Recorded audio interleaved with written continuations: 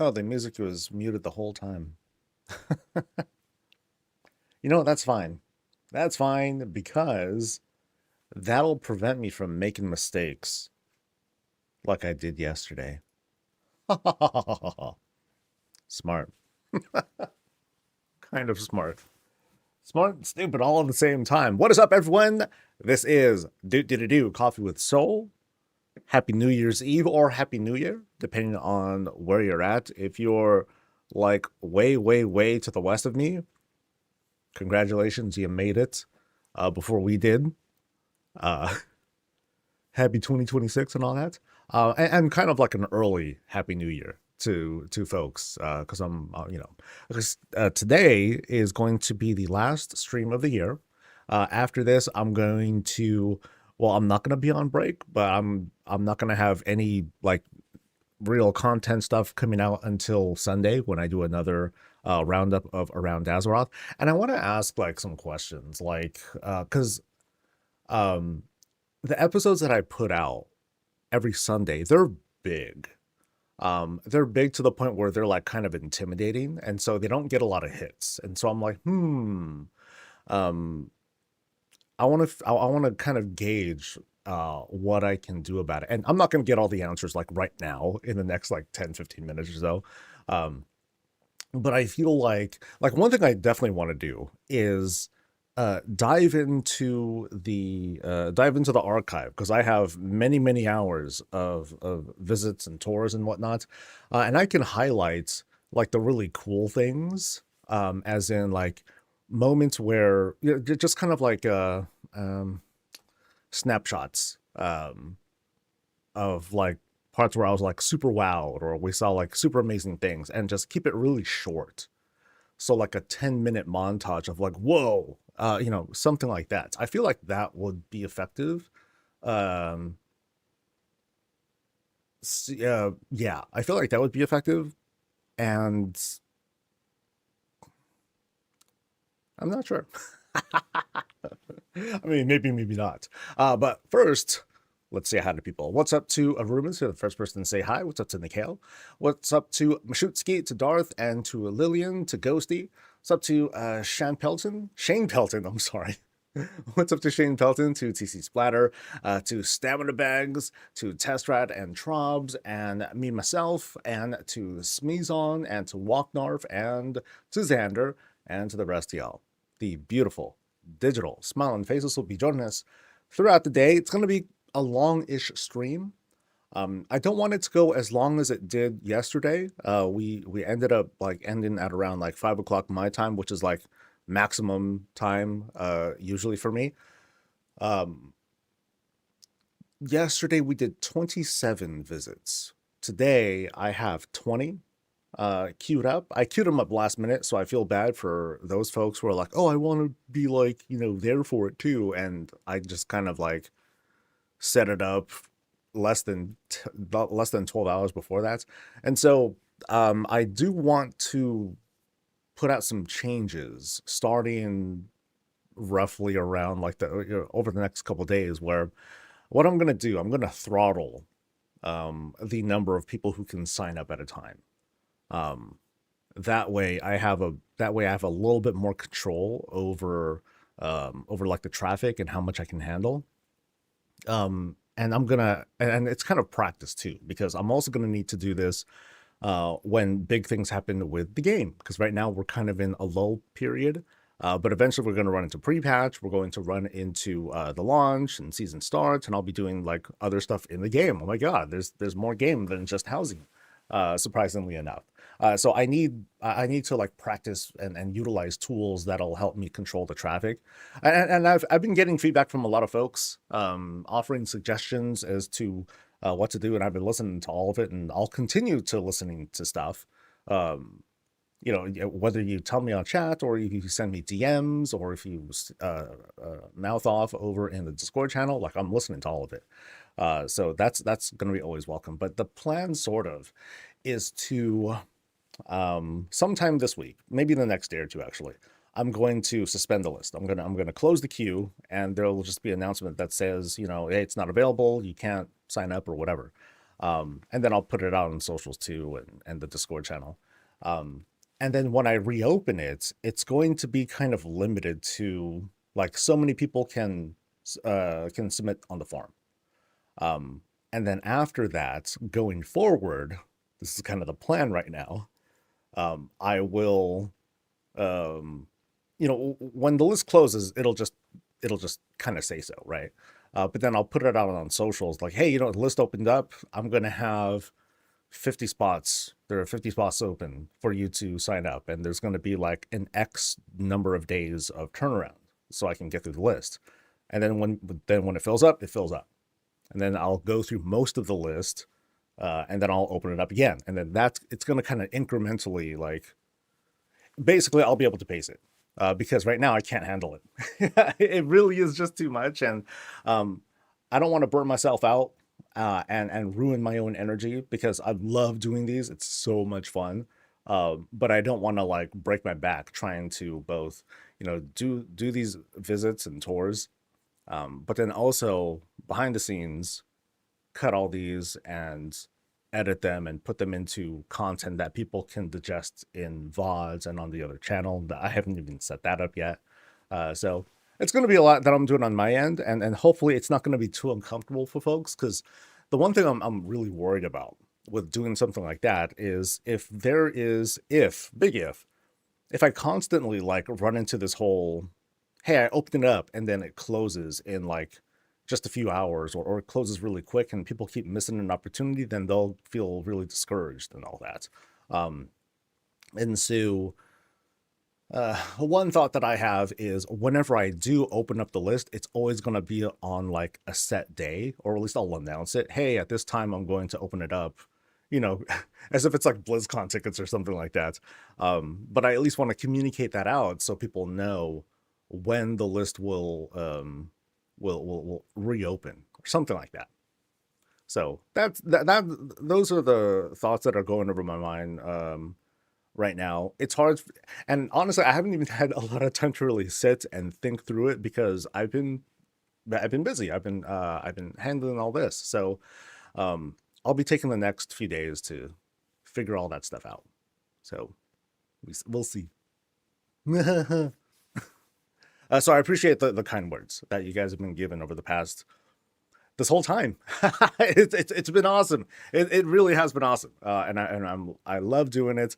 I love how things have kind of shifted a bit, but I don't want it to shift too much. I don't want my whole thing to alter. I still enjoy doing the commentary and listening to folks talk about the game, talk about the game myself, give like the recaps, do the Monday videos, and all that sort of coverage. So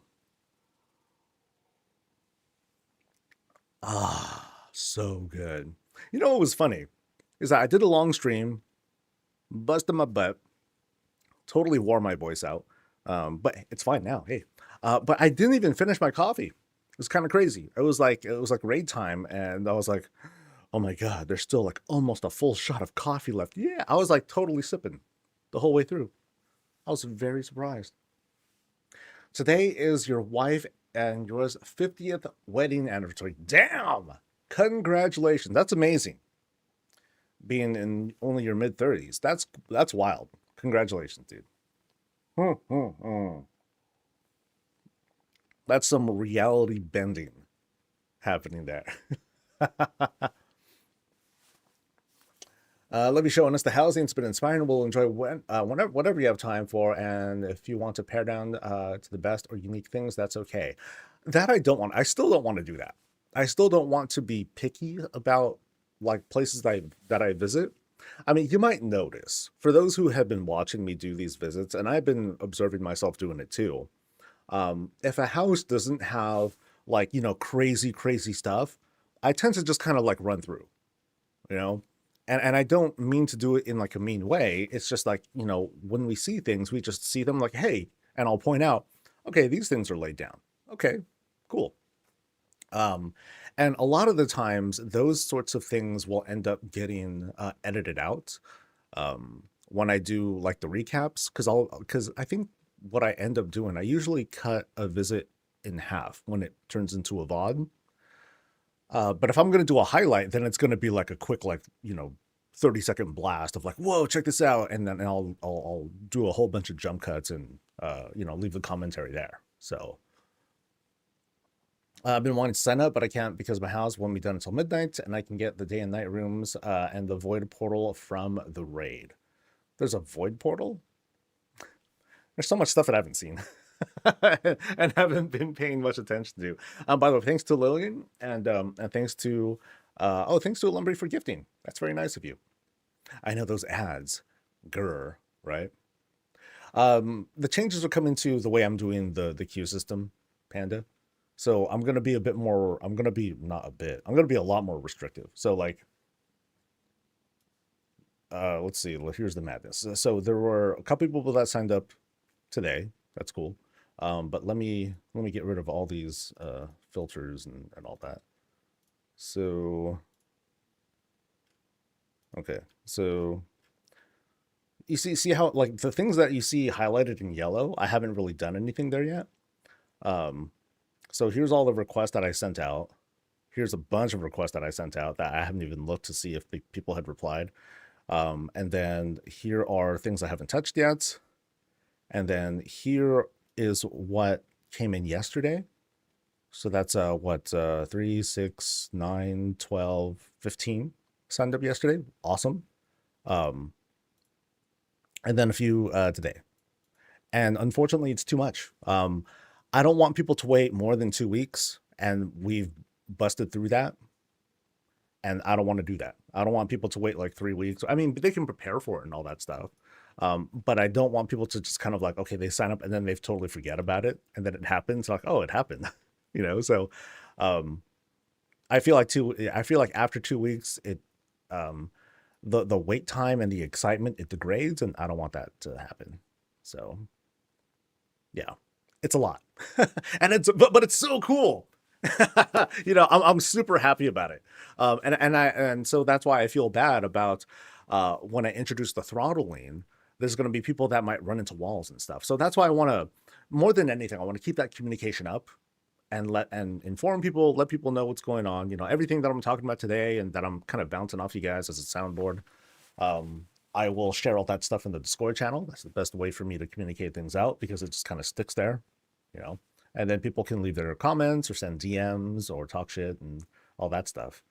Hey, it's my wife. Yay. Hi. So yeah, lots of, some of those changes are coming. Hopefully it won't be too disruptive for folks. But if anything, it's just going to, but there's still other things I want to do though. Like I'm trying to figure out how I want to do a Monday stream. Because usually Mondays are like for personal time to like take care of business. What do they say these days? Standing on business or something like that, which I find to be weird. I think that's what young folks say. Yeah, I'm just standing on business, uncle. I'll be like, what? What did you just say? What about stand on top of your shit? They're like, yeah, but that's what they say these days. I'm like, oh, kids are weird, man.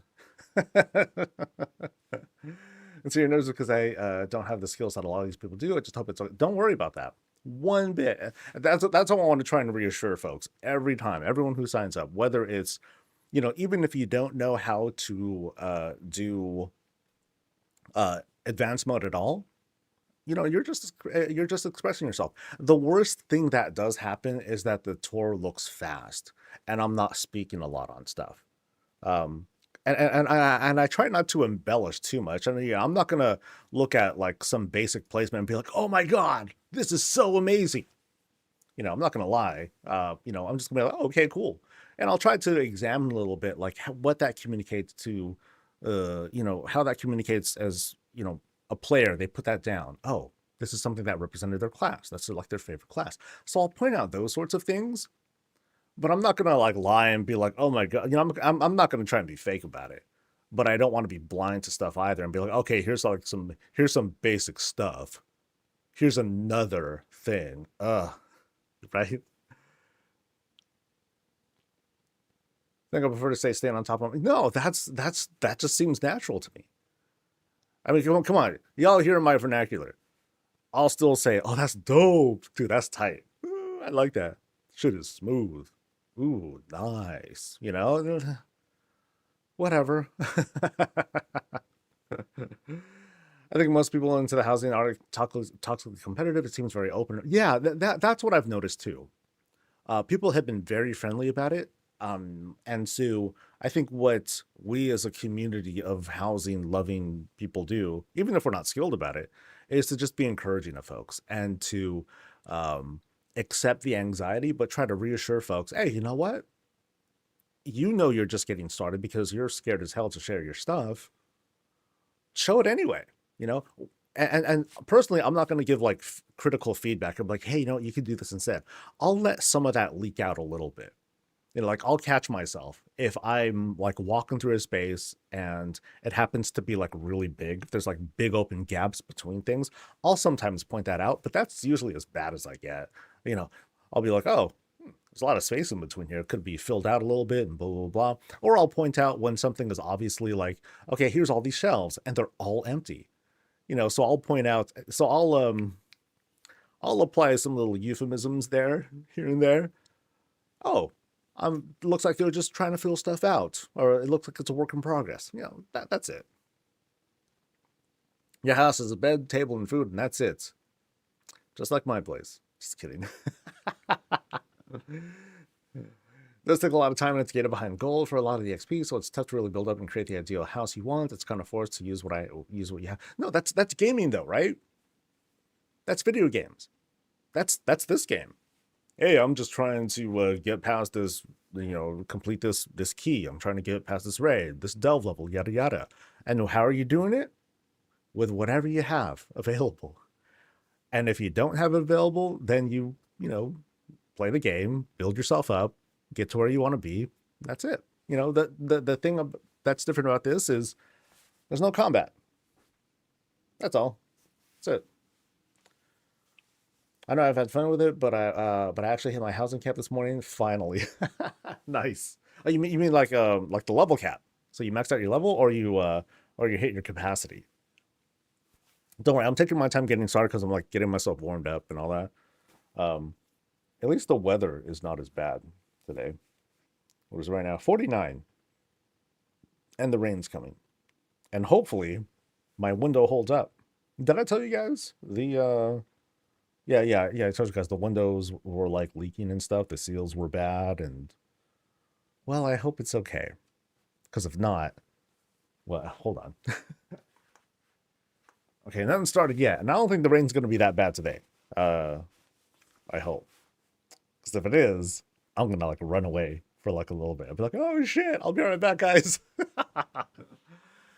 Love houses, but I hate that I have to go back and do achievements and reps for things I don't have. I deleted most of my old tunes, and Blizzard changed how long they keep those tunes on a record. Kind of sucks, right? Because it's one of those things that just kind of falls through the cracks and all that. Yeah, just unfortunate. I feel like housing pulls from your own style. My house is big or luxurious because that's not my vibe, but it can be others. Remember, comparison is the thief of joy. And that's a careful thing to handle because I'm featuring all these houses from other people. You know, it's a real privilege for me to be in the spot where I'm at, where folks are coming to me and be like, oh, take a look at my place, look at my place. And then I have all these places that I'm looking at. Like yesterday, I queued up 20 folks. So I'm going to these 20 houses and I teleport over, make sure that works, try to go in, make sure the privacy settings are okay. I actually need to DM some people because their privacy settings were borked. But that'll be later. But I go in and I'm just like, ooh, and then I gotta stop. And then I gotta go to the next place because I gotta keep things moving. But it's so cool because you go into all these different places and you'll see a lot of the same lots. I'll point that out in my commentary a lot. I'll go to like the same plots, but then all of a sudden it becomes this totally different transformation of stuff. It's wild. It's so cool. It's so cool. 26. You're 26? I'm just kidding. That's cold. Damn. It's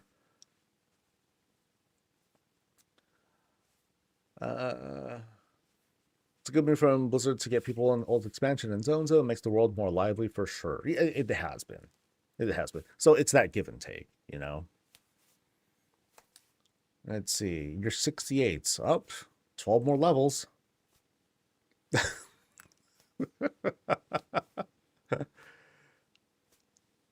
12 more levels. You're 55. Oh, you got a long way to go. 25 more levels. Yeah.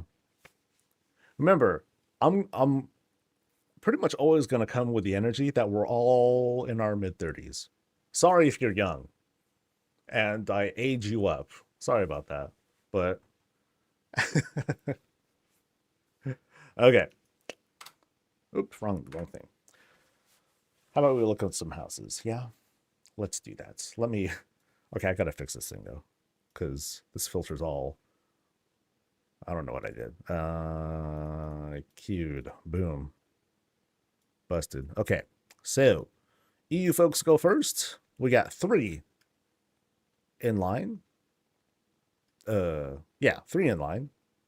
So Locki, and then Zariel, and then how's that pronounced? I'm the worst. Sounds like the letter X and the word siege together. Exie. Okay. Yeah, I would have messed that up. Exie is what I would have said. Now we're looking at Exie's place. Yeah. Well, that would have been an experience. Hopefully I just don't get the names wrong. Okay.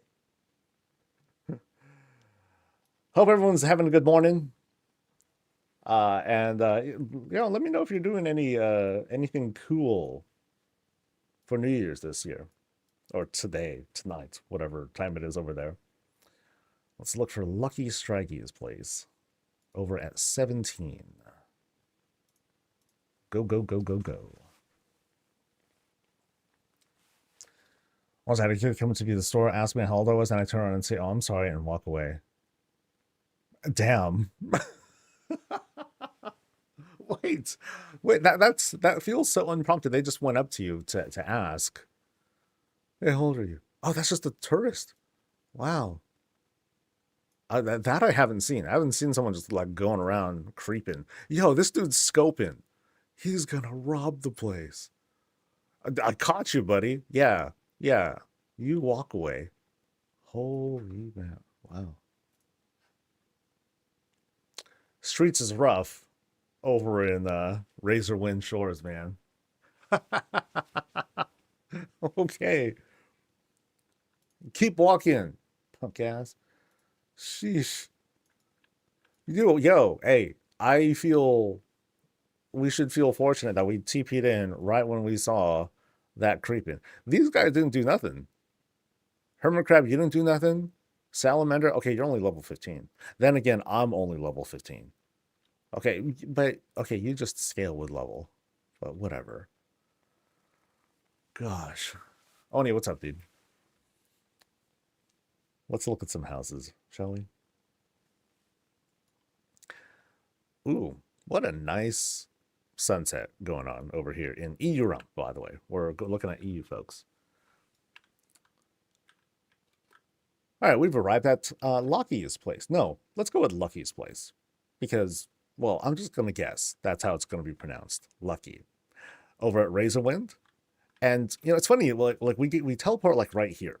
So it's kind of this middle of the lot. We don't really see the house. It's behind there. First, we got to endure, or at least check out what's going on in this little greenhouse here. Yay. Amazing work, because they were able to grow stuff right in the sand. That's how amazing this greenhouse is. Well done. We also got a workshop here. We got stuff to do. Actually, how adorable. We're like processing wood, chopping it up, making things. Another greenhouse. Another amazing greenhouse, I should add. And it looks like the whole thing's kind of under construction. There's like this kind of scaffolding that's set up here. Actually, no, it's not scaffolding. It's just a ladder to just climb up and say hi to the bird once the bird is there and like hanging out. That's pretty good. And then we have got a basketball court. Okay, this is the first. All right, world first, basketball court. Nice. Now you're just playing like horse, I guess, because you only got one side of it, but that's pretty good. And thoughtfully, they put up fencing, to make sure that the ball don't bounce all crazy like and stuff. And otherwise, it just falls into sand. Actually, they don't need the fencing because it would just fall into sand, right? Yeah, that would have been all right. That's pretty cool, though. That's a pretty good try at, not even a good try. Successful. I was able to identify it. They even had the free throw line right over there. Nice and easy. And over here, people are talking smack while they're playing ball and eating up, enjoying some barbecue. And of course, tons of wine on the side. Sweet. Let's check out what's going on inside, all right? That's kind of funny.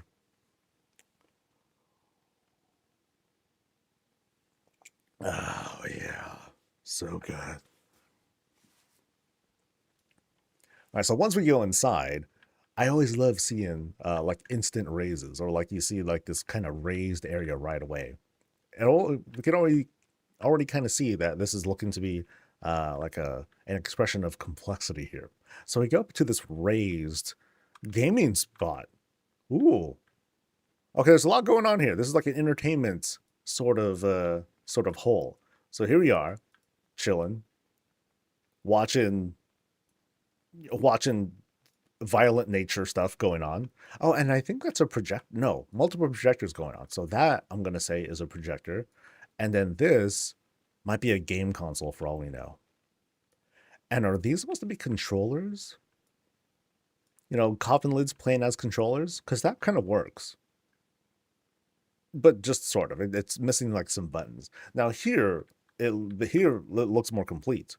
Now this is a nice touch. So instead of what we usually see, like I usually see the Hearthstone doormats being used as cards. In this case, it's tables that are being fused through. And in this case, we're able to, like Locki was able to kind of like measure the depth or create depth. So like here's like a stack of cards, right? Here's a single card. That's pretty cool. I like that. I like that a lot. And then we got a spread of food because that's what they're betting for. You know, whoever wins, whoever loses, I should say, ends up cooking.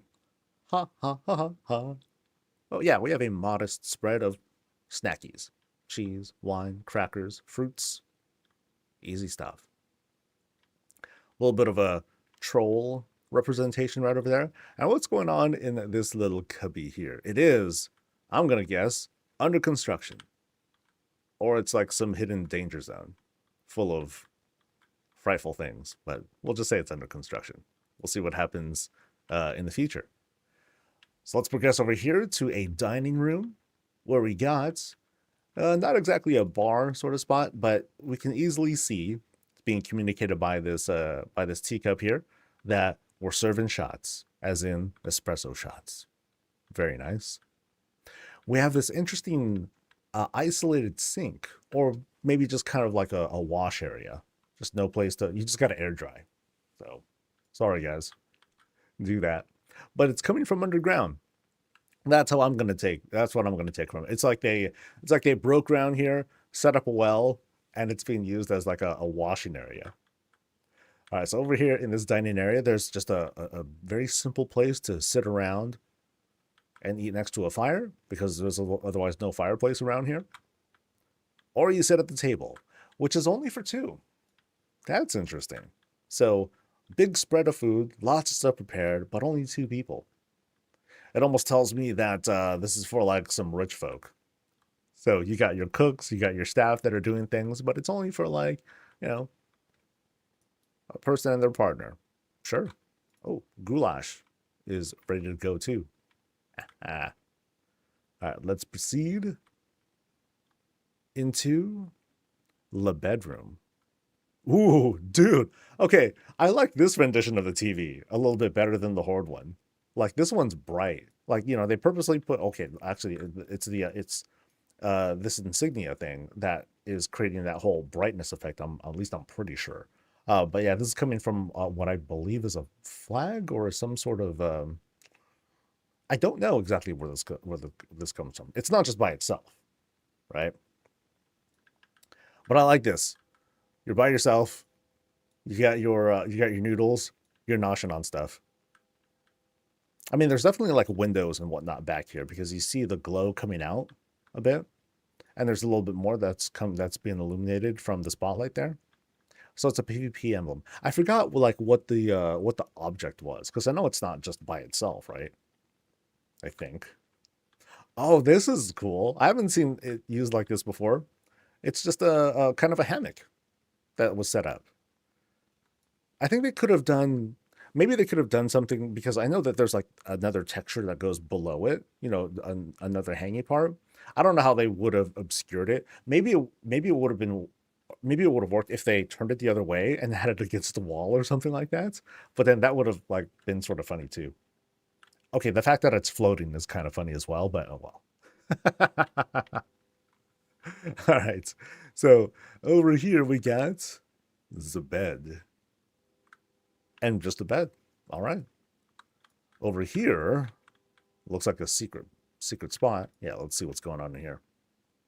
We've got a somewhat hidden, oh, gruesome. Oh boy. Okay, really interesting is that there's a chair here too. So you wake up in the morning, you want to check on the dead body or something like that. But in the meantime, you're just kind of chilling, doing your thing while the body's just there. Yeah, that's issues to sort out. Actually, they were sorted out, and they've been put into a box. Let's see what's going on over here now. It is a pretty large bathroom. Oh, this is a very extensive bathroom. So we go in, vanity, full shelvings, plenty of towels. Never mind the outside, the towels are right over here. You got a bath, as well as a place to kind of like lay down and dry off if you wanted to do it like that. Huge bath mat, very convenient. And also a hot tub of sorts. It might be this part that happens to be like this, you know, the watery hot tub part. It's kind of like an infinity bath. It could be that they're trying to pull off here, which is a good start. And then, okay, funny enough, it almost looks like there's something behind there, but I don't think yeah, I can't move that. So, sort of suspicious, but we're not quite done yet. We have this, oh, this is interesting. I've never seen a window being used as a door, but it's an open door. And here we enter the proper loo. Oh, and this is like, okay, this is really cool piping that they did here.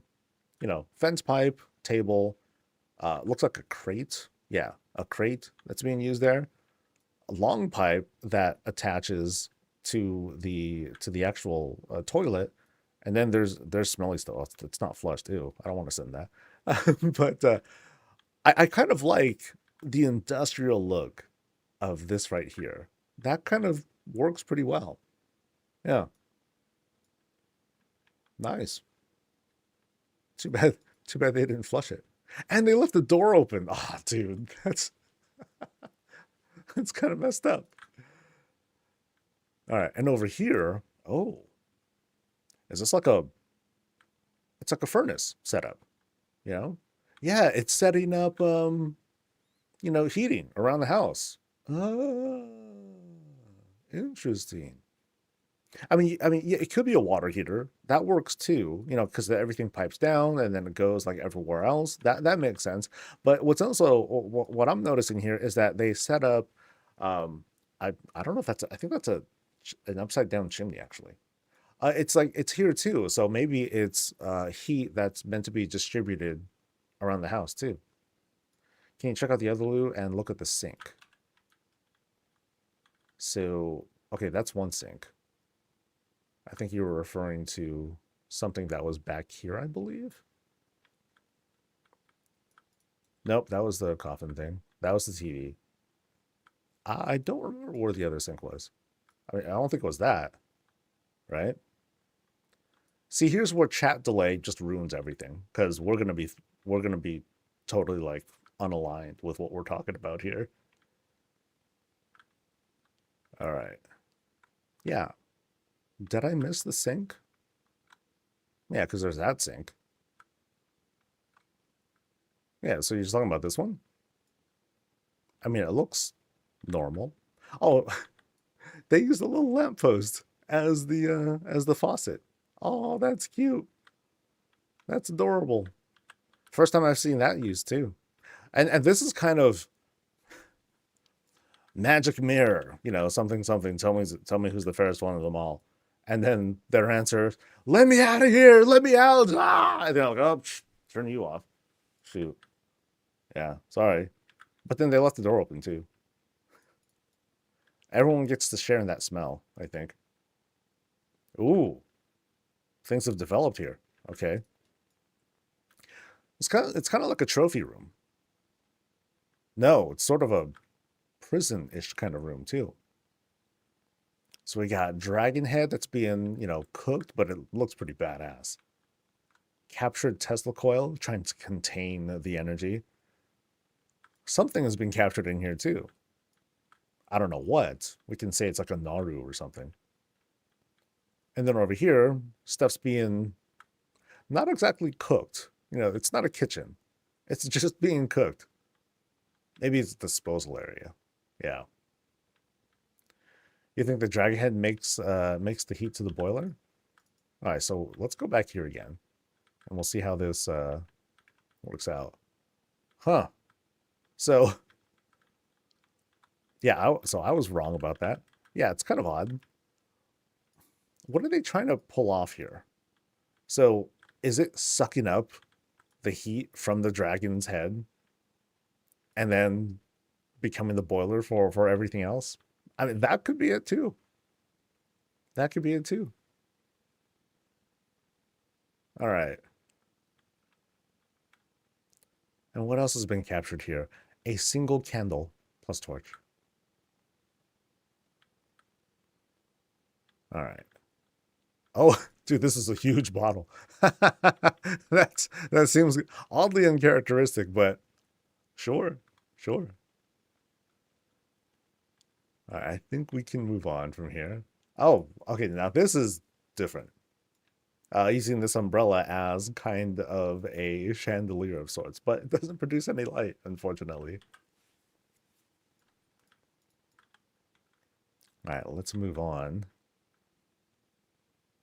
Dark heart just hanging. Oh, there's like kind of a okay. There's more stuff going on. Whoa, check it out. The chess event is right here, baby. That's cute. And you have like the Grand Master who's just watching and talking smack while the players play. Oh, they have totally different pieces though. So it's actually no, that's okay to have different pieces because as long as they represent like the same thing. So, you have like basically it's stones versus cushions, right? Stones versus cushions. I'm not familiar with all the different chess pieces. I forget like which okay, so I'll leave the board still. Chat, you guys can just kind of help me out. Which one is like the king and queen? It's like these two are one of them, these two are the other ones. But I forget the orientation of like which one is which, especially because we're working with like all these different pieces. Like I know this is the horse, or this is the horse here, and then that's the tower looking thing. And then these are the diagonal guys. So king is on the same color, the black queen on the black square, and then the same with white. Okay. So they're like right here. Okay. Don't forget the hidden area. You're talking about da-da-da. I'm just watching for it. That's cute though. I like what's going on here. All right, since we're here, and you mentioned it, we gotta figure out what's going on back here. We have the octagon. Oh, nice. Nice. We've seen wrestling rings, which is great and all that. But I've wanted to see the octagon because I just wanted to say that. You've now entered the octagon. Bang, bang, bang. And then, dude, this is rough. This is so rugged. People will get killed getting slammed onto the rocks here. Or getting shredded by the trellises on the side. Yo, only one person leaves this place, man. Only one person leaves, and I hope everyone's watching from above. No, they're not above. There's food here. They're serving food. Oh, that's so brutal. There's a guillotine right here too. So like the loser just like they get processed. And then they go down the hall to where the coffins are. You know what's funny here too is that the way this so here's how this is communicated to me. Notice that the basket is against the wall and not facing outwards. So there's no spectacle for it. It's just like a process. Okay, fighter gets blasted, beat up, gets dragged over here, chop, and then I don't know, mulched and turned into powder or something. I'm just making stuff up, obviously. But it's so heartless. Yeah, they don't even give a second thought to it. It's like next. that's so dark, dude. I don't know if that's what was intended here, but that's my takeaway from it. Oh man. And so the other fighters, they're nervously like practicing, praying to gods that that they come out the winner. Otherwise, yeah, oh, they're gonna get finished off so fast. Yeah, so like I'm gonna guess that that's not just poop. It's just like different body parts or whatnot being processed and everything. Ooh, this is a room of brutality. Oh, are we failing the walk check? I think, yeah, not doing so great on the walk check, but run check is always fine. That's always fine. Yeah, and up here, this is where the spectators are. Thank goodness, because yeah, you don't want that blood. This is bloody as hell. Oh man. Oh, we got a camera crew as well. Yeah, so here again, the brutality of it is, okay, you got the dude who's working the camera and all that. Great, great. But then below is the guillotine. It doesn't even get on camera. That's how routine this is. We don't need to see that. It's just let's just get him out of here. Bring in the next fighter. Right? This is a cool spot, but this is also like one of the most brutal kinds of PvP things that I've seen. I feel like that's just kind of that's a screen to watch the fighters, although they're like right there too. So, whoo boy. It's a very narrow walkway. You'd start up in the bleachers, then fall into the pit. I mean, don't fall. Like if you're a guest at this person's place, yeah, be careful. Watch your tongue. You don't want to get thrown off and then impaled and then processed down there. Sheesh. First time I've seen them, I've seen a video camera being done though. Well done. Well done. I appreciate what's going on here. I can easily tell what you're trying to do. So, yeah, if you fall into the pit, oh, you're in. The only way out is through your opponent. You're like, no, man, I'm going right through this door. I'm out. See you, buddy. That's kind of funny though. All right, and then now we're back to the safe and entertaining part of the gaming space. Oh, I just noticed Reptar there. Hi, Reptar. Don't go in the other room. Mad dangerous, right? Yeah, this is a place of dark games are happening here. The loser of the chess thing, they go into sudden death, go into the back room. They just get dragged over.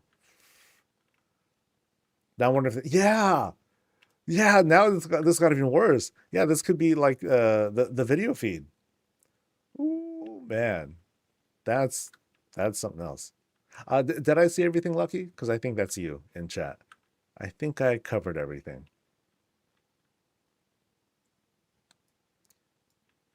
I did. Okay, cool. I like that PvP spot. It just, like I said, or like I say a lot, sometimes, or a lot of the times, I'll make up a story out of like what we're seeing here. It might not be what you had in mind, but sometimes, ooh boy, we can come up with some very entertaining and very dark things.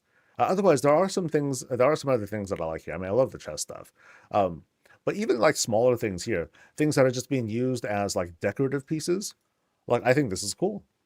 Setting up a table and then another table on top of it, and then some benches up and down to create this shape, and we could ask ourselves, oh, what is it? Who cares? It just looks cool. That's all it takes. I can kind of say this is a surfboard being suspended.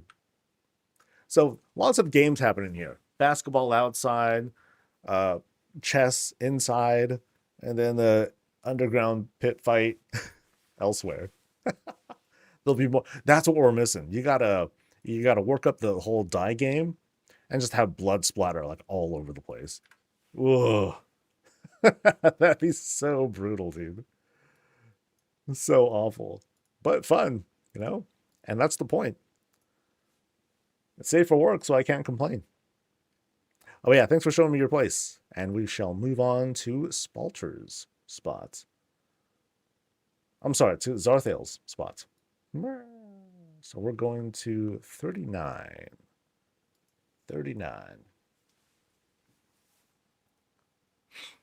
Yeah, there's a list in the Discord channel that shows the lists. I start off with everyone in the EU. Today there's 2 people left now, and then I'll switch to US and I just run down the list. I might mess up the order, so I apologize in advance if I do that, but it should be accurate. Ooh. Oh boy. If I had more time, I'll be there. More will be done to it. That's kind of what makes me kind of forgiving of having a kind of a long turn time, because then once a person knows that they signed up, then they kind of give themselves some time. Like, ooh, okay, let me see what I can do with my place and all that. So, anyway.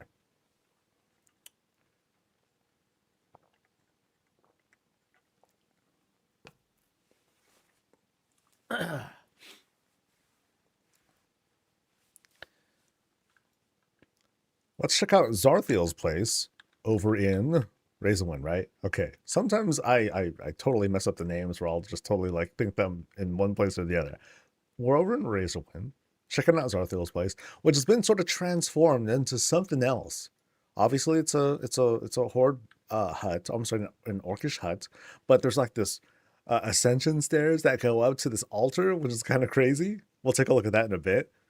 In the meantime, there is a little altar to the light, which is quite tastefully done. Little rock setting here, little decor, very simple setup, and a walkway up to it. That's cute. Okay, it's not cute. It's very, very holy paladin stuff, right? Let's walk over here to quickly check out. Oh, use it as a hot tub. They enlarged the heck out of this thing, right? Added a little bit of decor to make it a bit more festive. I'm sure the Blood Elves would very much appreciate that. The Goblins would appreciate it more. Like, yo, you're using our product. Excellent. So here we have some handcrafted stairs. I'm going to do the walk check. A favorite little thing of mine. Oh, wait, no, wait. Below this, we got guns. Hell yeah, dude. We got defensive weapons right on the side here, because you never know. You never know. There might be forces encroaching on around the bend here, and here, as long as there's like some extra coverage there, you'll be able to get full line of sight coverage, right? It might be a bit too low caliber of a weapon, though. You might need like some enhancements and cannon stuff, so you can like nail targets from that sort of distance. But most importantly, have enough throughput to anyway. So whatever the case, the master of the house will just be watching the chaos from right here, right? But it's also the way it's positioned. It can also hit targets in the air too. There's plenty of clearance. I'm totally overthinking the gun, but I love these guns. I love them. I'm waiting to see a place that looks like this whole orbital station, where you have like all these like floating gun platforms, as if, that look like they're in motion and they're just ready to just annihilate intruders and stuff. But wishful thinking. All right, let's do this climb now. Let's do this climb. See what's going on up here. You know what's kind of cool here is that the stairs aren't perfect, but there's a bit of charm to that too. Just want to point that out. I think it would actually play out better if these were wooden, and they have this like imperfect but naturally built look to it. And there's the boss right over there. Nice. Hey. All right. So he's looking at a wall, or at least it's staged like that, because otherwise, if it was pointed outwards, then it would look really awkward. But he's ready to like plot this thing down, ready himself, look for intruders, and then command the gun down there, or up in the air. Lots of pew pews happening. But yeah, over at the boss's chair, he's just kind of waiting, being patient, has a book ready. Not too, it's a little bit drafty up here. You can see from the wind and the clothes blowing over there. But otherwise, doing his best to relax while also standing vigilant in case of invaders. It would be kind of cool if some of these neighborhoods were set up and they kind of it's like they tried to make themselves like this whole like militaristic neighborhood, or like house here, house here, house here, because they're towards the coast. They're like super fortified, and it's designed to create that sort of like defensive feel to it. That'd be kind of cool, from a whole community standpoint. I've been outside way too much. Let's go. Let's check out what's going on inside.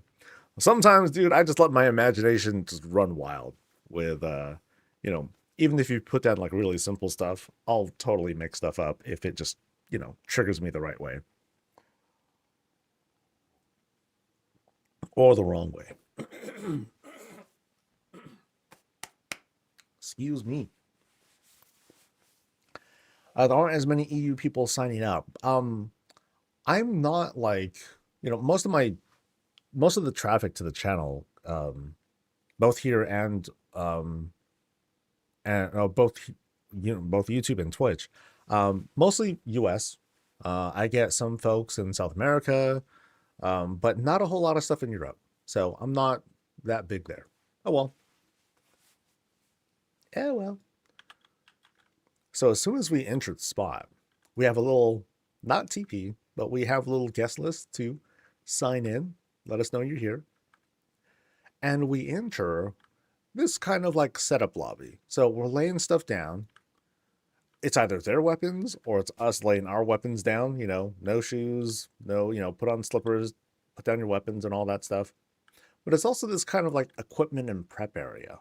So it's, it's kind of like they have like little stations set up. It's centerpieced by this fountain with additional light, because they just jammed one of these filigranes over up top. That's cute.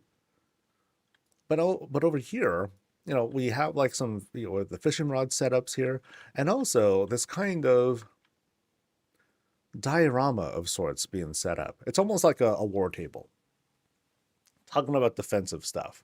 The Horde is watching out for the evil gnomes and their dastardly machines, ready to spread, their evil form of democracy or something like that. So battle plans being made there, but also a train set, because they just want to be cute. Oh, they ended up using the PvP gate just as a decorative piece, not as something that actually usable. A rare thing to find, because, the overlap of PvP to, housing, not huge, but I have seen a number of those. I'd love to see more. Or I'd love to see different kinds of gates and doors as well. Trophies are set up on a nice fold out shelf. We got some branding, of course. And over here we have this elevated forge. If this was like BFA times, this would be great as like the scrapping area. You come over here, ding, ding, ding, to disenchant stuff. Ding, ding, ding, you obliterate stuff, or obliterate, scrap, or any number of ways that we dispose of gear, or just vendor stuff out. So we have 3 wings to check out. And we will start as usual. Let's go. Starting off with this kind of like class hall warbandy sort of area. You know, got everyone sitting around while you have the boss clearly making themselves known on the grand chair. I'm sure most of the time the boss is saying, "What's that over there? Can you point that out to me? I can't see it from here." I'm just joking. No, he's just gonna say, "No, you read that out to me," you know. Because, like, dude, I'm not gonna go down there and see for myself. Shucks. Pretty cool though. Representations from all the classes. Lots of, you know, not maybe not remix work. Maybe we can thank them for it. But lots of display. Oh, and refreshments. Hey, you can't plan fights on an empty stomach. The whole spread of food is ready to go, and with more on the way, ready to be cooked. And a self-serve condiment bar. Because sometimes you want like heavy spice, other times heavy salt, most times not. Got shots ready to go. The punishment chairs right here on the back. You know, people who don't deserve a seat at the table, but they're in the guild. These are the bench warmers. That's all I'm going to say. That's my story. We have something to say. Shut up, you. Make me a sandwich or something like that. This is badass though. I like this because they took this and they created like this whole circular piece. You know, this whole kind of like council table of sorts. Plans are being made here. Dark Heart's just chilling, although it could also be used as like a boing holographic projector sort of thing that's displaying what's going on. That's cool. All right. So let's go to... Okay, that looks like there's going to be more going on, so we're going to go to the right side this time. We'll see if that works out. Now, we enter an L-shaped room. Oh, so I wonder what's going on here. Yeah, we got some extra loot. You want to just pick some stuff up? Right? Just random knickknacks. Junk. Something like that. Or just, you know, stuff that was like looted. It's like, oh, we don't want any of this. Who wants to take it? It's kind of like in my guild bank, I have like a giveaway tab. That's it.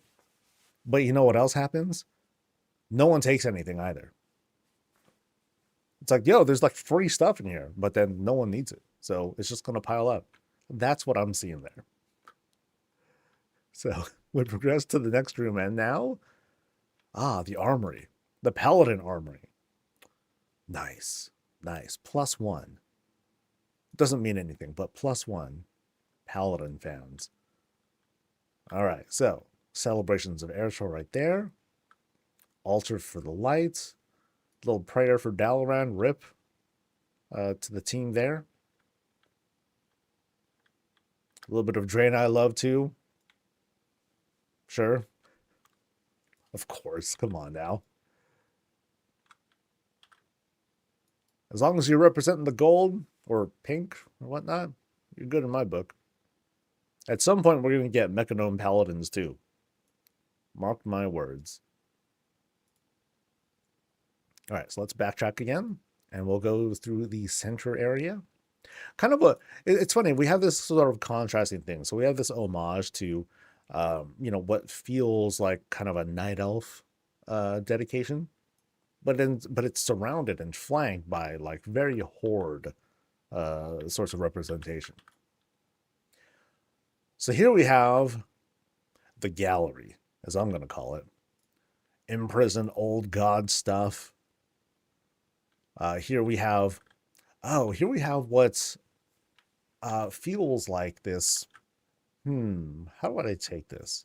It almost looks like a portal, and then this is what's behind the portal, but it's not exactly. It's more like just kind of like storage of like, here's like some dangerous artifacts that we really don't want you to get in. Unless you vault over the fence, right? But if you do, then you end up in here. Oh no! But here's, of course, guild vault, little treasure chest. Yeah, so there's like basically the prison right over there. Interesting piping. Now I wonder what that can like lead to as well. But yeah, a little dedication to Zalatath and that Dark Lady. Good corner here with the dedication to Torn. And it's just, like I said, it's a big gallery of stuff. Collections built up throughout the years. Dead bodies, gear, heads, statues, just collections of things. And it's all kind of like themed after different stuff. This rugged look. We got this very Mechagon sort of vibe here. A little bit love for the old gods. And of course, PvP. And then we enter an open air bedroom. Mr. Snuffles and Reptar, they stand guard. Okay, we gotta say, like, now I haven't thought about this until now. Mr. Snuffles is like Alliance and Reptar is Horde. So, bros. Yeah, they're both guys. Yeah, teaming up. Meanwhile, Jack and Jill, they're the more chill guards, right? They keep watch, but they also mostly watch each other. So maybe they're just kind of more into themselves than anything. Anyway, so here's the boss's chair. I kind of like how this whole draconic thing is set up because things they kind of fit together really well. Almost like it should be just a single piece, but thankfully it's not. So we enter the bedroom, and then there's like a door there, a secret there. But let's go here first. All right, and here is a very private study. A little a hearty hello to Ilaria here. We have a lot of books being set up too. Money, money, money. So a very private spot. Oh, and a little light well sort of thing. Oh, I mean, it's the whole mother's brazier thing, but it's more like just kind of like, oh, I just want to take a. Okay, that's pretty awful. Never mind. I was gonna say golden shower. I'm like, okay, nah, I don't want to. I don't want to paint it like that. Ew. But that's what I get. That's what happens when you just let my mind. Well, I just let my mind go like that. All right. So we'll let the guards do their thing, and now we enter. Oh. Okay. We got. There's a lot of things being communicated here. So I do like the whole vibe of this. Very cozy. I almost want to think that maybe the room could be like kind of colored differently, but they don't want to make it like suddenly just transform into something else. But they line this thing up very purple, and I almost had the impression, oh, it's just like a thing for guests. Until we pan over and we see like the torture stuff happening here. But you know what? This is intimate. This is not for torture. Okay, it is, but it's not. Know what I mean? We got some, yeah. I shouldn't be stepping on stuff because that's dirty for them and dirty for my shoes too. It's kind of gross. I'll kind of like lead them to it. But yeah, very intimate spot. Intimate spot. Very sexy. There we go. It's a love dungeon. All right. Did I catch everything? I think I did. Yeah, no magic wand. Yeah, none needed. Dude walks in and is like, I got a magic wand. But now I will say like that is not against TOS. That's not bad. If I walk into a house and then I see like a makeshift penis or something, then that's gonna cross the line. But we see something like that. There's obvious the word's not coming to me. But when we can tell what's going on, it alludes to that. It's no big deal. That's no big deal. Nice place though. Lots of places that has the potential to tell all sorts of little stories as we've seen. And otherwise, we got all the fixins, all the necessary stuff. A welcoming area, place to eat. I didn't think I saw a bathroom, did I? Innuendo. There we go. Thank you. That's the word I was kind of looking for. I don't think we saw a bathroom. None needed here. All right. So let's get ready to move on, shall we? Boop. All right. Bathroom's going to be the first thing I get once you get more room budget. Ah, gotcha. I mean, things that can help is like, I'm not going to say that any of these spaces need to be tightened up, but then that would be like the first thing to consider would be like, okay, do I need the room to be this size? Can I, can I tighten it up? And then just to add some closets, because those are really cheap and you can, and all you need really is a closet if you just wanted to have like a space, or of course, you can just carve out a space for yourself. You can take this, medium large room, I forget, and then just carve out a spot just as an example or not. Yeah, no, having things be open, like when it's presented well, works out just fine. Rugs do a great job of just kind of filling out space without it feeling like, oh, lots of empty floor, oh, what's going on? So, and that's fine.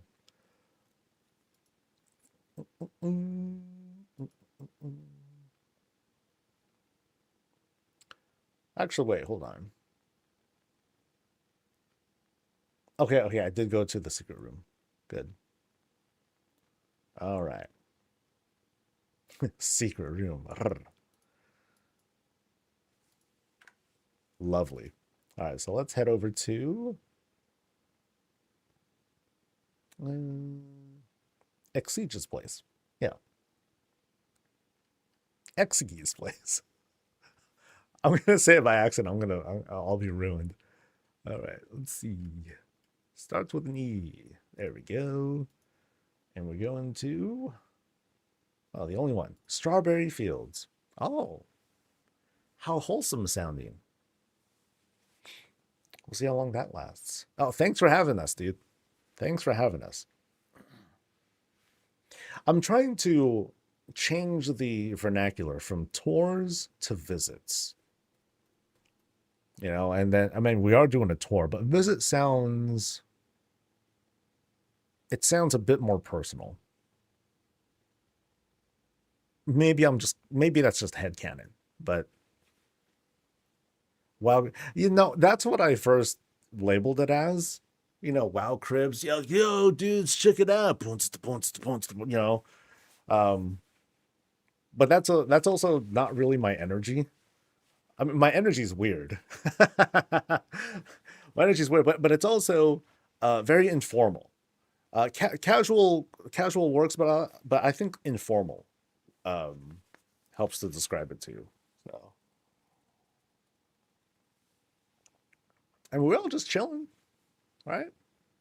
Chilling, enjoying. I hope everyone's enjoying their New Year's break, and I am grateful that you're sharing some of it with me. It's cool. So let's have a good time.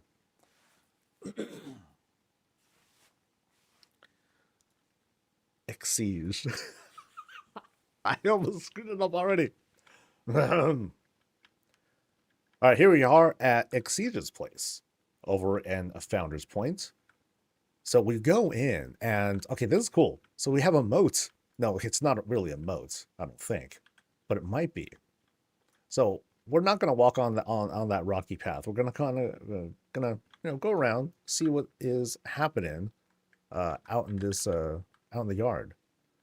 So here, what they did is they just set up they set up crops and things are still kind of growing, but all of a sudden what comes out is straight up already processed and ready to go. Bananas, apples, watermelon, apples. Nice. Now that's what I call magic. When it just pops up like this. That's amazing. I'm making that up, but that sounds cool. So out here we have this kind of platform. Well, I'm not quite sure what's being set up here. Maybe it's just like a big thing to just kind of lay on. It's not clickable, but it's okay. Otherwise, we'll just kind of sit here, chill, enjoy the vibes. We do have some stuff that is ready to cook. maybe we'll grab some of the goods over there. We have a hot tub that has a bit of character around it too. So here's what happened. Like they just took the gazebo, they took the hot tub, sunk it down a little bit, and then they put the furnace here to, give it a quick explainer. Okay, this is where it's coming from. There are some places where I'll see like some kind of intricate piping that's set up and plumbing, all that to communicate, okay, this is how it's happening. Here's just right there. And that works. Oh, so here's something interesting. The greenhouse here is being used as, this kind of more cozy eating spot. Never mind what we grow, we got our magic super grow structure right over there. We just eat over here. That's cool. A little bit of personality with the cushions being set up. And you see a little bit of that throughout here. The pillows being thrown there, the wheelbarrow for some processing. Cool. Oh, we have a little treehouse platform. Let's take a look at that real quick. Climbing up the fence, and then boop, treehouse with a place to relax. Ooh, and peep at other people's places. Haha. It's not players' houses over there. Those are like NPC. That's NPC housing, but still really cool. And you have a nice view of the bay. Nice. We have another kind of tub that's being used here. Now this one is nice and cold. Okay, and kind of natural because it's being kind of pushed through, and you can see the grass underneath. But that's okay. But kind of a side tub. It sort of extends out, makes the house seem a little bit bigger because you have some skins on the house itself. This is really cool. They put tiling, or, they took a table and they kind of tiled the wall here to create a sort of skin. Now, with like a higher budget, or if they like reduce the cost of like this table that's being used, it would be kind of cool to see if they can do like a full skin across most of the walls here. That'd be kind of neat. Maybe it's not the kind of colors that I would want outside the house, but that kind of works out. And then giant windmill to power other stuff that's going on inside. Cute. All right, let's head on in. Oh, it's a little bit elevated too. I just noticed. Yeah. No, actually, no, it's not. It's not elevated. It's just a porch that's attached there. Yeah. All right. Now let's head on in. I noticed right before going in too, there was like this sort of water wheel that was set up as well. That's pretty nice.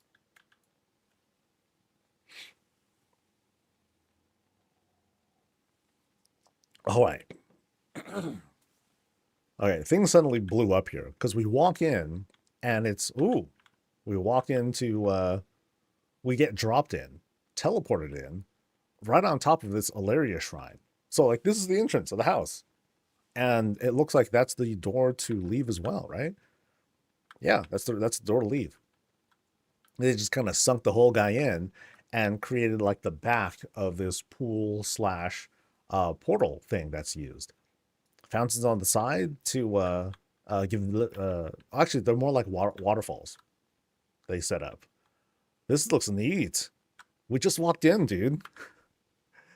And we're barely getting started. Very cool set piece. Trellises up and down and upside down as well. Hey, that's neat. Very well done. Wow. Do we have any other weird pieces here? I mean, we have some greenery behind it to fill out some more space. Really good. Really good. And then we turn around and we're in like this. It's like a whole nother world in here. So we have this kind of park area set up, and I like this. Oh, this is just a cool place to visit. So we got snackies set up and a very elaborate bench that's turned into a couch. They just took a whole bunch of cushions, smushed it together to give a lot more life to this bench. Little dowel around on the side, okay. This is neat. Yeah. And it's like simple dressing too. This isn't This right here, it's not complicated, but the way it's presented and closed off with the tent, awesome. Very cool. And it's so simple to get that together. We have some magic Kieran Tor stuff going, and it looks like looks like that's acting as a doorway, but we'll go through that a little bit later. Meanwhile, Reptar and Mr. Snuffles, oh dude, okay. They're either play fighting or whatnot, but yeah. Mr. Snuffles looks hurt. Oh no.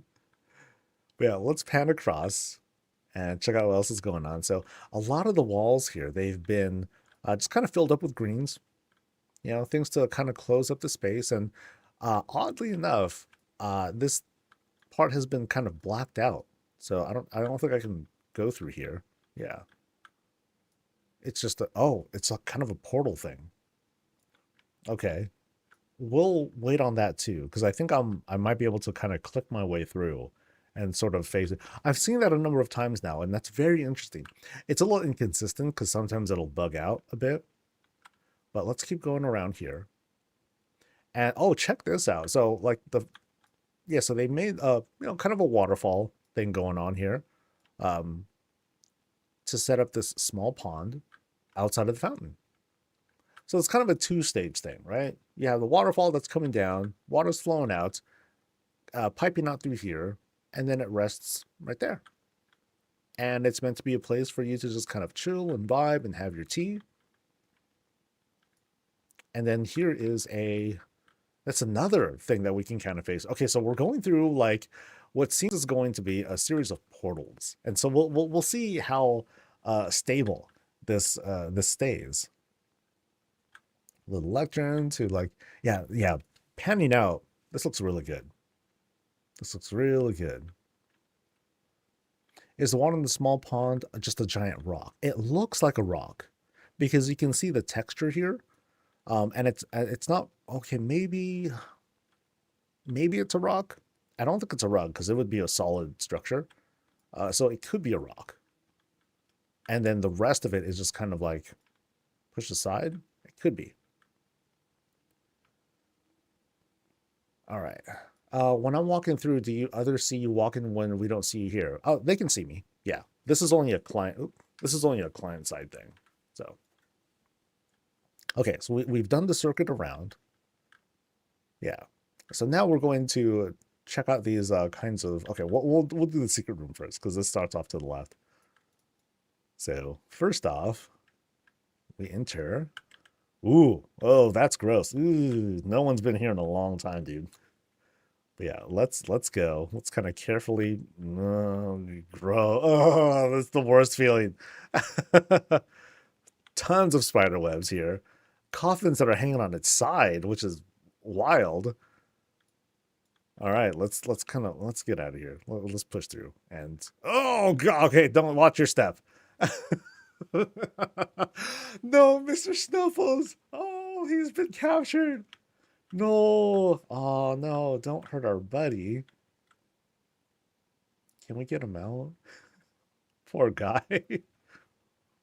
Okay, so I'm gonna carefully like maneuver around here and just kind of like inch our way over. Okay, so now we have interesting logo. Am I supposed to know what that is? That's not like that's not the method logo, is it? I'm not familiar with it, so. But yeah. As for the room itself, here's like the boss's chair. Experiments are happening here. This is the Avengers logo? Is that the Avengers logo? Oh, okay. Linkin Park logo? For real? Hold on.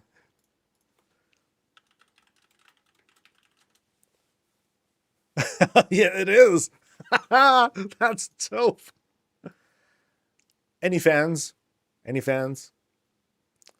Once upon a time at my old job, we just had that. We just had like not Meteora. I think it was like their first album, just blasting all the time. Oh man, this takes me back. Crawling in my skin. Anyway, cool. A cool evil little room. a cool, very evil little room. Okay, so what's going on back here? So, oh, we're not allowed to go back there, but we got like some tortury stuff as well as like a single set of roses back there as well. Hybrid Theory, yeah, that's the album. Okay, thank you.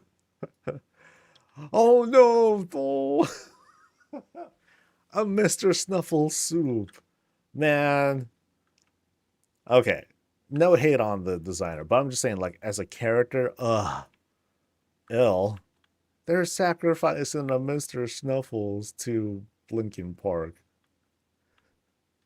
I'm very confused now. Every room is Snuffles. I know. Poor guy, dude. Okay, but I mean, okay, we got like Dead Bear, we got Dead Wolf, and hell, super flattened out too. Like you don't even see the rest of them because there's a platform just plopped right on them. Sheesh. But yeah, okay, I gotta at least take a screenshot of this, right? Let me get this. Boop. All right, so little homage there. We'll go across and okay, kind of interesting with the skin rug being used as a wall piece. But this is kind of neat. It's a very, very tight space that's being utilized for very gruesome and torturing stuff. All right, let me close that up. You know what? Reptar's doing it. I think this is Reptar's room. He's like, oh, I'm innocent, blah, blah, blah. What are you doing, Mr. Snuffles? Nothing. And then I turn around, and then I turn around again, and then Mr. Snuffles is gone. Like, yeah. Yeah. Or, nah, I'll just leave it at that. I'll leave it at that for now. All right, let's take a look at some of these experiments and see if this works. Okay, so here's a spot that's, well, we'll see what happens. So we kind of click and then did anything happen? No, nothing happened there. So click again. Nope, not doing it. I'm still not doing it. Okay, let me double check. Were there notes put in for this one? No. So I think this chair is just there. All right. We'll check the next area then, because we also have this here, another chair that we can click on, and we'll see if we kind of phase through or not. Yeah. Oh, it happened. Yes, we made it. All right. Okay, so, ooh, I'm kind of lost here. So I'm not gonna climb up yet. There's some weird stuff going on over there. There might be weird stuff here too. Hey, PvP door. Let's see what's going on in this area below. So here we got some scary stuff going on. Yo, dude. Come on. It's so mean. Oh, no. This is so gruesome, dude. Oh, man. So he put in a note here that says, oh, there's a rope bridge treehouse. There's a lot more than that put in here, dude. Sheesh. And curiously, the guillotine is being used to cut fruit. Oh, you know what this is? The master of the house is like, all right, Mr. Snuffles, you better talk. Otherwise, chop, you're next. And Mr. Snuffles is like, oh, snap, right? But then there's this too. Yeah, there's some really gruesome stuff happening in this house. And then the master of the house is probably just like chilling here, doing their thing, praying to the light. Yeah, this is like Mr. Snuffles' torture chamber right here, dude. This is awful. All right, I'm kind of. Don't worry, I'll get out of here. Promise. All right, I think I. Wait. Where am I? Yeah. Wait. Where am I? How did I? Is that Mr. Snuffles in the loo too? Yeah, there's one in the loo. Okay, but how did I end up here? Where am I? Where am I now, dude? Hold on. Let me try and go through here again because I am so confused. I think I went through here, right? Okay, okay. This was a okay. I just happened to wander there. I'll go back there again. Trust. I want to explore like the rest of this room and find out like what other tortury things are happening here. All right, fire, great. Ooh, there's a windmill there too. Oh, is this like a death? This is a death trap kind of thing. Will this actually clip with me? Whoa! Wait, did that really clip with me? Did I get pushed? Hold on. That's kind of neat. So, no, I didn't. I just, what? Okay, so I happened to just fall through that. Okay, that's kind of odd. Let's try to cross over that. And I just want to get there to the thing. Nope. Oh, wait, did I already fall through? No. Oh, I guess this isn't even a... I thought I could walk on this. I could have swore that at one point. Yeah, so I can walk on this. So I'll just kind of go across if I can. Hello. Come on, let me in. Ugh. Oh, no. I'm determined now. You will let me on here. Yes. Conquered. Okay. So, where were we? We are climbing up still. And dude, there's like a, okay, there's like a, oh, here's the spider that made all the webs. This is a wild place, man. Okay, so, oh, Mr. Snuffle's on an adventure, but it's an adventure to nowhere. So this is almost kind of a depressing look of Mr. Snuffles having hope. Having hope. Well, I hope he makes it, because he's one of the few. All right. Ooh. Okay, so now, so in that room that we just kind of snuck into accidentally, and now we have this like, okay, here's the rope bridge treehouse that was mentioned here. So,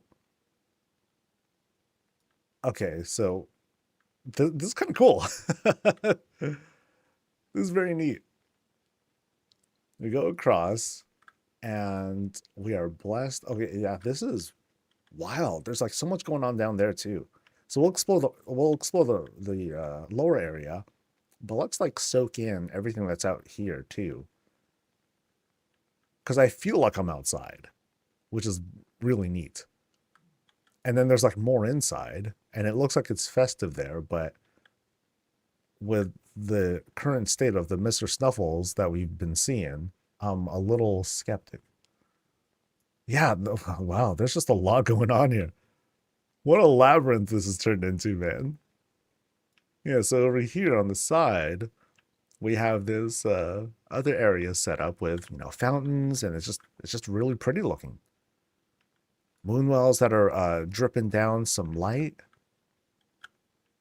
We have, you know, the structure that's being set up with a whole bunch of beams, and we also have like chairs that are set up to climb. Yeah, it is kind of set up to be a sort of climby thing, and I made it. Yeah, that's really inventive. That's really neat. All right. So up here is just a place to cook, and there's another Mr. Jesus, dude. Okay, so I don't know if I'm supposed to cross. Yeah, I don't think that goes anywhere. I'm gonna guess he's just sleeping. All right. He's the one that successfully stayed out of danger. I'd like to think. Okay, so we're up here on this structure. I guess I'll just drop down because I don't see anywhere else to go really. Yeah, yeah, there's nothing across that. So, yeah, no, this has become very, very complex. It's like a mailbox right here, as if we're like going into someone's house. So in here, we're kind of in this outdoorsy area. We're hanging up stuff. There's a place to warm up, and then here we enter just a very simple room. I'm I'm very wowed by this layout because it's become so complex. So just a little sunken area, and we go night night. And that's it. A very homely place in the middle of what is just so much in this house as a whole. I'm super lost. And it's very cool too. So let's, I guess, descend down because I don't think there's anywhere else for me to go from here. We go down these stairs lined with piping, arcane piping, into this hot tub, which again, just like the outside, is being heated by this stove here. So we chill, we vibe, have a drink, a look at the chaos below. We'll climb down a little bit more, you know, and a little bit more again. And now we're at the floor of sorts. And there's a door there.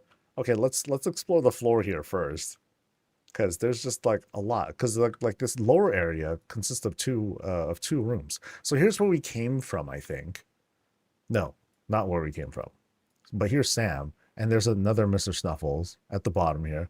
He's safe so far. This is cute. We're seeing these wall shells being put together to make a suspension bridge. I've seen that done once or twice. And we're in this. Oh Jesus, dude! I'm almost being desensitized to all the Mr. Snuffles like death scenes here. Dude's being cooked. But yeah, anyway, so here we are in this wagon, I believe. Yeah, we're in this walk-in wagon now.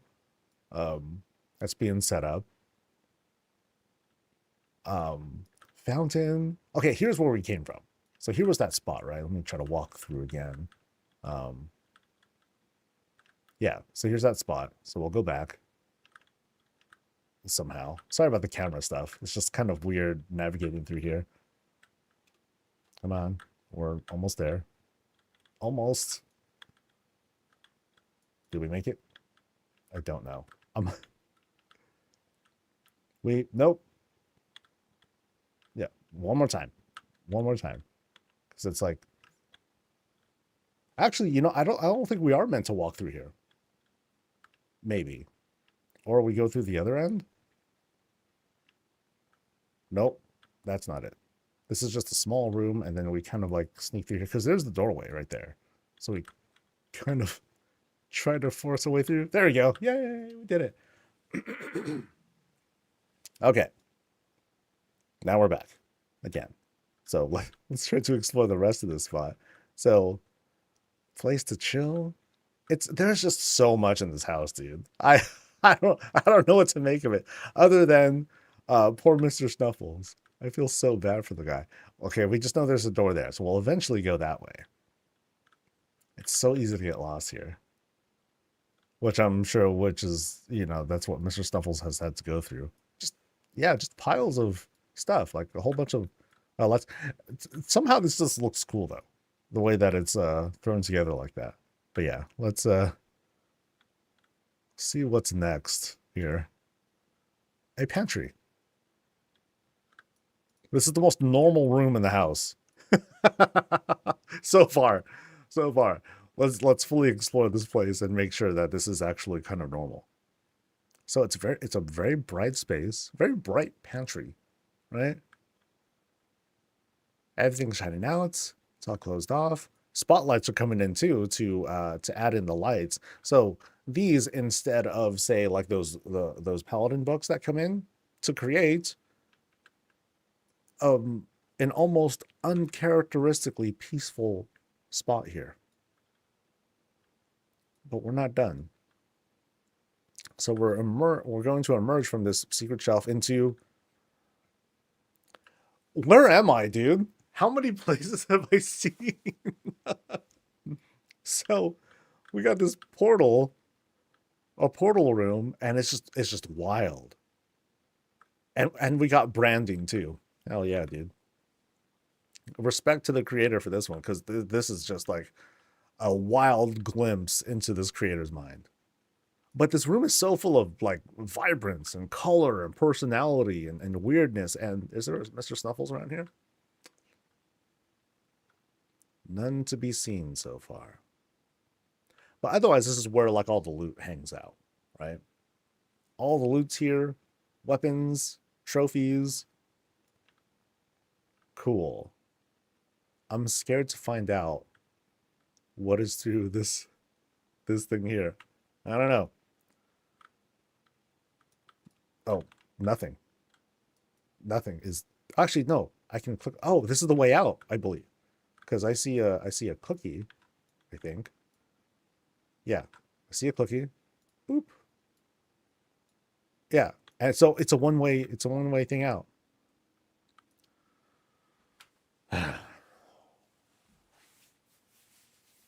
What a fun house, dude. What a ride.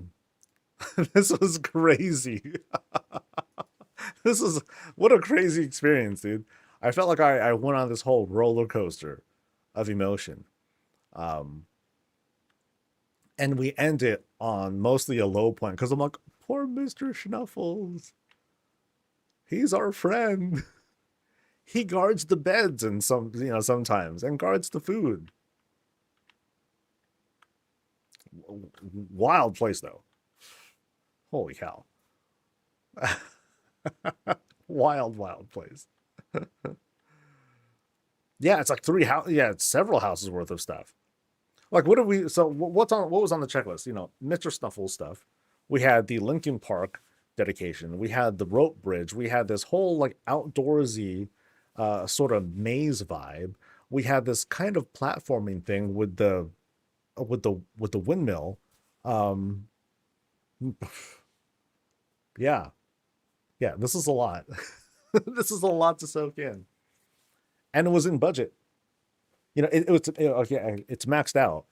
But this is an example of like, a current level 5 house that's just been kind of like amped up. It felt like many years ago when I stopped here and I was like, oh dude, this looks just nice, right? That was years ago. And since then I've gotten older. I've aged going through this house in a fun way. Yeah, the floor plan is just nasty. Like I have no idea what my orientation was. I was going through all these like twists and turns up and down. I don't know where I was. I couldn't really identify that. Come back here when you get to level 10. Yeah, so imagine later on, folks. Imagine later on when we get to like level 9, level 10 houses or something like that, and we have approximately double the room space and budget. Imagine this times 2, right? If they wanted to spread the details in the same way. It's crazy, dude. This is crazy. Well, thanks for showing me your place.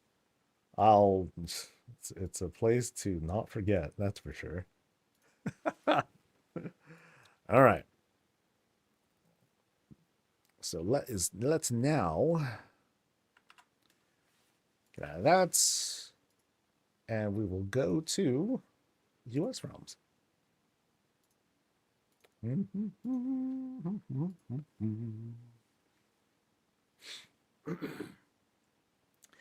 Any idea on the housing XP curve to figure out how much it increases per housing level? Yeah, if you go to the housing database site, it'll illustrate everything for you. So let me show you.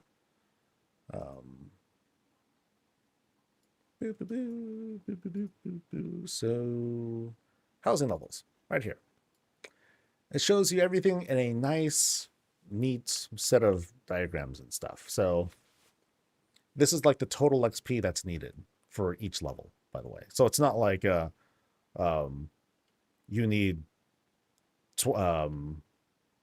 yeah, this is just the total that you need to get to. So once you get to like 12,900, then you'll be at level 9, which is going to be the max. Will the outside ever go past 250? I'm sure it will, but I don't think it's going to ever get too high. I doubt we're ever going to see a point where the budget for the interior matches the exterior, because there's only so much room that you have. Anyway, inside the house, you have all these spaces you can put out, all these rooms you can make, and so on and so forth. I mean, one stairwell room has more real estate than the outdoor lot, right? So you can't fit that much stuff in there anyway. I mean, you can, you can make it like ultra dense and super vertical. But no, it's never gonna match that.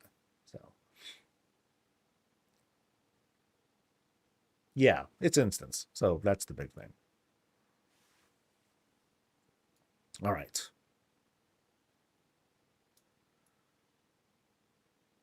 Where am I? Oh, I was doing checks. I'm a bit ahead of myself on the list. Let's backtrack, please. We're going to John's Demons. Yeah, John's Demons place first. So 37. Let's go. The last plot. Ooh, that sounds epic.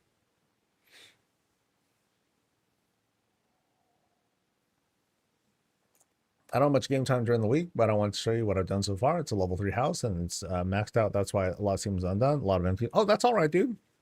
Perfectly fine. All right, guys, we're going to roast this dude's house. Let's go. No. Look at this trash, huh, man? God. Play the game, but no, we're not going to do that, dude. Oh, is that the boss? I think, yeah, there's the boss right there. Nice.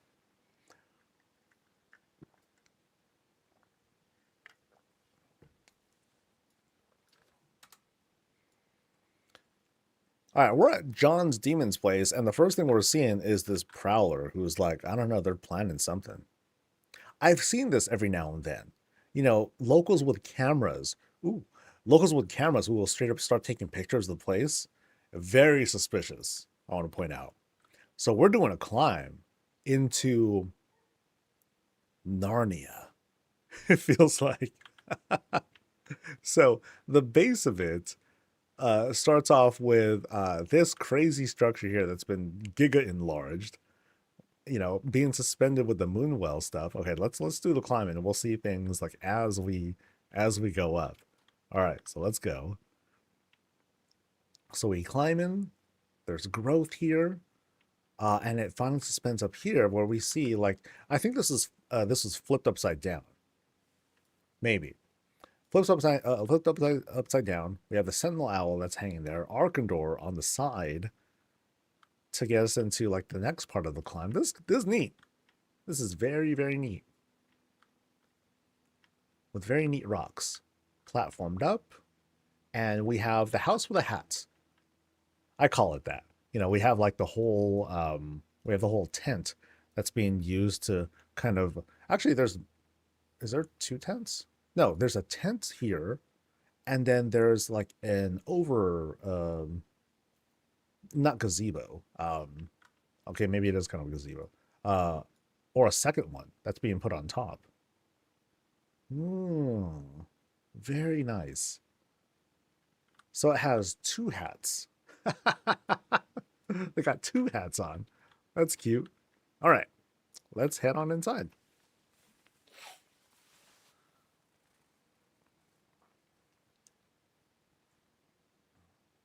I love that they let houses. No, it's a very cool thing, and it's not like you know I've seen cool things where one they float like this one, very nice. I've seen ones where they just kind of suspended a little bit, so that way people can make like platforms to make a raised house. They can like do a little bit under it. I think that's really cool too. All right, so once we enter, it looks like ooh, how odd. So there's the boss playing cat. But we go into what feels like this kind of like undergroundy cavernous place. So we just got teleported into like a brand new spot. So, okay, a lot to explore. We'll start going left, and then we'll explore this room first, since it's like staring at me here. We go into this alliance-y resty spot, or just a hangout spot, right? Really neat. I want to see if there's anything going on here. There is. Oh boy, secrets already. So here we have, like I said, an alliance spot. And funny enough, we have all these pillars being utilized as walls, which I find very interesting. All right, no secret there. That's all right. we'll backtrack through and go through this other spot. Oh, shucks. And then, okay, this is all suspended up. So all this is like custom flooring that's going to be above us, and we'll explore that. We have the spire that just shoots all the way to the top. I'll be curious to see how it looks, from that level. And then we enter this secret room. It's a work in progress. Cool. So let's backtrack and see if we can explore a little bit more of this room before we do the climb. Oh, okay. So here's what's going on. So they set up these pillars to act as, the stairwell. It happened to just kind of shoot through and act as a wall for that room as well.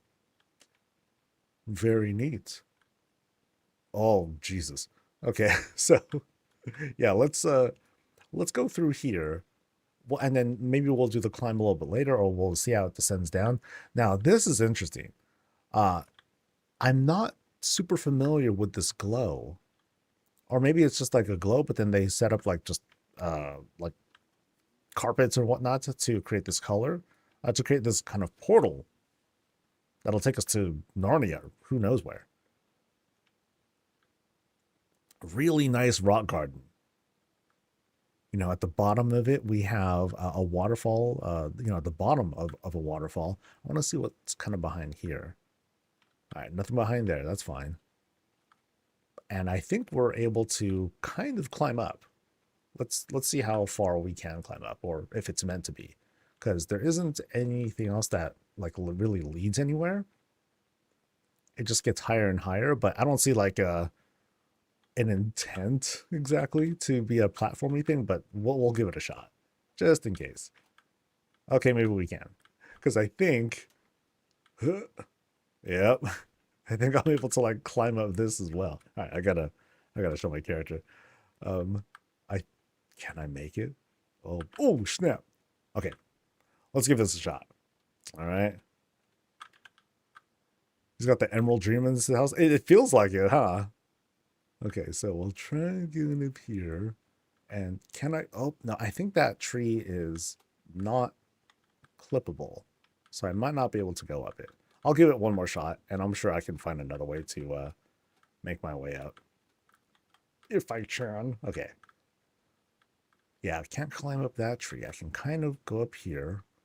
I don't think I can step on that. And, ooh, boy, that's going to be a hell of a jump. If I was a demon hunter. Okay, so can I make that? No, that's really high. I don't think I could do it.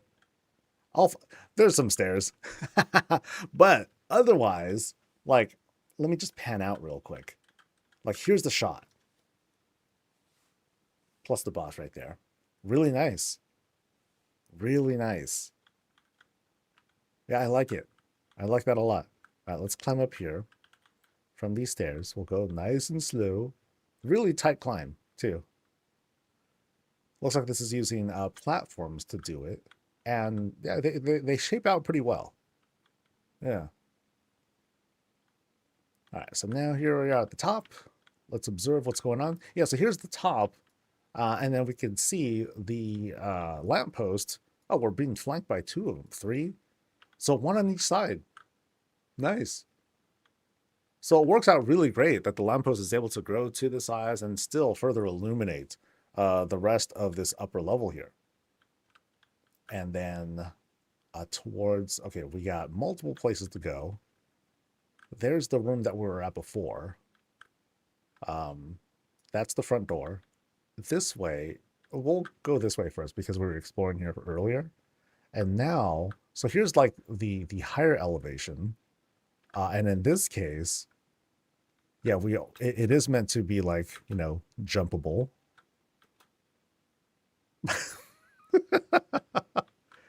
See, the magic of editing will let me bypass this part. Oh, did I? Okay, I didn't meet my demise, did I? Okay, try it again. Try this guy again. We'll make it, guys. Promise. I played NES games. I should have experience doing this. Okay, so maybe I'll just do a walk jump. Because it looks like there's plenty of, there's room for me to like not overshoot. All right, we made it to the top. Yay! And we're rewarded with a place to nap because boy, what a climb. What a climb. So let's survey what's going on below. So this the stairwell room dotted all over the place. We've got the whole rock garden and greens towards the bottom. It climbs all the way to the top here. And it's lit up. And yeah, again, rewarded with a place to like nap. So it's kind of like a den, bedroom-ish kind of area. Nice. All right. So let's backtrack a little bit. We're back to the center room. So let's see what else we can explore. So I really like how this worked out with the lampposts, because I usually see them like being really small. We've seen variations of them being kind of flipped and turned around and turned into something else. In this case, it's being used as this whole telescoping like pillar slash set piece that can accompany each corner of the room. I think that worked out really well. So now we go through here into a bit more of a traditional area, as in place to eat and be merry. Now we are flanked by these huge pieces of huge trophies, I should say. Like dragons just like screaming at you, and it ends up filling out a lot of the space here. Portraits are around the top. We got upside down bears and wolves adorning the place too. Yeah, everything's like supersized here. From the fireplace to the banners to some of the heads at least. But we got feastuses going. We got more on the way. Some food is prepped up. Hopefully more is on the way again. Now this is cool. This is a really cool vibe that was set up here. A little private area too for the couples. Hey. And what do we got over here? We've got the loo, complete with closed toilets. Do a quick check here. Nice. I'm sitting nice and pretty. And in this case, very modest. It's just a different kind of shelf that's put up, lever, and I haven't seen this. One candle set up to help eliminate some of the odor that might be let out. You don't really see that. Some of it is being put next to like the bathtub or whatnot to give a bit of ambiance. No, this particular candle, not that one, this one has a purpose. And it's to deodorize, right? That's how I'm looking at it. I appreciate that. All right. So let's go in this direction now. And we enter this. I'm not going to embellish, just work in progress. It's all right. Dead ends. All right. And there's nothing else. Okay. So, I mean, what's here though has been great though. This has been awesome. Whee! From the little jumping puzzles, and okay, so we can run up. Okay, that works out pretty good. Yeah, from the jumping puzzles to the kind of like natural bedroom for a cat to the climb. Yeah, this I like. This worked out really good. Some people they'll do walls, they'll do other things. In this case, it's like, oh, screw the budget. Let's just put a whole bunch of pillars up and make a wall out of that. That worked out really well too. Yeah. I like this. Like here I like too. Like I think like I don't know if it's my computer or settings or whatnot, but you see like how the lighting sort of like pixelates over here. Without that, like this right here, really cool shot. You can see how the glow here, it kind of comes out and illuminates the stones that are here on the ground. It darkens up, so yeah, very cool. This looks really good. Well done. Well done. Yay. All right.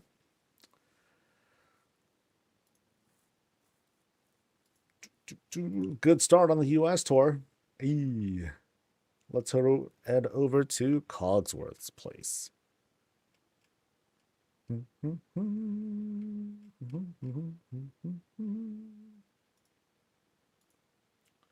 47. Let's roll.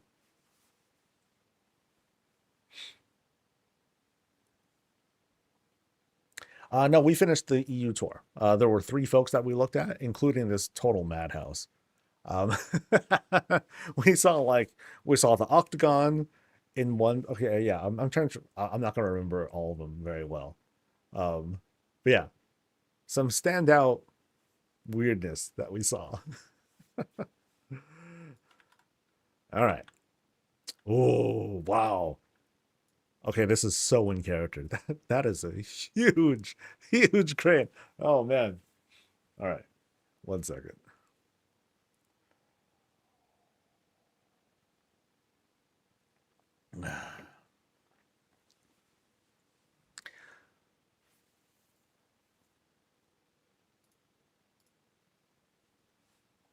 Give that thing a second to warm up.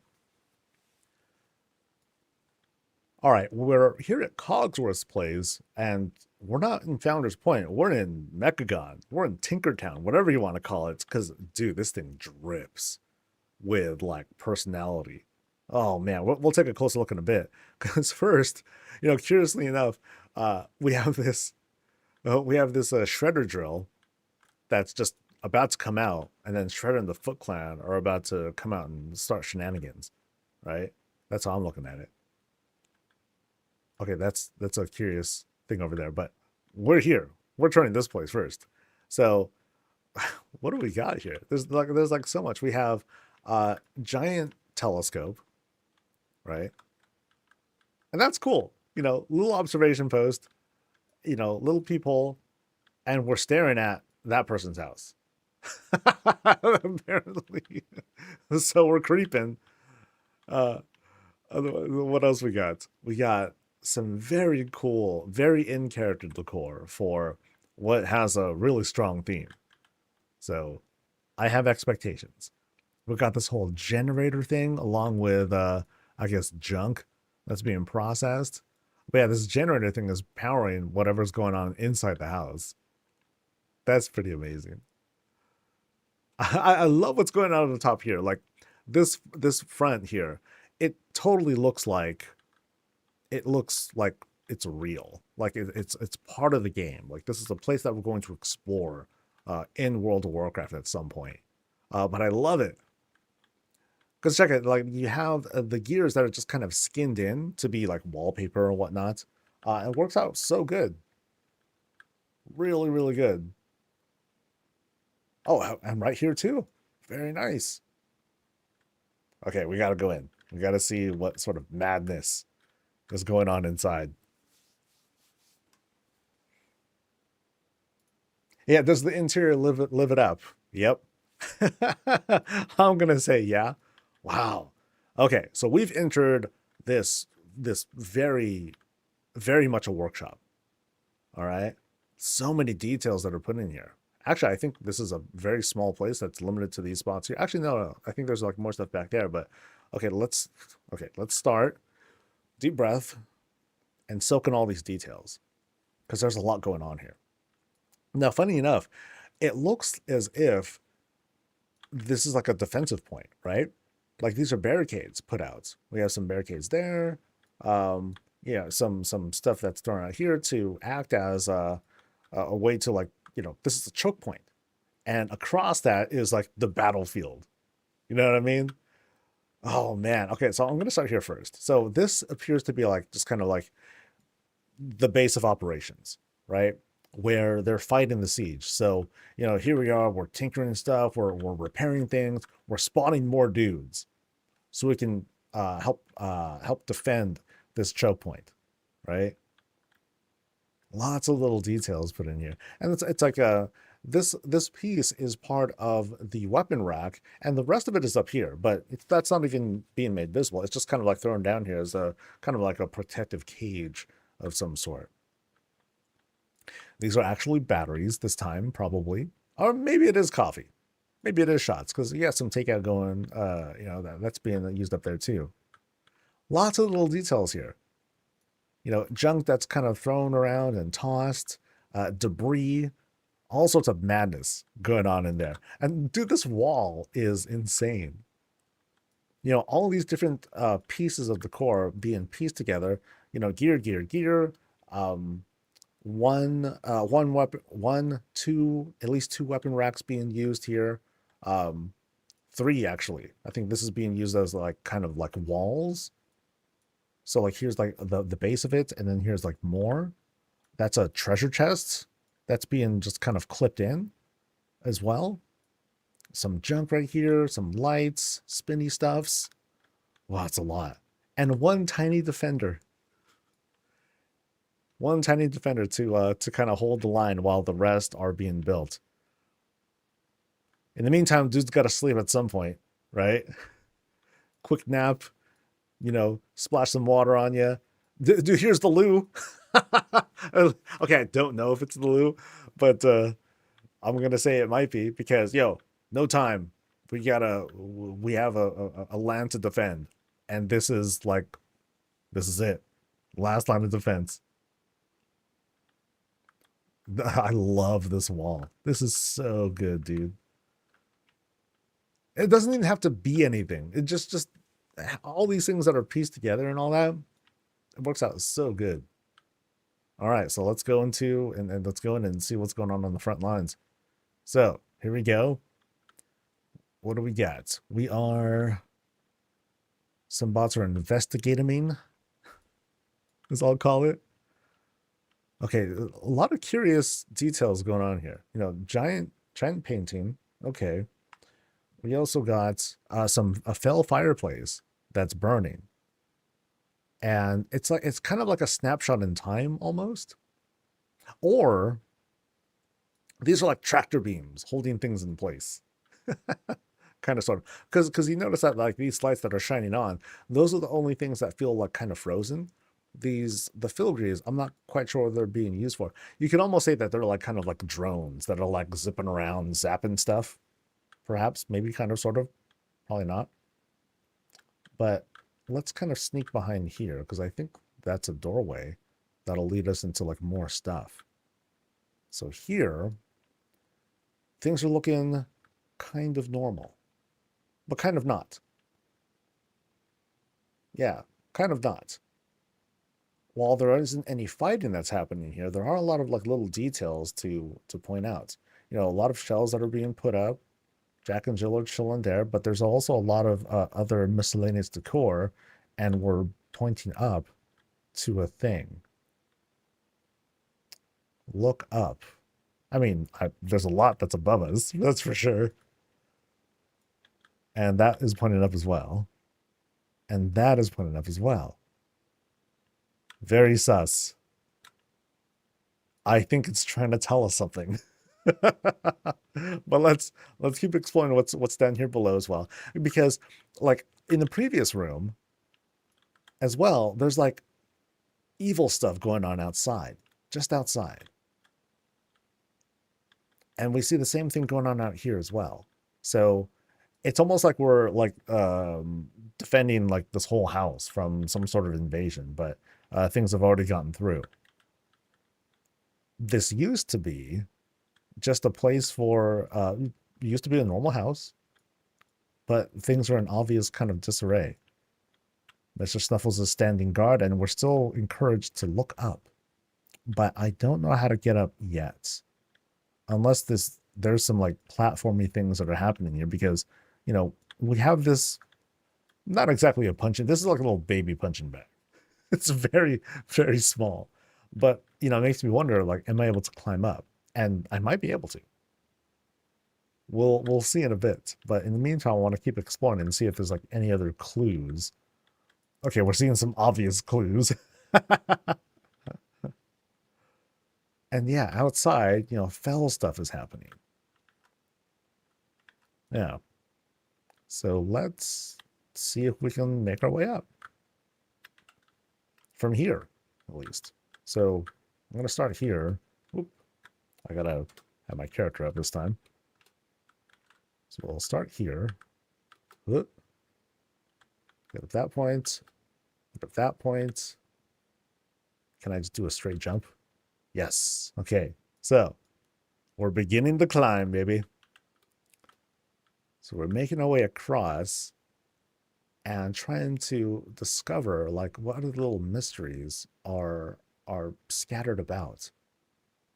Now, when I get here, oops, I think I'm able to jump across that. So we'll give that a go because I don't think there's any other choice, because then I'll be able to climb up there and enter the next room. So, whoop. All right. Da-da-da! Yay! All right, so made it across. Crazy place so far. What a build. All right, so we'll jump across, and now little ebon blade kind of signage there, kind of hinting as to what's next. Let's see what's happening now. So now we're in this is it kind of a maze? It is kind of a maze. I feel I'm playing Doom all of a sudden.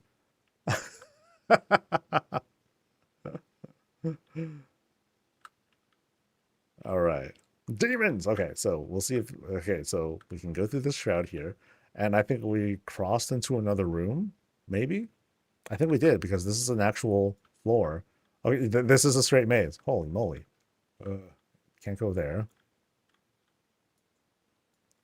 Some little random rock debris there. I want to backtrack a little bit. Books, for some reason. Okay.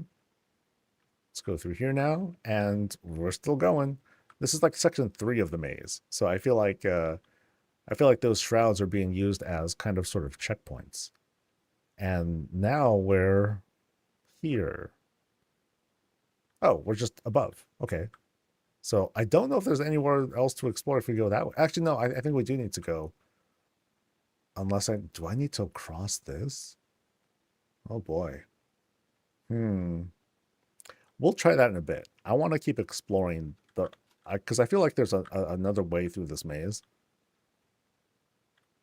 So we'll try to go through again. I know this totally feels like a Doom thing. Oh, so a little observation post there. So that's like the backwards checkpoint. So don't go that way.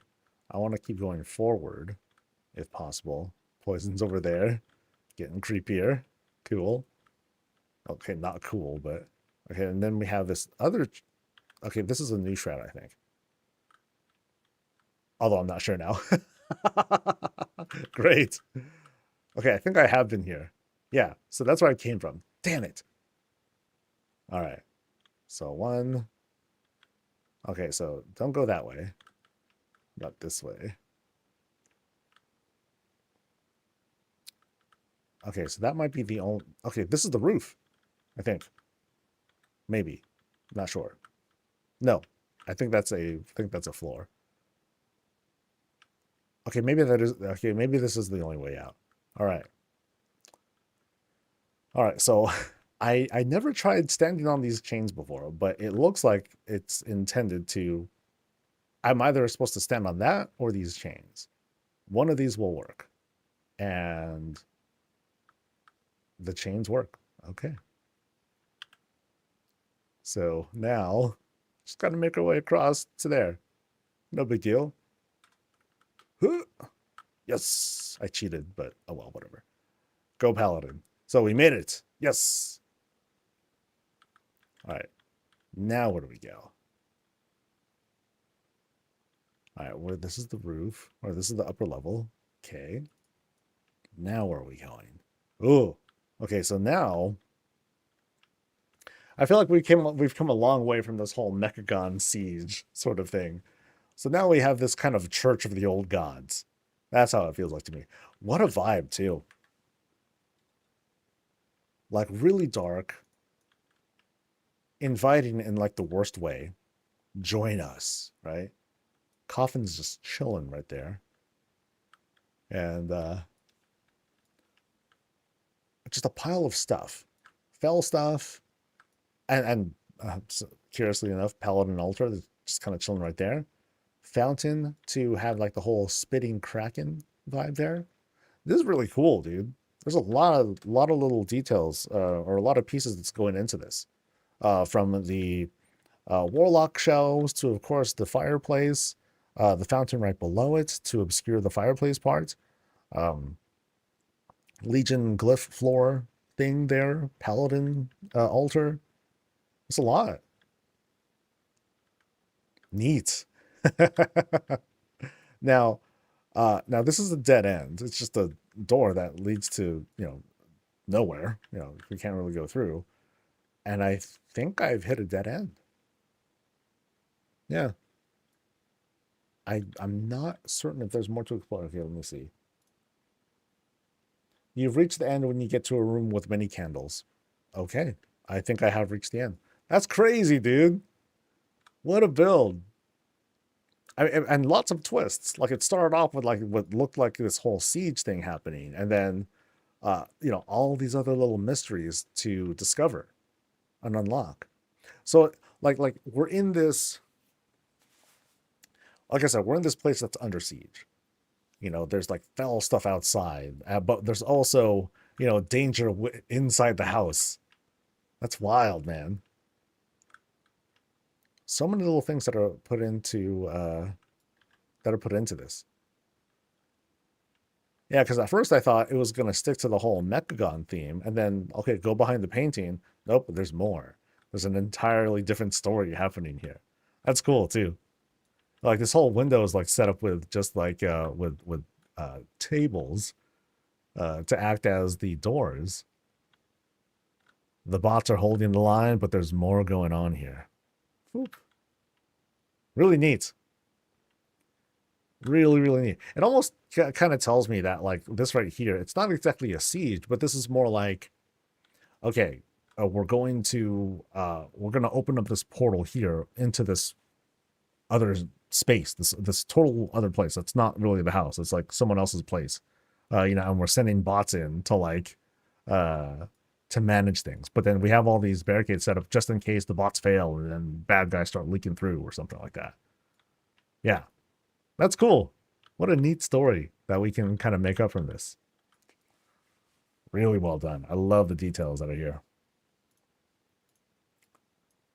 All right, so now we're going to Davnor's place. Or Davenor's. Davnor. Let's see. We're going to number 8. Heroes Academy Headquarters. Great story narrating. A lot of it's just kind of made up. It's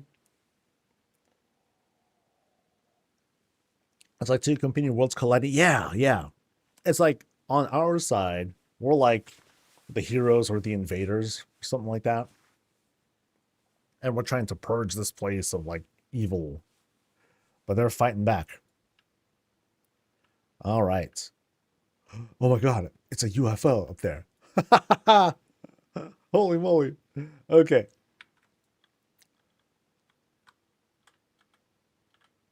All right. Yeah, I should have a drink.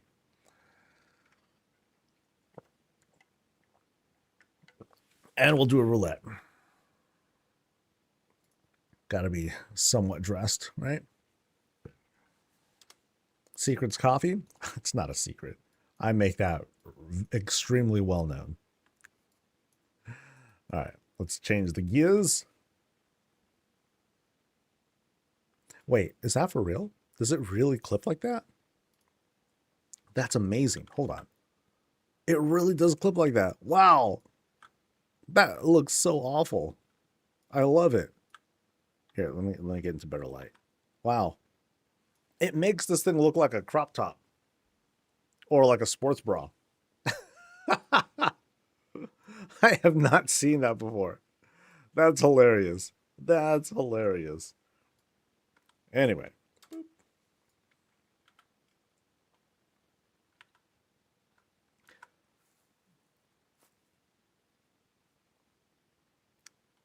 All right. So we're at Davenor's place and we're under attack. Okay, I don't know if we're under attack, but this is cool. There's like a UFO. That's so neat. Oh man. I'm not certain everything that's going on here. But we do have like multiple like fell fountainy thingies that's acting as like the propulsion system, right? And then I am not certain, this is like some sort of Broken Isles map. So it's like a mission table sort of thing. But I'm not exactly sure which one it's from. As for the rest of this, that like pre-stuff. Yeah, it's pre-stuff that's going on here. So is it all pre-stuff? That's crazy. That's so neat, dude. Yeah, because you have it on both ends. And they're just kind of kissing, making the whole map. So it's just like slapped onto a little plate. Right? And then again, propulsion stuffs. And then you have like some other stuff that's phased in to create like the zippies of the light beams up and down. That's wild. and dude, someone's getting took. Yo. Oh, gross. Okay. So yeah, someone's getting taken. I'm gonna guess that's falling debris, right? No, that's ooh. That's gruesome. I feel bad whoever's inside. I mean, hopefully there's no one inside, and all that's happening is that the UFO is just taking doo-doo, right? Because, man, yeah, who wants? Okay, hold on, I want a screenshot of that. This is crazy. Let me get a good angle for this. Oops.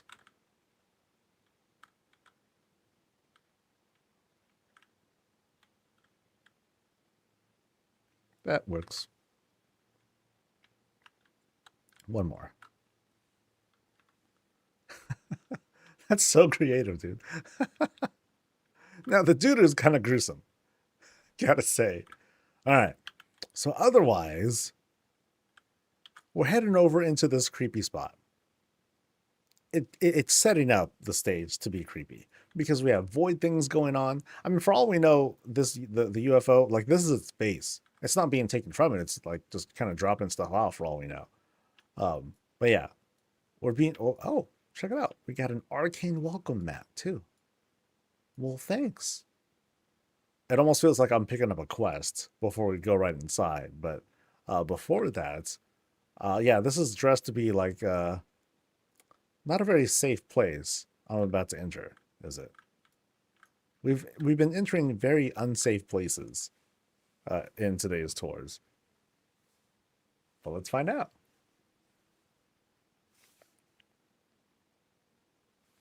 Oh boy.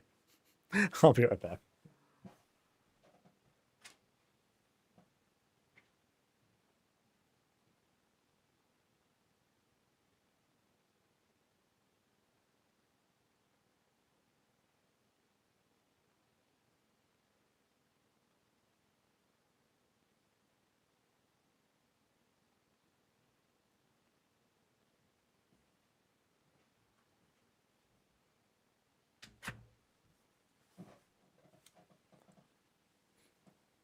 So, just as Slick said, we're about to enter the Twilight Zone here. We'll slow walk it. Debris strewn about, piping on the side, about to cross multiple portals. Oh boy, what a shrine this is. Do you sense the fanboyism here? Or fangirlism? Whatever. Because I do. So we got a shrine to our new Dark Lady. And we can go to the left or to the right. We're going to go this way and see what's up. Oh, man. Yep. We're seeing lots of... Oh, Master of the Houses. This is getting creepy already. So, tall room. Kind of bright lights. But obvious dedication to the Kraken. Over here on the other side, we see the boss of the house. Who is looking mighty menacing. I'm not familiar with this Mog at all. That's dark. That is some dark stuff. Sheesh. But it's also kind of homely in a very sinister manner. And very simple too. Drapes, Kraken, right? We have a place set up for shots, although they're like very void shots.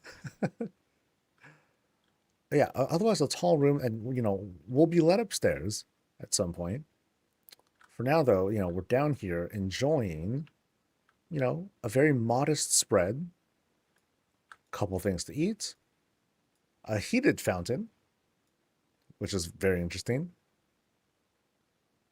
a little bit of studying going on this side, and let's see. I can't really tell if there's anything behind these curtains. We'll try to take a peek here. Anything here? It doesn't look like it. I think we're good. Yeah, so nothing behind the curtains. I mean, it's a creepy spot, but then it's also me being really creepy, just kind of walking along the walls, looking for stuff. All right, so nothing seems to be there. Good. All right, so we're going to backtrack and go to the other side. And we'll see if we end up finding the incline that'll take us to who knows where, man. All right, we're entering this. Okay, I feel like I have to sit. So we're entering the stairwell room, and it's being filled out with just huge fountain. Takes up all the space. But it's also acting as a pillar holder sort of thing. So sometimes I talk about like it's a sock, but they use the whole fountain as a sock. And here, this is a cool effect that they created here. So they just took two of these lanterns or lights, and they just, put them upside down, put them together, as if it's like, normally it's just like a, this orb thing. And then it's like, all right, let's turn it on, and then becomes this kind of pillar of light. That's quite inventive. It's cute. Because now I'm always going to think of it as like a single piece. And you can kind of see here, I don't know if it was intended or not, but they didn't line them up perfectly. So the intent is that, it kind of closes and then twists to actually lock together, which is what I would try to do. And that's the story I'm going to tell. And no one can take that away from me. So these lanterns or lights are being used all over the place. Oddly enough, there's this privacy screen that's kind of hooked through, and there is a single box isolated. Why? I wonder. It's not clickable, doesn't seem interactable, but it's kind of like put into its own place. Now, let's go to the portal into the boss room. This feels like it's going to be a boss room. Da-da-da-dan, da-da-da-dan, but not really. It's simply a kind of contradictory bedroom. So the bed has been sunk down some. I think there was like an extra roll added here. I'm being bathed in light, but also hugged by the dark heart over there. Oh boy. Okay, we'll go back there in a bit. Up front here, trophy setup. Oh, and it's very well lit because you have windows that are placed there too. I'm pretty sure that's not a normal part of this shelf, but it's put there anyway. And it's angled correctly too. Nice little detail there. So, okay, we got to go in here. We already saw what's going on here. Okay, wow. All right, so all of a sudden, we're taken to this kind of workshop where shenanigans be happening. All right, so what kind of story is being told here? So we have all these paintings that are set up or brought down, like the house was taken over at some point. But there's also a lot going on here. Like things have been stored, tucked away, and set aside. This bed, I don't know if it's meant to be hovering there, but I can't not see it hovering. It's a cool bed, though. It's almost like a workshop. Or perhaps a work in progress, but I'm compelled to climb up this long bar table sort of thing and platform my way up. Whoop. Whoop. And now what do we have? The exit is over there, as well as a vault. Treasure has been found. It's almost like we've progressed to the end of, for those of you who are familiar with Fallout, and those games, especially the ones that come in 3D, you often explore like these vault areas. You explore, it's kind of this dungeony area. Once you're done, you find your way out, and like this would be kind of it. Or you would find those sorts of things in all sorts of games that have that level of exploration where you're encouraged to go in, but then you have an easy way out when the time comes. So yeah, very interesting there. But now I want to see what's going on at the other end here. So I think we're overhead. We're overhead the creepy dead spot here, and we can explore a little bit more. So some folks can kind of overlook what's going on there, and we just crossed through a Torghast portal there, and now we cross into the sort of war planning area, where one person sits, and the rest grovel and make plans and be like, "So what do you think of this, boss?" And then the boss downstairs is like, boop, and then he uses their like mind bullets or like telekinetic magic and just yeet them out of the room down into the floor below. I disapprove. And then the other people, they just shudder like, okay, I got a better plan. I got a better plan. Ah. So you think this is a capital punishment chair? That could be it too. I don't know. No, I like to think that this is the boss's chair, because it's like it's decorated. You know, it feels cooler than the other chairs, right? So you have some dudes on the side that would be just making discussions, but yeah, they get thrown out too with the quickness. All right. Have I seen everything? I'm not sure. I mean, if anything, that's the boss's chair, right? And badass too. I didn't notice that. A straight up coffin as a coffee table. Look up. Oh no. Yo, dude. Man. And Reptar. Oh no. Our buddies. So I'm going to say, here's the story I'm going to make up. They're the real bosses. They're looking down at the rabble below. This is their puppet, okay? Mr. Snuffles and Reptar, they're the ones in charge, right? They're in the unreachable spot where no one can touch them. That's what I'm going to tell myself this time. Grr. It's my story, and I'm not going to take it back. Cool place, though. Did I miss anything though? Let me do a quick jog. I think I got everything. Yeah, Mr. Snuffles is. Yeah, here's what I'm curious about. Like this, I'm kind of puzzled by. I want to think there's like a meaning behind that, or an incomplete thought, perhaps. Work in progress. All right, I'll be curious to see where that crate takes us. Okay. Oh, I didn't notice here that there was an arrow that led us back here. Cool. Yeah. Pretty neat though. Boop, boop, boop, do, do, do, do. All right. Where to next? All right. So that was Davnor's place. Off to Zeus's house. Under a Jesus. Jesus.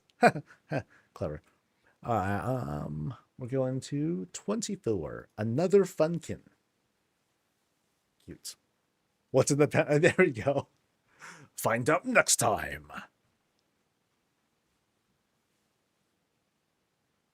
Really fun places today so far.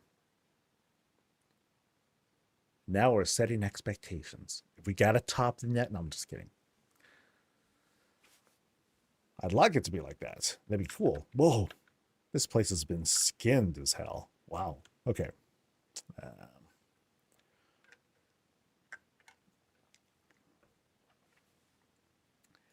This here is Zeus's place.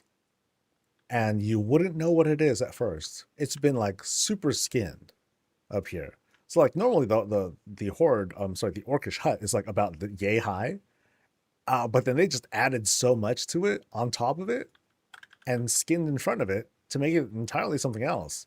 So Okay, lots of good details here. So, like these large pieces, that's all outdoor decor stuff. Cool. But then you'll see, like, between the greens and some platforms that are being put in here, we have something else entirely. So, like, for example, most of the stuff is right in front here. So take a look at the bar tables, or I'm sorry, the bar shelves that are put in here, and they're angled very, very specifically to help create a shape. It's not just okay. This part is kind of straight, but then here you have some slight angles that are put in, to create a bit more of a rounded shape uh, up front.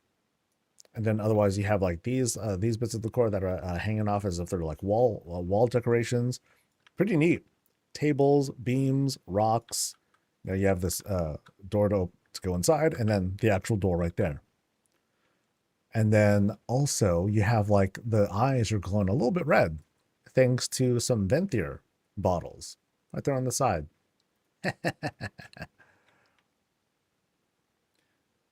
Are there doorways up top too? Here, let me climb up.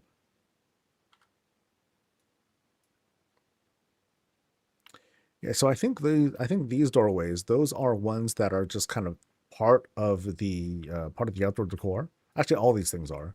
But no, that looks really good. It's hard to see from that elevation, but yeah, let's head on inside and see what's going on. Let's get the whole darn thing. That's pretty wild.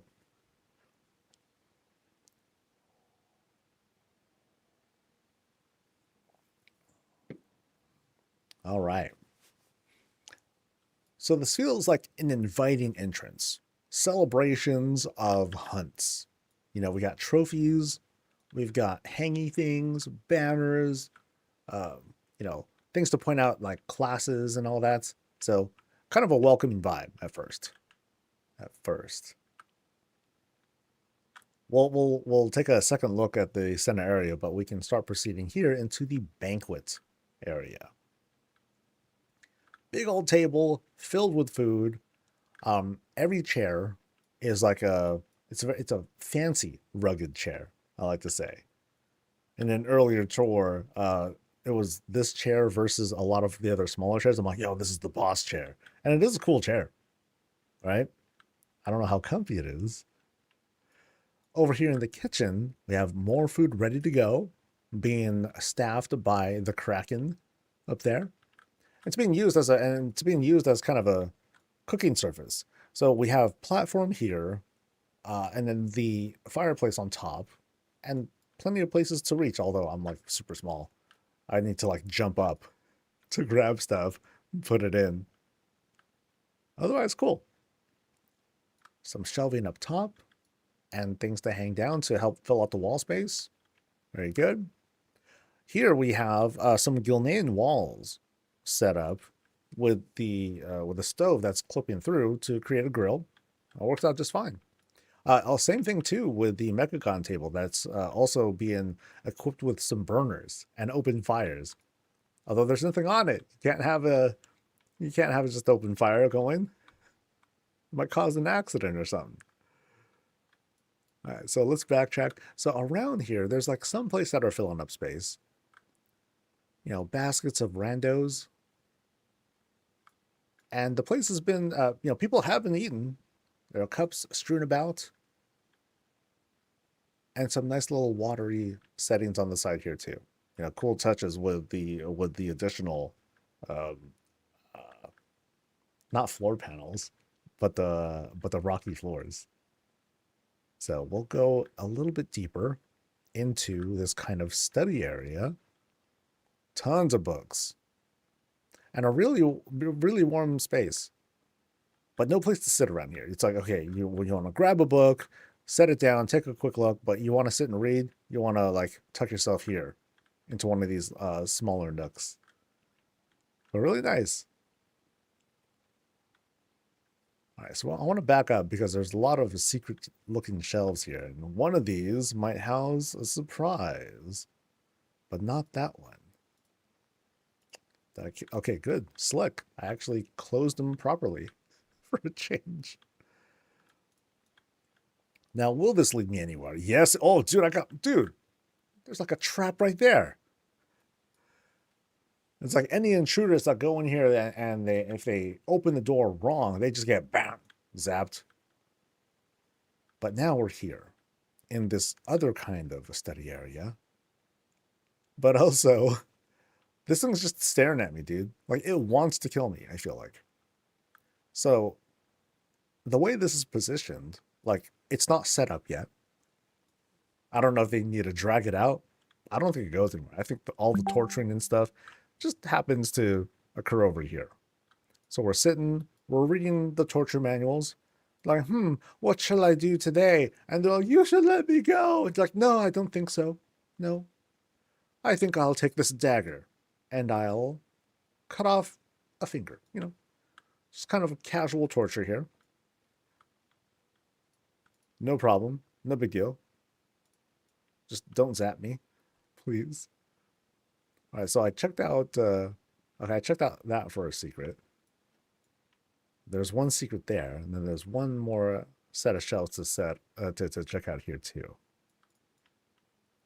Whoop, nope, nothing there, nothing there, nothing there. Okay, we're kind of safe for now. Otherwise, there's learning to be had there. I think between the two doors, I think it keeps out most of the screen. So the folks who are eating, I mean, they might get, you know, very low sound effects, and they're just kind of like awkwardly like. Meanwhile, the boss of the house is like, eat louder. You know, it's like, ha ha ha, okay. It's kind of awkwardly going along with it. So how welcoming is this place, really? Actually, I'm sure it's welcoming to allies. To enemies, not so much. So let's back up and go into this conference hall. All right.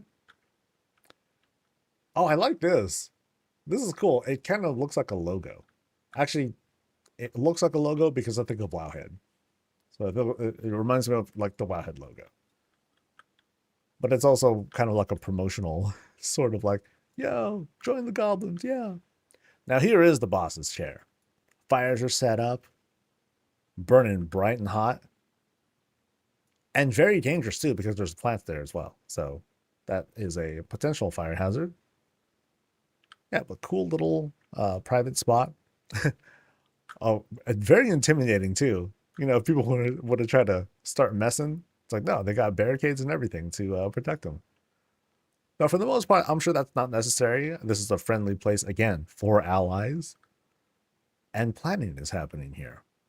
You know, the boss is there. Their council is discussing things on how to eradicate the evil alliance, because they're clearly evil, right? Right through here, though, is a more private space. The boss's bedroom. I always love this, where you see the elevations that go up to the bed. Makes it a bit cozier, a bit more intimate, right? Up here you have a few, a few more trophies of their accomplishments. Bit of a snack.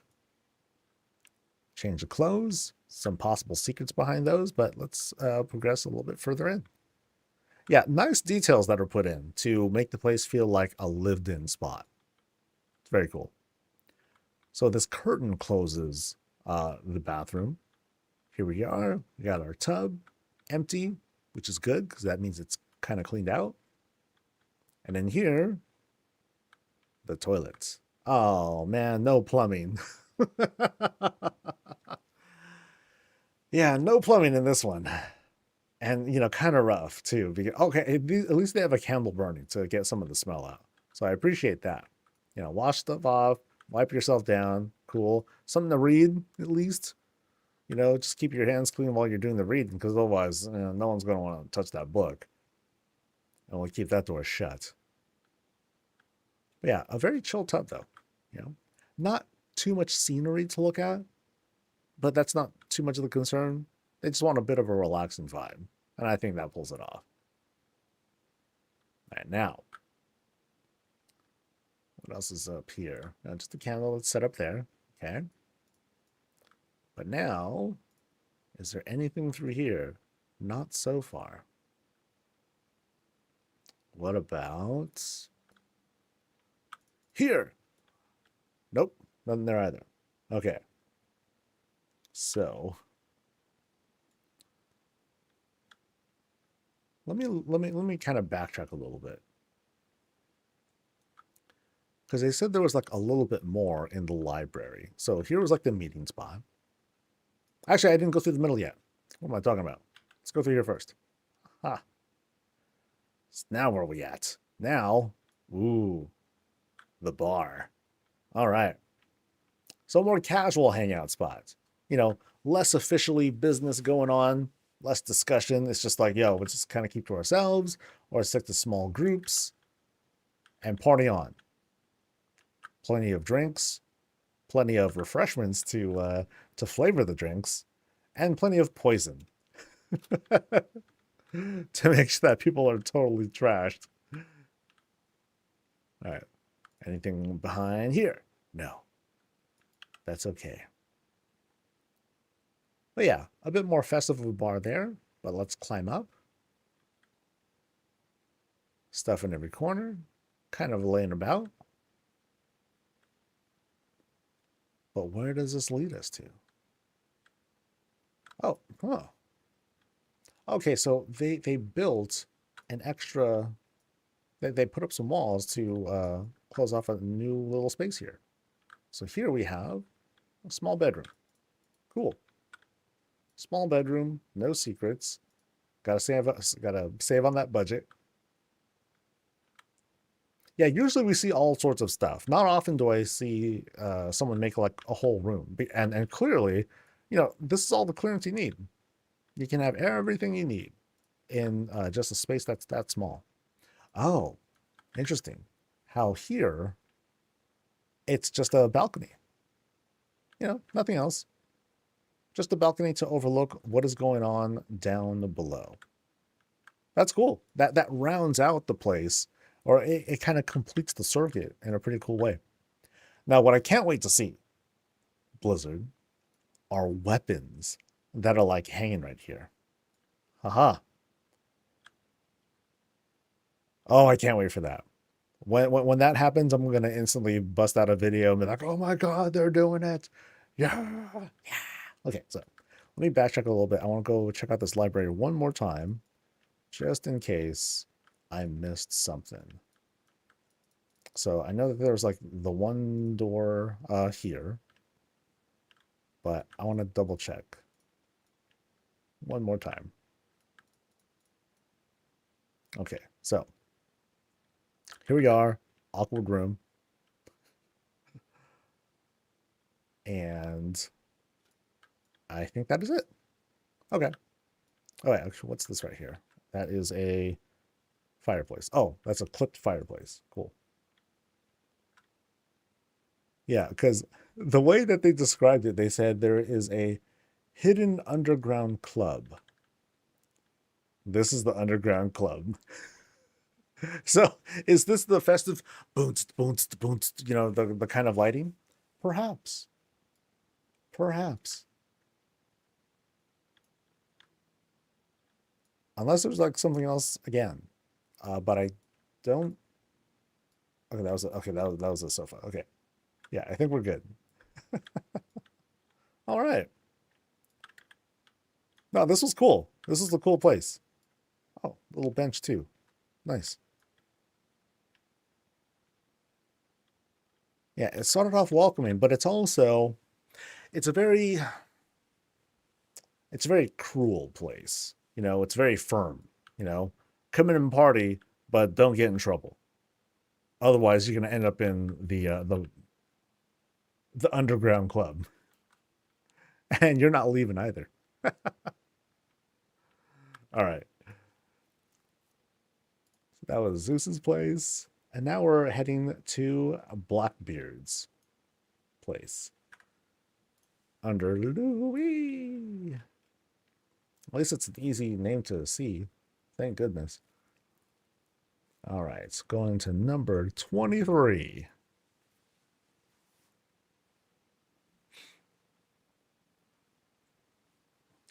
have so many weapons on the bank for that day. Oh yeah, dude.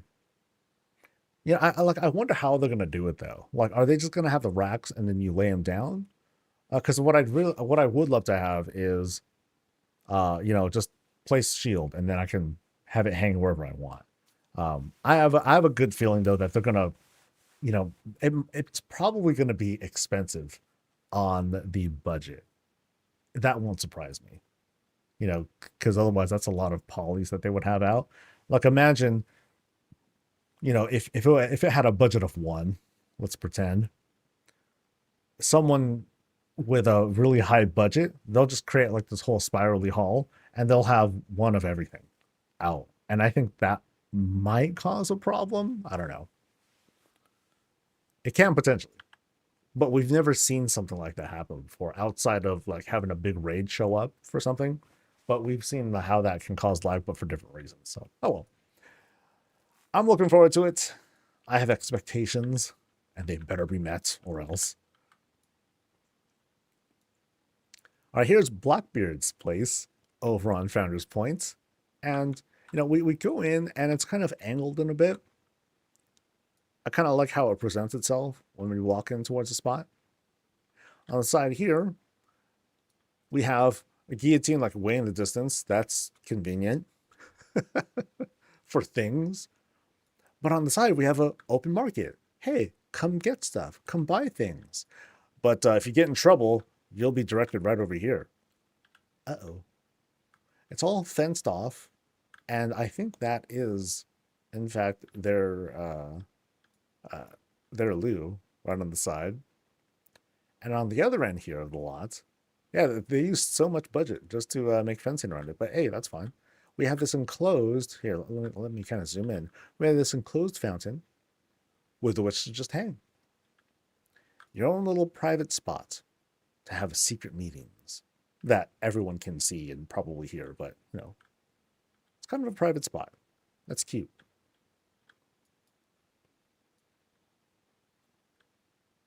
Over here on the corner, a place with a view. And what are we viewing? Big old house.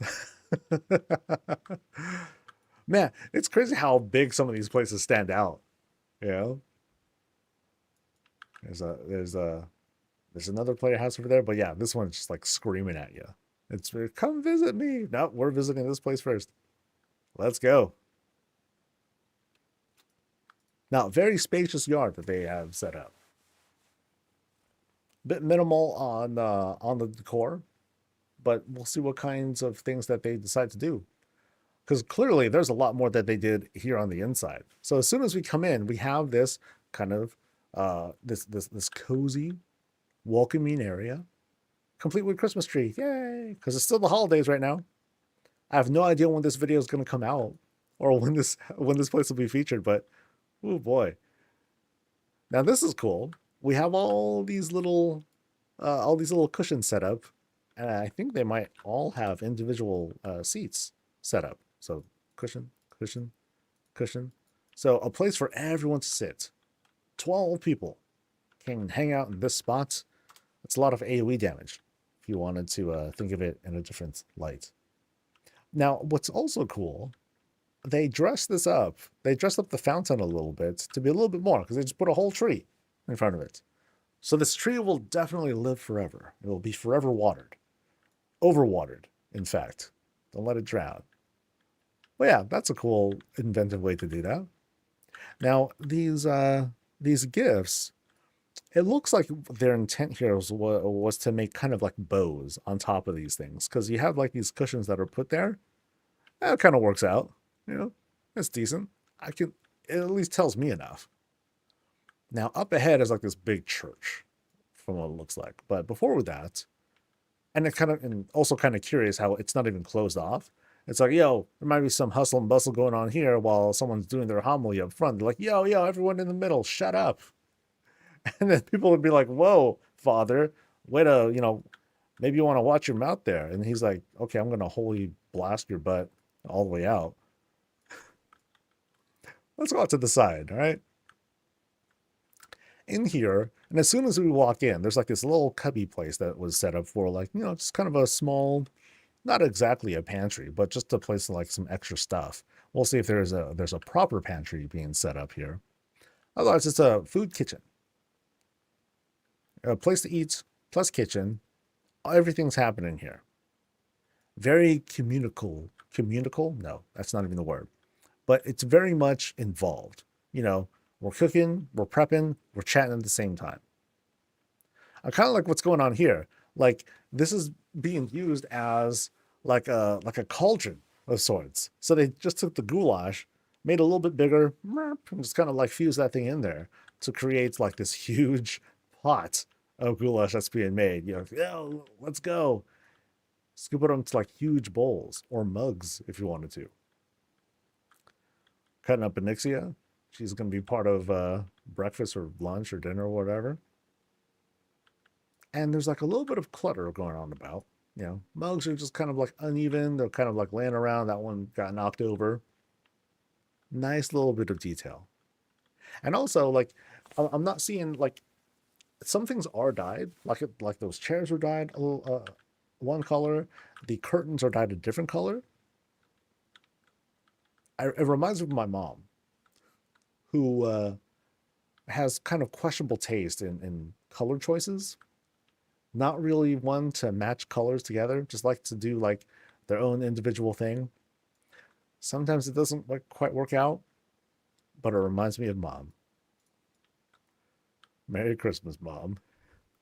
Let's go to this other side here. And yeah, we'll go to the other side here first, and then we'll go down into the chapel area. Actually, I changed my mind. We're going to go right to the chapel area because I think there's going to be more to explore on that end. So we'll see what's going on here. So kind of curious that this place, the place's main feature, so far at least, is the chapel right through the mid. So full celebration of the Holy Light. Nothing too crazy. We don't have stained glass windows and stuff is shining down from on high, but we do have the Holy Book as its centerpiece. Off to the side, we have dedications to both Erator, Zariel, and that's it. So kind of a cool RP spot if you wanted to do like wedding stuff, religious stuff, whatever you like. But yeah, it doesn't take a whole lot of pieces to create boom church. There's an obvious shape that you want to put together. Now let's go to this side here, and we'll continue the exploration. So a bit of a place for a snack, although it'd be an understatement to call it a snack. It's a big old thing of meat. But now we're entering this sort of library. Tight spaces here. So very much, really not cramped here. This is like kind of a normal looking library. Enough room to turn around and, get one set of books or the other. And that's all it really needs to be. It's being flanked by, or it's at the end cap here, we have this cool little street lamp. But no, it's a library lamp now. Some little takeout that's just hanging out right there. Let's head on up.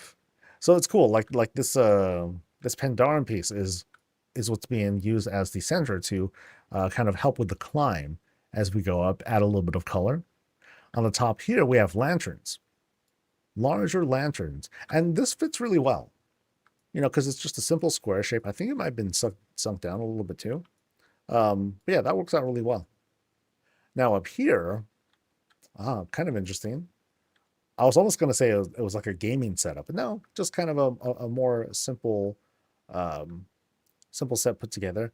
Now, curiously, there's something up top here where a goblin, goblin stuff is up here. I think it's maybe a perch for a demon hunter. That's what it could be. Now over here, now we get to the top, we just have a simple setup with a couple more workstations. One workstation, correction. And now let's go into this kind of den area. Ooh. So again, more reading, but also activities, right? Activities and collections. So stuff that's been collected, it's been thrown down here. Evil book, gears, and other things. Lots of books. Lots of actual books. They're getting cheaper and cheaper, but you know, they still add a lot to both the cost, or the gold cost, and the budget too. It takes up a lot of room to hold on to this stuff. But yeah, this clearly looks like the boss's workstation. No room to even sit down. You know, they're moving around. They got stuff to do. They can stay on their feet until it's time to rest, and then they will definitely rest. Still have a book, but have a couple snacks. It'll be fun to see like later on when the expansion launches. We're gonna see like new kinds of snacks and new things that they'll put together. So we got a door there. Let's double check for more secrets until we actually go through that door. And I think that was it actually. So we got one secret place to go through. What are we gonna see though? Ah, a nice presentation of stuff. So I'm drawn to the window. So let's go here first. We've seen this numerous times, but it's always something to appreciate whenever we see this sort of build. You know, the full-on windows with the mirror setup, tons of like doors and everything. And then what I believe are trellises to create this arch here. And then we have like the double beams as well to help provide like the more solid shape right here. Just don't click on it. I do that way too much and I always get into trouble for it. So I'm not going to click on it. I'm just going to appreciate it. Some people like to fill up like the spaces that are around here with like, who knows what. You know, they can put whatever they like. Usually it's greens. They like putting those because it's something that's easy to put in. Doesn't take a whole lot of explanation. And it still looks really tasteful. Now here on the side, okay, we got the gaming station right here. Heck yeah. And those looks pretty intense. So we'll have a seat. Just a basic chair, you know, no swivels, nothing crazy like that. And here we have what appears to be a table that's being used as a keyboard, and I am not familiar with what that piece is. That's being used as a crazy looking mouse. That's pretty wild. Now we have dual screens, good, and also oh, that's good. I think this is the first time that I've seen like a good mount that was set up as well. That's a good little detail to add in. Now, they also have like a whole bunch of junk there too, which is very fitting. And this, I'm pretty sure, is being used as the rig. So, powered by pure electricity. Nice. Now, here's where I'm going to guess, and we can say like magic stuff is happening here. Part of me wants to say, oh, this is where they like decorate figures and stuff. So if there happen to be like some things, actually that kind of tells me that because we have the grinder here.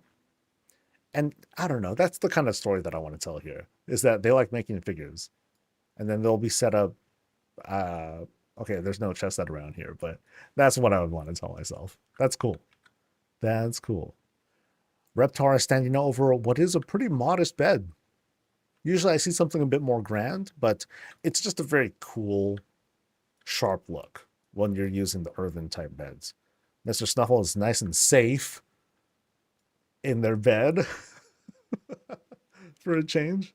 And just a vibey spot to chill. Yeah, cool. I like how, you know, everything's being drawn over here. And, you know, admittedly, a lot of budget ends up going there too. You know, so that tends to somewhat rob from the rest of the house. But in some cases, dude, it's just worth it because it's such a good presentation. And you got foods, of course. Now, what is behind this curtain? Oh, just a closet. Cool. Closet, place to change. Vanity. Hopefully we can someday do transmog shenanigans while we're inside the house. And then I think we can move on and see what is in this room here, which is the loo. We've got a heated steam place to kind of dry off, sort of air dry, sort of not.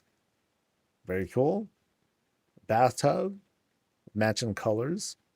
Very nice. We have the loo, which needs to be emptied out.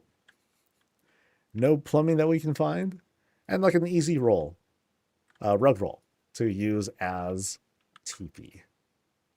Yeah, nice and simple. Don't need to be all that complicated. All right, so let's backtrack a little bit to see if there's anything that we missed. All right, so we have the boss's room. I want to close that space out. Actually, oh, my bad. That's rude. That's rude. You got to close both doors. Oh, it did close. Oh, magic.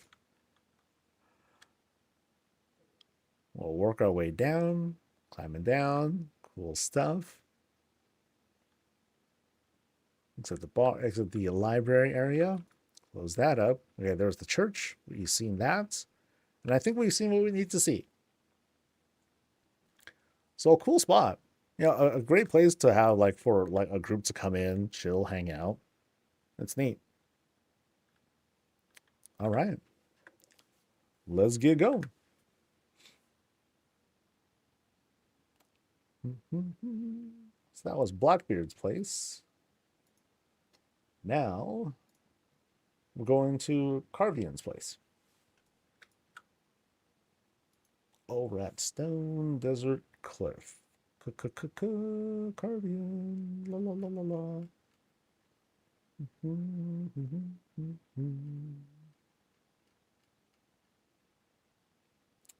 There we go. Carvian 46. Boom. I don't want to have too much utility in the house. The mailbox is more than I thought they would do.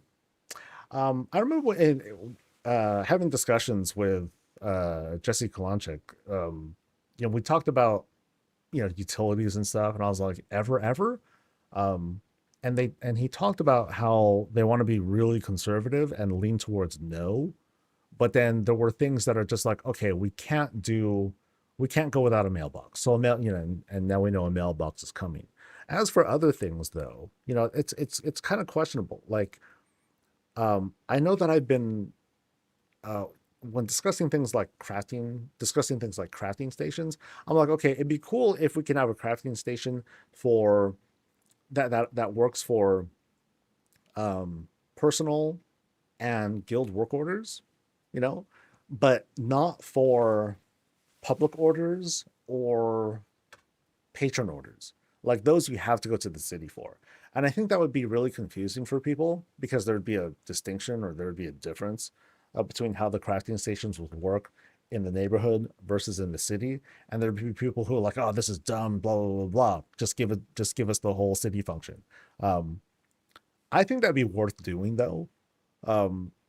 At the moment, they're just being conservative about it. And they're like, no, we're just not going to do it at all, which is not really what I prefer because otherwise we just don't have that sort of function. But I remember they did also talk about doing some profession stuff that having neighborhood stations. So instead of a personal station, it would be a place in the neighborhood where you would do it. But I would definitely draw the line at trade chat. I don't think trade chat belongs in the neighborhood. Just leave it at neighborhood chat. And if you want to do city stuff, then you go to the city.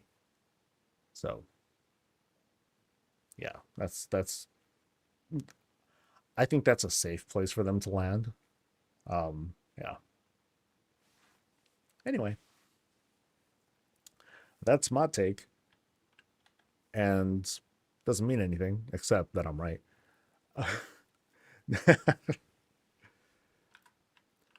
This is Carvian's place, which is another like fully skinned house.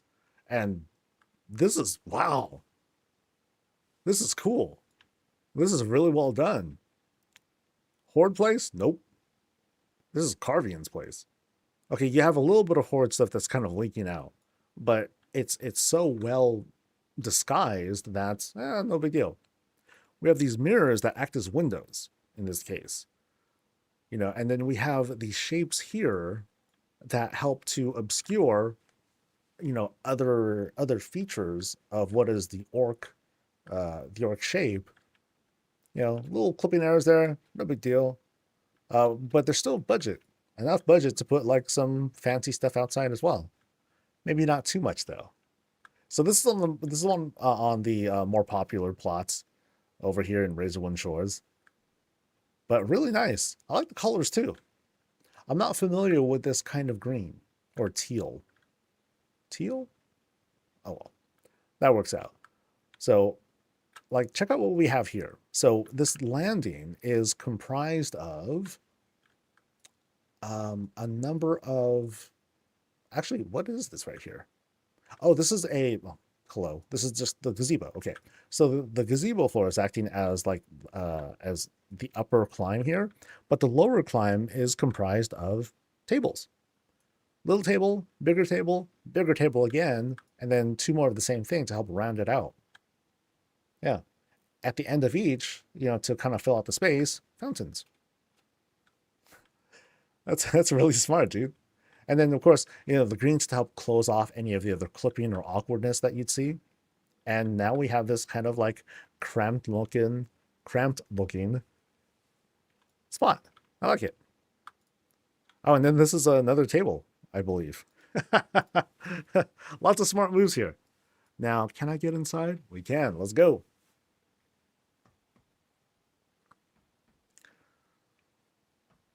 Humble as always. Dude, I'm the most humblest person ever.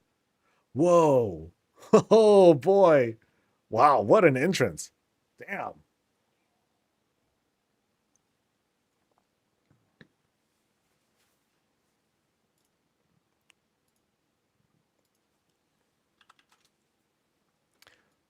All right, here we are, and we have this grand entrance. Like it started out bright here. There's like this glow, as if we went through a magic portal and into this palace of sorts. Wow, palace is oh Jesus, dude, damn. Okay, so this is a very intense entrance. We've got to back up. I feel intimidated. So we have like these like this whole elemental lamp sort of thing going on right up above, and then there's this cute little trellis trying to feel relevant. We're flanked by these giant pillars and ginormous bookcases. Ooh, that's big. I broke it. um yeah, huge pieces. And yeah, very much a palace feel, because here we have like these kind of closed off hallways where it's like, let's pretend this was like super populated, right? And yeah, people like discussing and talking smack around the corner, away from prying eyes and curious ears and all that. The scale is massive. Yeah, the bookshelves are way too big, but who cares? It's huge. Wow. And then these arches, more tables, more platforms to kind of line things up, and a floor is being built is here as well. Damn, dude. This is really cool. And then of course up top we have uh rocks and other things to and stars, I guess, to create this kind of cosmic top to this palace entrance. Wow, this is really good, dude. I want to see what's going on going up top. So here's like section 2. We're greeted with like this kind of grand staircase of sorts. Huge blocks though. Very, very large blocks. Sometimes we're used to seeing like smaller blocks, but in this case, I'm going to safely guess that budget issues, because this looks like it's not just scaled large, but there's just a lot of pieces that are coming together, and you gotta save room somewhere. So we want to have this effect. Let's kind of limit it to this, and we'll have the stairs look like that. So we have some works in progress going on. But on this side here, we have a bedroom, an open air bedroom. Okay, it's not really open air, just the curtains happen to be open at the moment, but it's a full bedroom comprised of, a small room plus, little closet spaces to create these, everything that you need. So here's like kind of the wash area. Nope, that's kind of a toilet, maybe. Yeah, I think that's going to be used as a toilet because we have an actual tub here, place to wash up, plus mirror, enough lighting and dressing to fill out some space. Full bed, plus a curtain that I'm pretty sure I can't cross. Yeah. Even if there was a room behind there, I think it just ends up closed off. And then these areas, I think these are just kind of like shells to fill, to help fill space. Cause, otherwise again, budget issues and all that. And another giant pillar to, that might show up somewhere upstairs. Damn, this is a crazy spot so far. So I think we need to just keep exploring this lower floor before we start climbing up. So let's progress through here. Past these little gardens that have been set up into this kind of a snacky dining area. So again, the scale is just huge. And that's one way to help fill out the space. Just make things bigger. Way bigger. That'll fill up walls. Size. Yeah, so again, we have walls that are makeshift walls that are set up along with these arches, more of these. And it's a cool theme to have these like set up over and over again to create this natural vibe. Of course, we look closer and it's like, oh, hey, look, arches right here on the ground.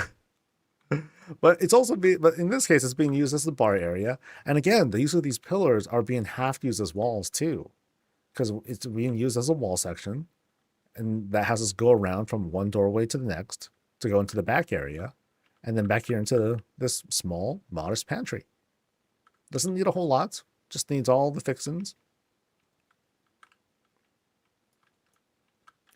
All right, so yeah, barrel full of who knows what is in there.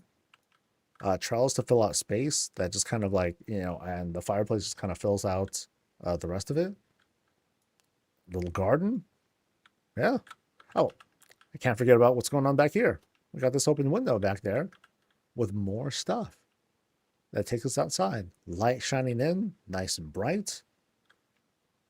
Cool. Boop. Actually, I want to back up a little bit. I want to make sure I get a screenshot of as soon as we walk in, because again, it just has a super majestic vibe to it. Like this whole the Emerald Palace or something like that, right? Okay, I think we're ready to climb because I think we've seen all the rooms that are around here. Yes, let's climb. All right, so we go up. It meets the slow check. That's cool. Yeah, so these stairs work out just fine. Actually, did we went up one side. Okay. So there you go. That's the other side. So now we're kind of backtracking again. Oh, wow. Oh, this is cool, dude. So I'm not entirely sure what's in the middle. Yeah. Multiple windows. Got it. But as for what's in the very center here, that looks like kind of a forage or table or whatnot. There's smoke coming out. Is that like a grill?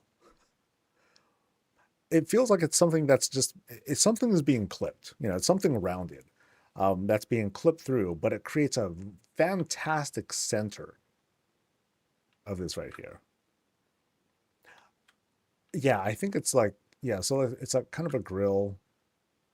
I think it might be the hanging brazier, but or a hanging pot, but it's flipped to the side and kind of shot through. Yeah.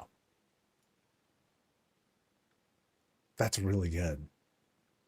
Cinder oven? Maybe. That's really good though. This comes together like super, super good. This looks like an order hall table or some sort of table or whatnot. That's really neat. That's a really neat piece. It is the oven? Okay, cool. Okay, so here's like the is this the continuation of the pillars? Yeah, so the pillars are like going up higher, looking all the way through to, again, fill up space, but mean something too. So we're up here now. We're up at this upper level, looking down. Oh, that's such a long way down too. So we're entering like this library section. And these aren't like rooms or anything, you know, it's just like whole sections that are being set up. Oh, and we got a little secret nook here. So here, oh, I love how this works because we kind of dip. So it's kind of a pit office where games are happening here. So, oh, it's more like tabletop stuff. So like they're playing Hearthstone here, almost. So they got their cards, they lay stuff down right in the mid. Yeah, I like that. Magic, Hearthstone, hey, whatever we like. But then inside this area, oh, here, this is kind of curious. Like, there's a mirror here. Oh, hi, Nixia. There's a mirror here, but then they also added some windows. So I guess this is meant to add some extra light in. I'm not sure if it's working. I don't quite see the light shining in, or maybe it's inverted the other way around. And then here, there's a fireplace that's set up, which makes this spot really, really warm. Nothing behind there. Okay. But yeah, that's pretty neat. Oh, can we close that? Okay. Oh, nope, that's not it. Oh, no, that was open. Okay, close, close, close. Oh, one more. Close. All right. A little bit of workstation stuff going on here. A little touch. I want to click that. Yay. Yeah, little knickknacks that I just kind of put in here. So some extra details. So it's not like huge secrets or you know sudden fighting arenas that are added, at least not yet. But let's see if there is another spot that's put in here, and there is. Can I kind of sneak in here from this spot? Yeah, another really. So it's just like a closet space that they made room for, with a bunch of little knickknacks, place to sit, hang out, enjoy some sun, and get really hot because again, full fireplace and everything. Oh, I like this telescope because you got to see all the way down there. It's a long way down too. Shoot. So this is just like, you know, one staircase room after another, or a stairwell room, and it's all being kind of linked together. So it's like one long hallway and a couple of closet spaces. Like that's the thing. Let me double check that was everything. So, boom, Blood Elf Manor. Man, this is crazy on the scale. Now, one thing that did I see like there was a bed downstairs, and that was kind of it. You know, one bedroom downstairs. Everything else is you know, just like the scale of it, huge. Huge. Oh, it's to look up at the stars. Okay, that's a good point. So is this supposed to be like outside? So here we are. Ta-da! Let's get a closer look at this roof here. So yeah, as I suspected, there's a bunch of filigree to line up that space. That's so neat, dude. And then oh, there's like an extra fountain there too. That's being added for some additional touch. Cool.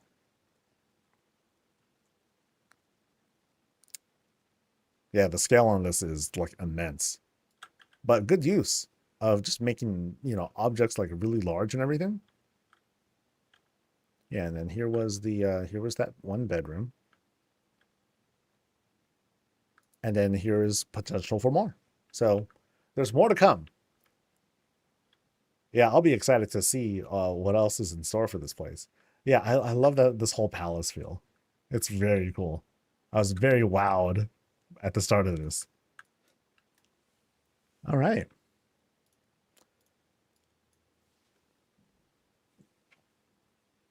All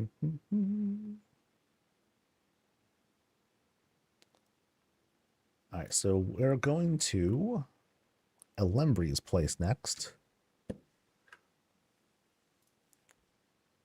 Starts with E, or does it? No, Elembry's place starts with F. All right.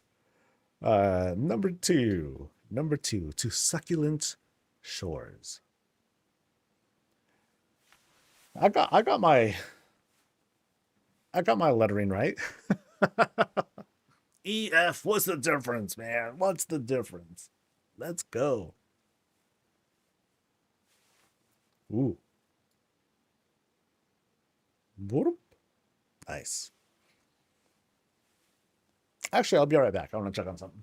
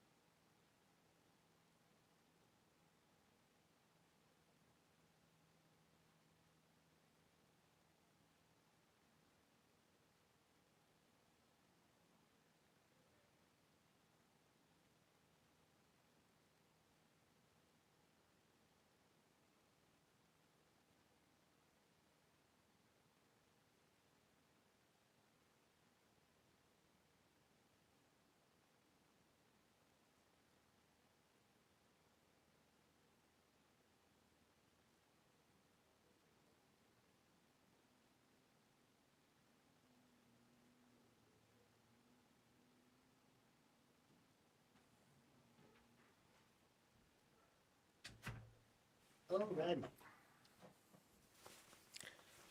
My wife's home. Yay! Okay. So we're gonna do this tour, and then I will have 1, 2, 3, 4, 5, 6, 7, 8, 9. Oh, so we'll be halfway done by a bit. So we'll do one tour, and then I'll break for lunch for a bit. I'll be gone for like 15, 20 minutes or so. Melba will save my butt once again. I'm getting hungry. So, and my wife brought a bunch of like Japanese stuff. So she got some onigiri, and I think there's like a little bento box that's waiting for me too. Don't get distracted. It's just food, delicious food. We're now at Alembry's place over at Founders Point, and I'm directed here first. I know this is like a cool climb, but I'm directed here first because we have this very pretty looking void fountain flower thing happening. It's just pretty, I think. Let me get close. Okay, how can I do this and get a little closer? No, that doesn't work. So I'll just admire it like this. It's just nice, right? And it's simple stuff. You know, elevated void fountain looking thing, flowers, and this tent to act as a frame. That's it. And it's really nice looking. Here we go. This will give us like a decent look at it. Yeah. Oop, screenshot. That's all it takes. Putting the right things together, shape them right, give it like this cool isolated frame, and you make a vibe. All right. So we have this elevated house to climb. Pretty simple climb too. Let's see if I can do it without jumping. And we're kind of working our way around this Arkandor model here, which is neat. Floating acorn guy. Hi. Mr. and Mrs. Seed. Seed, right? Seed of renewal, something like that. Yeah, it's almost like a staircase because the way it's shaped is like so evenly set. And it's not like you have to, you know, make it look like this semi-natural thing. You know, not every rock needs to look unique and all that. But it'll be cool if one day Blizzard releases like more rocks. But yeah, otherwise a really well-dressed house, lots of green around it.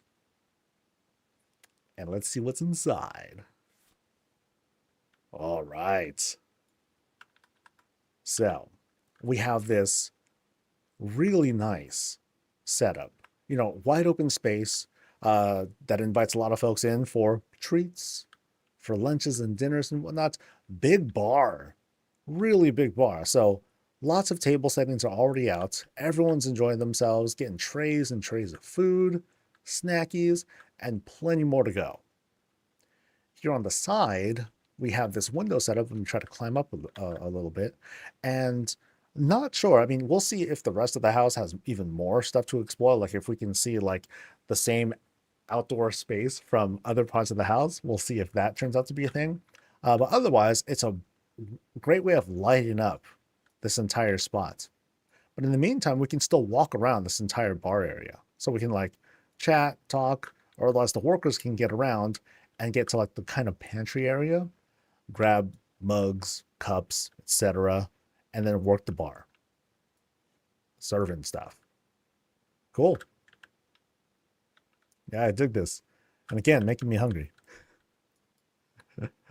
What's really cool about the Belemeth kinds of walls are these right here, because you have like these very intricate openings, but it's also subtle. Like the Blood Elf one is really loud, yeah, and it has to include the walls, which are really bright and red.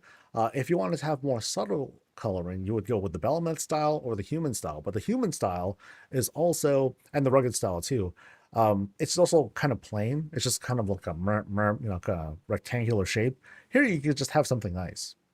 What some people do, I've noticed, is they'll take like a whole overhang, or they'll take like one of those not a gazebo, um, kind of like these large tents, and they'll throw them in because some of them they have like really big frames, and they'll use those as well, and that's really neat.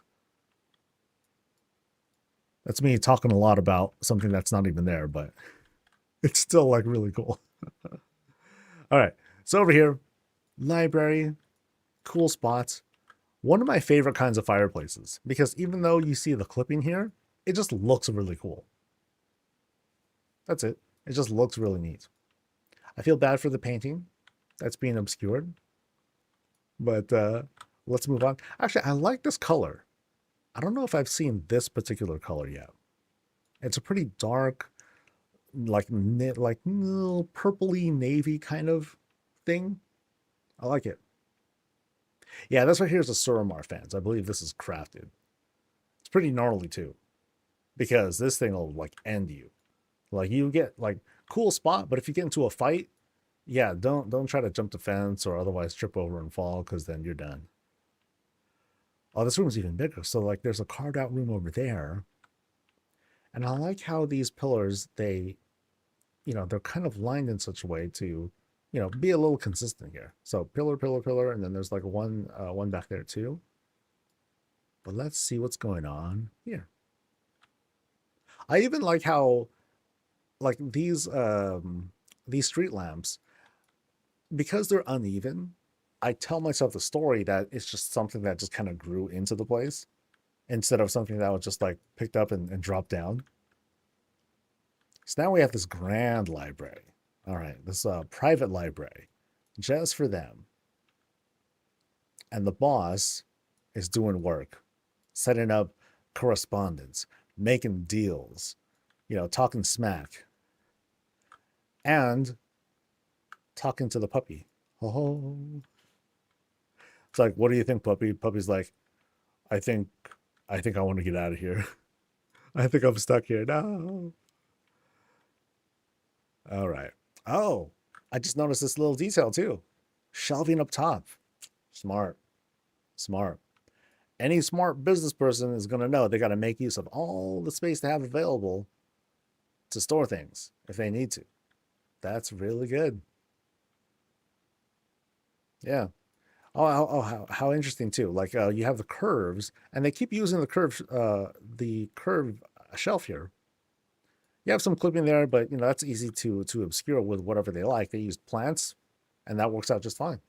You have to like really be nitpicky and be like, oh well, see that to really like notice stuff of that sort. So let's progress into the next spot. And hello, we are welcomed with this kind of like with a climb, that's for sure. But in the meantime, we have this very, very nice garden set up. So here's like one of the pre-order fountains being used as the bottom of this rock garden. Waterfall stuffs. Oh, this is nice. This is really, really nice.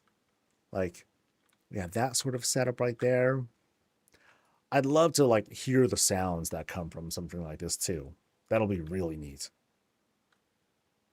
So panning off to the left here, we have the Arkham door. So just like on the outside, we have another Arkham door that's set up across this pond, quote pond. Stepping stones to keep our feet clean. But also, there's 2 climbs here.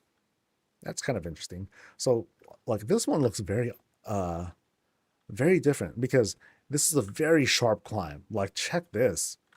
Ooh, boy. Really, really steep. But it's functional. And it passes the walk check, too.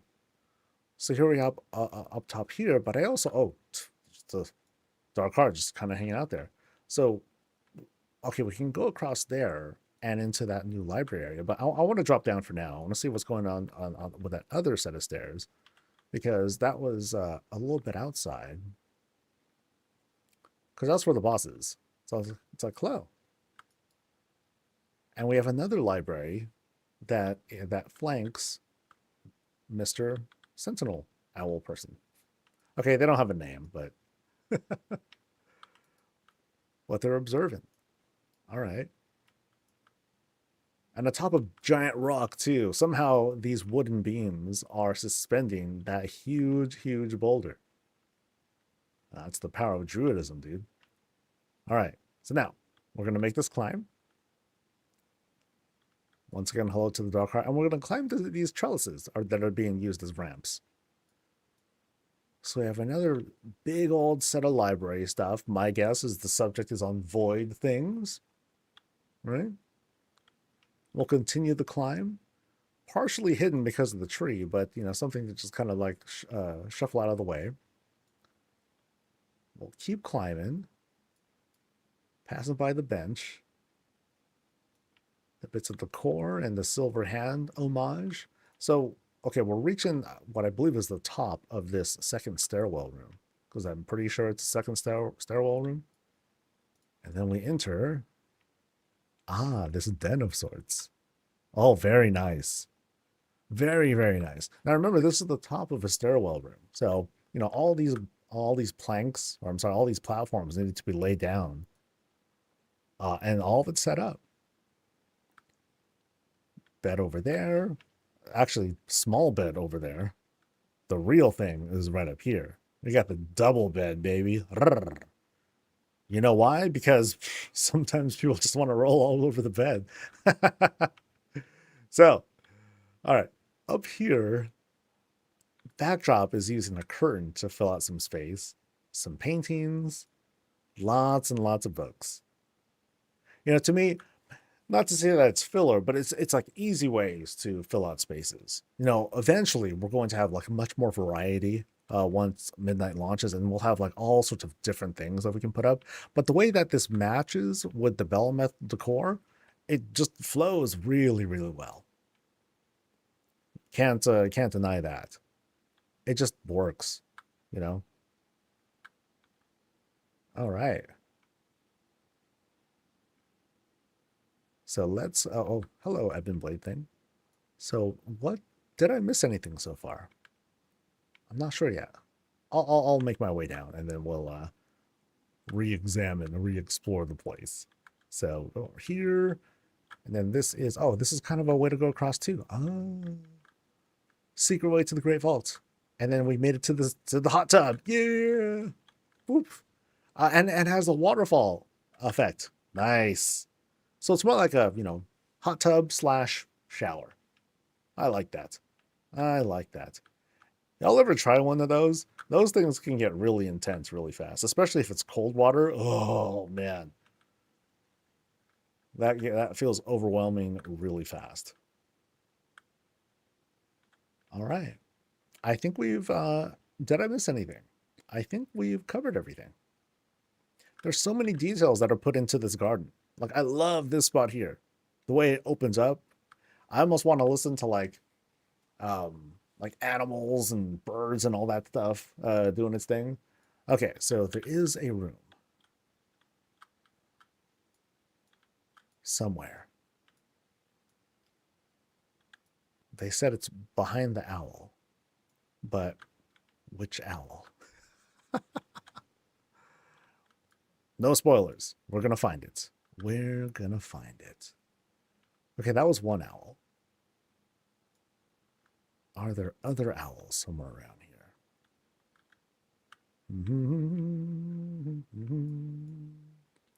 Okay.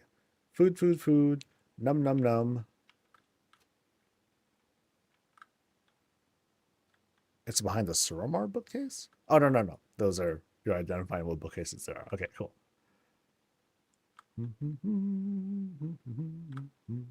Okay, so we can climb up here if we want to. Okay, this is one owl. But yeah, there's that doesn't slide. So we instead climb here. Yeah, we'll get it eventually. I'm food motivated right now. So nothing can stop me. All right. Dark Heart, hello. Climb up. Library, climb up again. Benches, climb up again. Silver Hand, climb up again. Kraken. Find this. Yeah, there we go. So there's only, was there only that one sentinel owl? Drop down behind this. Oh, behind the stone. Oh, so I was close already. So that means bloop. And then,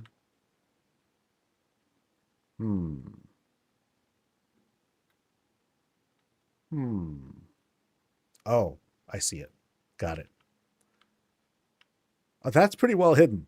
That's pretty well hidden. Ah. Okay, so. Oh, wait. Nope, that was wrong. Never mind.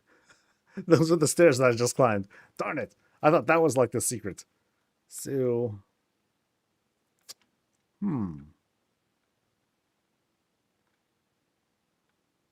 What did I miss?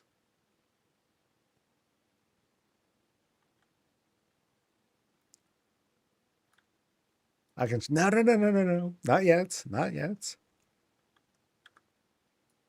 I mean, it's it sounds like it's just not a bookshelf, so it's nothing that obvious. But I'm determined.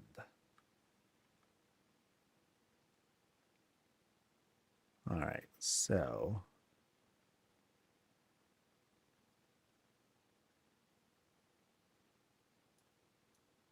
yeah, the chair ones, those are pretty tough.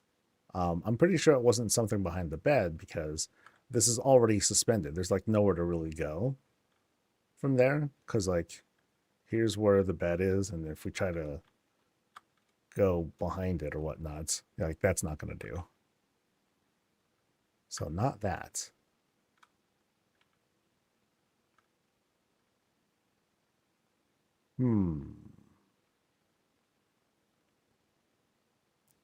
You're stumped. No way. I've got a ways to go. So go here.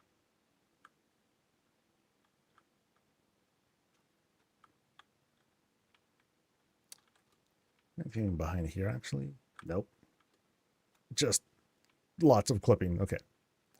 And there's nothing around this bend either. Nope. Nothing there either. I was there? Great.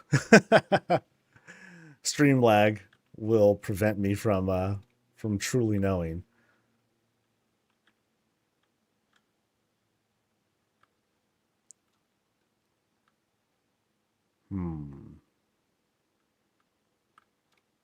Nope, that wasn't it. I mean, was there something here? No. Ooh, oh boy. Wait.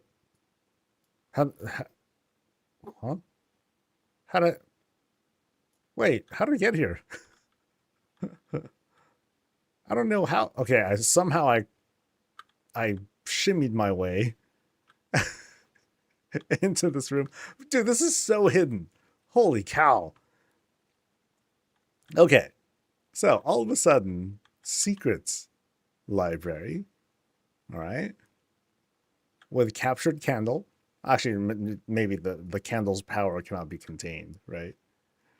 Okay, so And then there's secret behind the shelf. This is cool though. Lots of little knickknacks.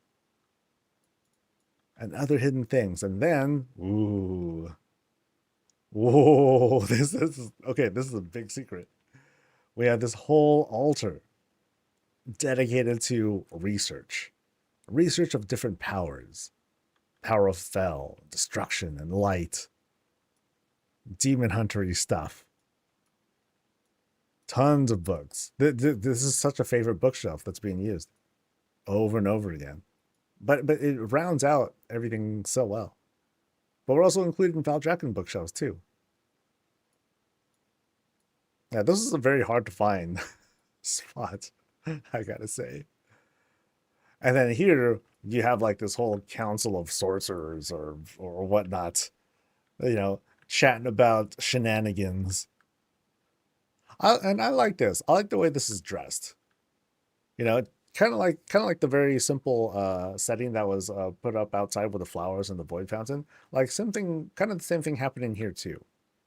You know, a couple things that are stacked together, made to create something else, and it's very cool.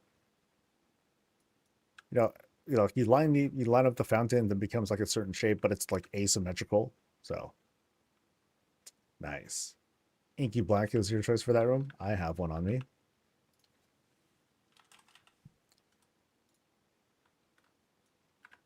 Ooh. Oh man, what a mood. Okay, so here we are back here, doing it once again. Oh wow. Spooky, dude. You know what's funny though is that you know, when the council of bad guys or good guys, when they're talking to each other, it's like, yes, what is our next plan, Jeff? And Jeff is like,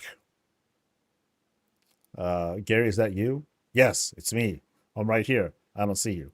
Oh, I thought you were Greg. No, I'm over here. Oh, okay. No, I don't see you over there. Okay, no, I'm actually behind the fountain. Oh, I'm sorry.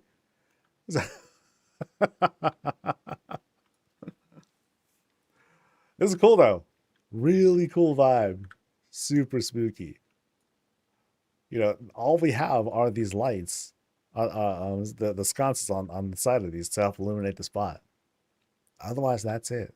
It's funny how, you know, this does produce light, but it doesn't project it very far. But I mean, that's kind of how it goes. So, really cool spot. Finally found everything. So thanks for showing us. All right, I'll head over to the next spot, but then I will break for lunch. It's gonna be Valkyrie's place. That'll be next. I'll be about like 15-20 minutes or so. I won't be long. The intent is once I'm done with all the visits for today, I'm gonna cut out right away. I mean, I'll have some parting words, Happy New Year, kind of stuff to talk about. I need to find the person though. Oh, Valkyrie starts with a G. Right. There it is. Valkyrie. GH0STWO1F. Valkyrie. Makes sense, right? 43. Let's go. Oh, thank you. And thanks for your patience. That was a tough one to find. Like a little bit of a nook behind a rock. Yeah, that's tough. That's tough. Is your guildmate? Nice. Okay, so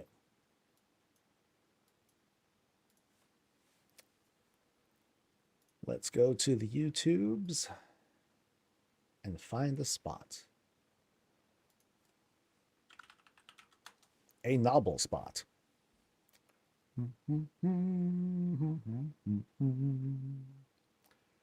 Let's see. Where's the Burning Legion? I think we saw that one. Lore of Warcraft. No, not that one. Lore spoilers? Nope. Not doing spoilers. That's messed up. Oh, there's like this AI thing. That's gross. The full life story of Sylvanas Windrunner. I mean, that does not look right. So, yeah, it's kind of jacked. All right. Did I do this one, the full story of Legion? I don't think so. Pretty sure I did not.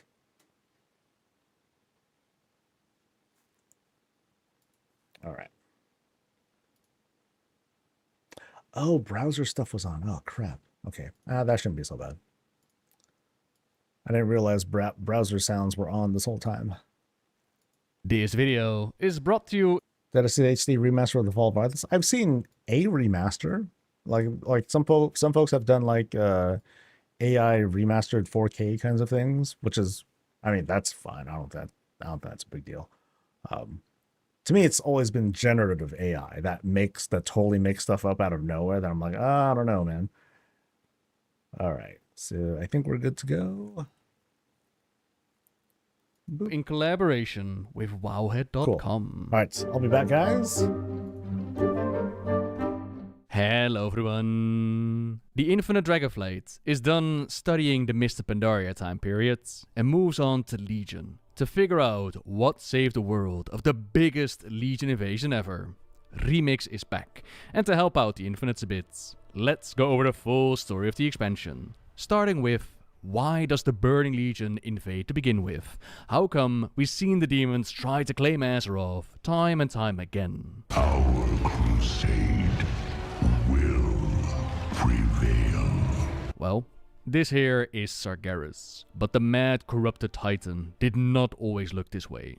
Once upon a time, he was the noble champion of the so-called Pantheon, fighting against the evil of the universe, as the rest of his brothers and sisters traveled the great dark beyond, which is what they call Warcraft space, in search of more of their kinds. More world souls, more slumbering titan spirits that they could help wake up and add to their ranks. During his many battles, Sargeras would fight against all kinds of evil, including demons that kept on respawning, as demons require some special ways of killing them. Otherwise, they can only truly be slain within their own domain, or you'll see them recover and come back later. So to stop that, Sargeras decided to build them a prison instead.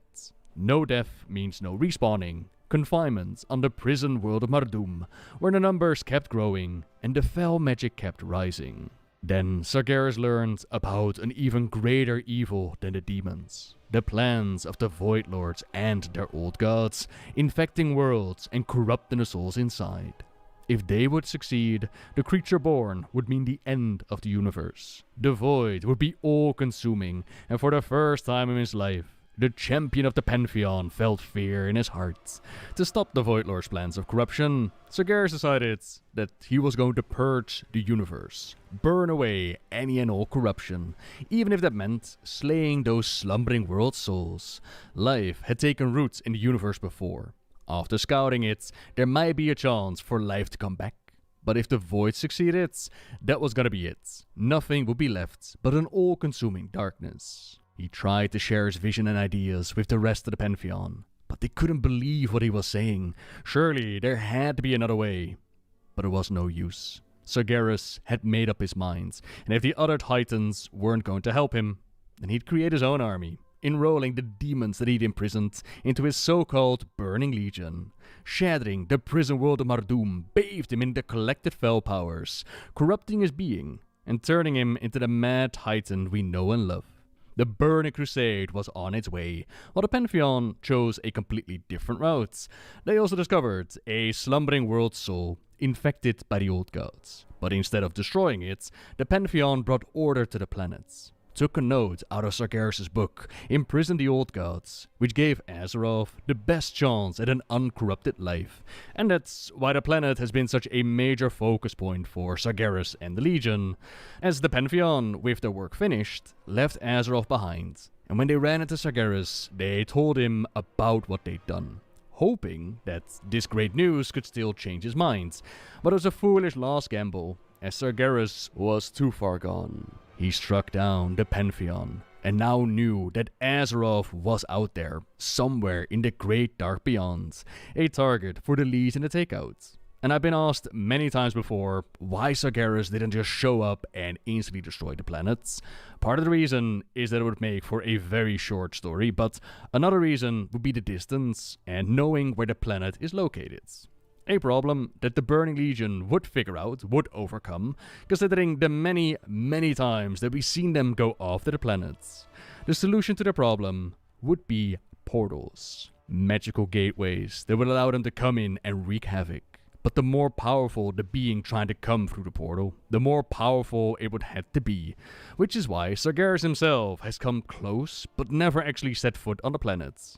The closest he got was using an avatar. Something that held a sliver of his power. Which is how the Guardian Aegwin was able to defeat it. Imprison the avatar within the now named Tomb of Sargeras.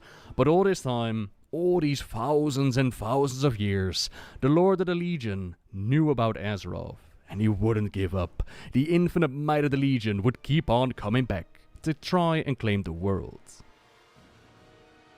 One of those times would go down in history as one of the most important moments on Azeroth. The so-called War of the Ancients. Entranced by the power they offered, our queen betrayed us to the ruin of the world.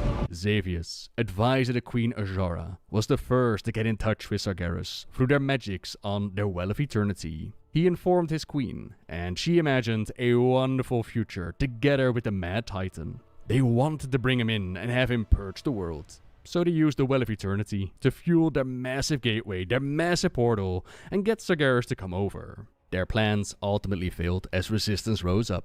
Azeroth still stands over 10,000 years later, but did not come without great sacrifice. One that was willing to sacrifice everything, that was Illidan Stormrage, who acted like a double agent, pretending to want to work for the Legion, but infiltrating the palace and trying to deceive someone like Sargeras is no easy feat.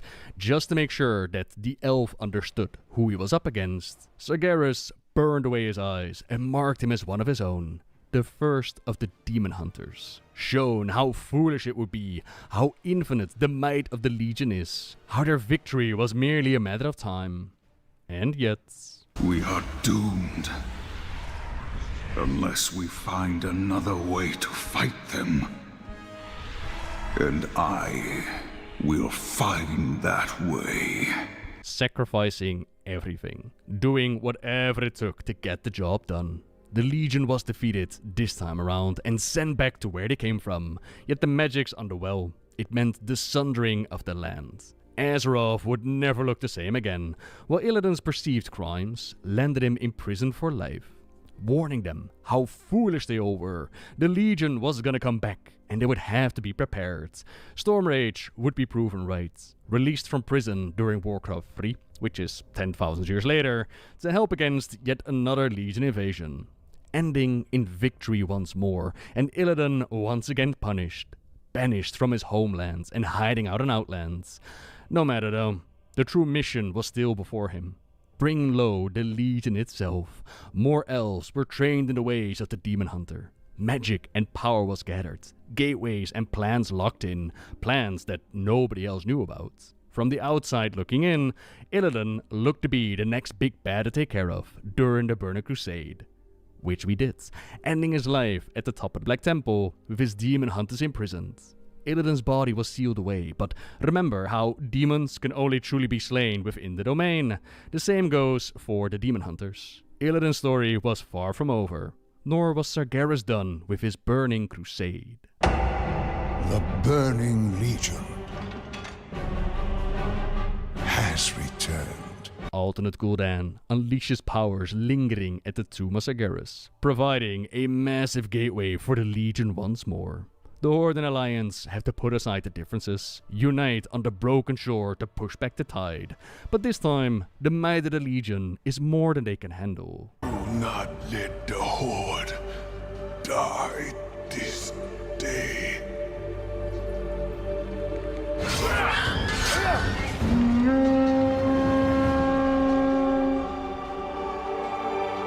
No, she wouldn't. I knew it! I knew we couldn't trust her! The Horde is forced to retreat, which for the Alliance looks like the Horde abandons them. Apparently, they discussed no plans for retreats, and this moment causes friction amongst the factions. War Chief Vol'jin dies and passes on leadership to Sylvanas. High King Varian sacrifices himself, also dies, and so now his son Enduin takes over as High King of the Alliance. With red and blue hurting and pointing fingers at each other, it is going to be up to us to pick up the slack, lead the charge, and form our mighty order halls. Unique class stories, with followers to recruit and mounts to earn, each spec getting their own mighty artifact of legend together to wield in the war against the Burning Legion, with scrolls of lore detailing their history and importance within the story.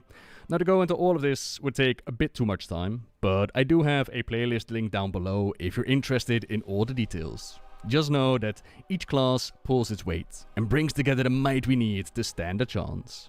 Not just the classes we know either, the situation is so dire that Illidan's imprisoned demon hunters are set free again to join the fight. Their lord would have been a great ally as well, besides, you know, the whole being dead thing, but that's something we'll fix later on. Beyond numbers and power, we need to come up with some way to reseal the gateway at the Tomb of Sargeras, to stop that infinite flow of demons pouring in. And for that, we were going to need something special. When the Titans brought order to the planets, they left relics behind, the so-called Pillars of Creation. There was the Aegis of Agramar, Tear of Elune, Tidestone of Golganeth, Hammer of Kaskarov, and Eye of Amantul. Scattered around the Broken Isles, we'll have to go around and make some new friends, defeat some enemies, and claim them for our cause. Given the choice to do the zones in whatever order we want it, let's follow the clockwise pattern and start in Azuna, home to the Tidestone of Golganeth, which got shattered by Queen Azara when Prince Ferrandis tried to use its power during the War of the Ancients in order to try and destroy the Well of Eternity, stop Sargeras and the Legion from coming in. One amongst the prince's people snitched on him to the queen, and her retaliation was swift. Not only did she shatter the Tidestone, but also curse those in Ferrandis' court. 10,000 years of damnation for 10,000 elves, unable to taste the sweet release of death, even when they try. The people are not happy with their prince, all for daring to go against their queen and try to do what was right. As the prince now joins us on our quest for the Tidestone, Azara shows up again. I'm giving you an opportunity to kneel before me, Princeling. Maybe something can be done about that little curse. To release my people's curse, to redeem myself, and secure my legacy. The people of Azuna were and always will be too proud to kneel before your demonic allies, witch. And we will never kneel before you!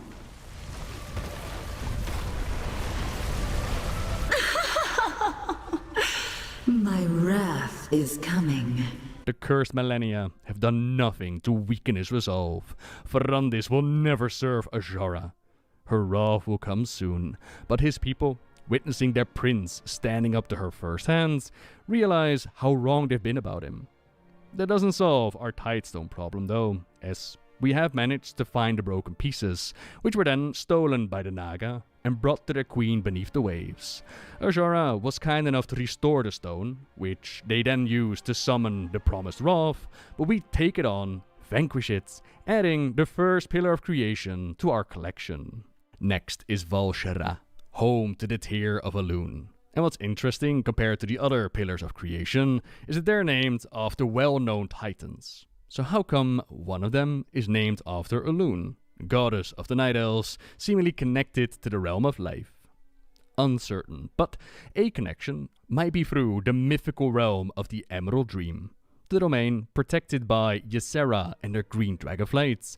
The Emerald Dream is not all peaceful and dreamlike though. Not after the imprisoned old gods managed to see the corruption within, bring forth the so-called Emerald Nightmare. Its corruptive nature has spread throughout the dream, manifested in the physical world.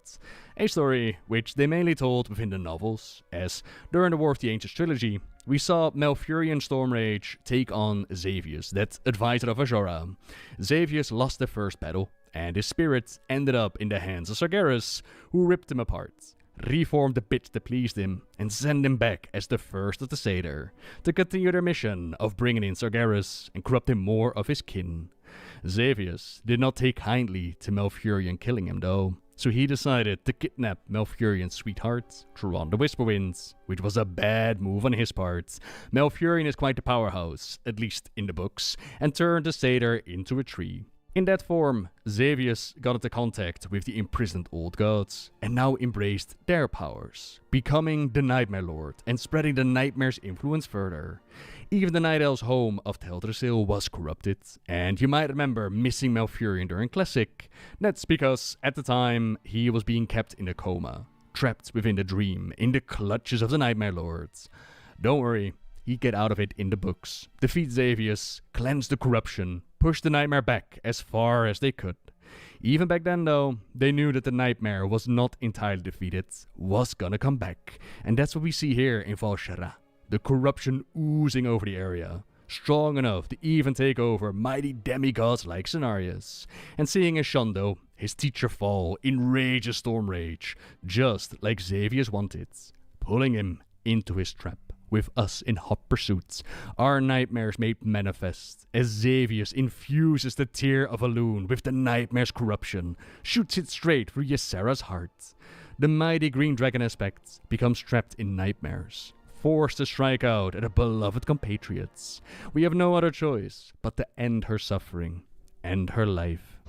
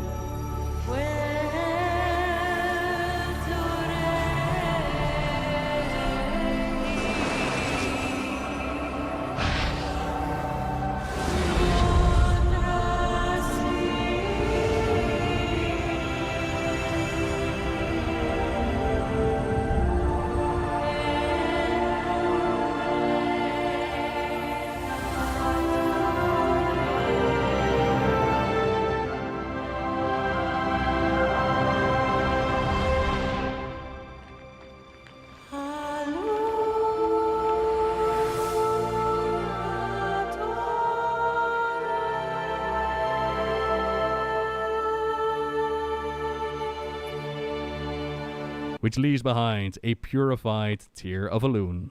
Just the artifact we need. She comes back. Whatever. It's all good. Oh.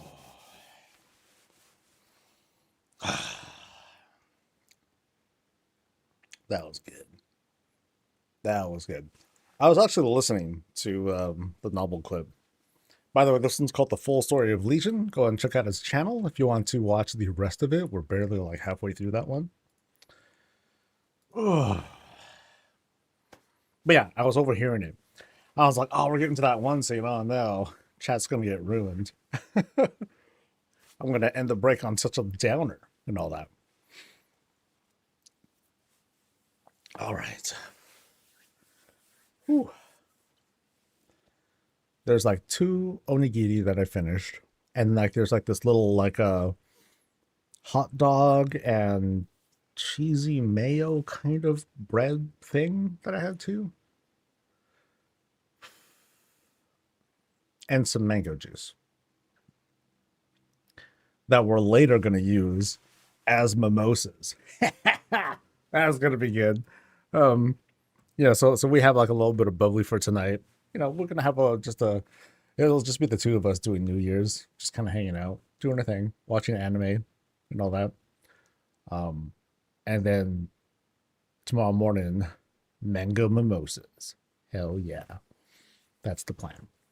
All right, I need a moment to like get back into the groove. How was your guys' lunch? Or, well, y'all probably had lunch already, but whatever. What did I miss here?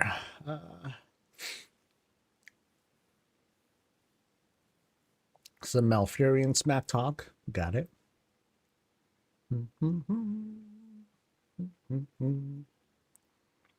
Mega Mimosas and stream? No. You know, actually, one time when I was like just having, I think, wine. No, I think I had a shot during stream too.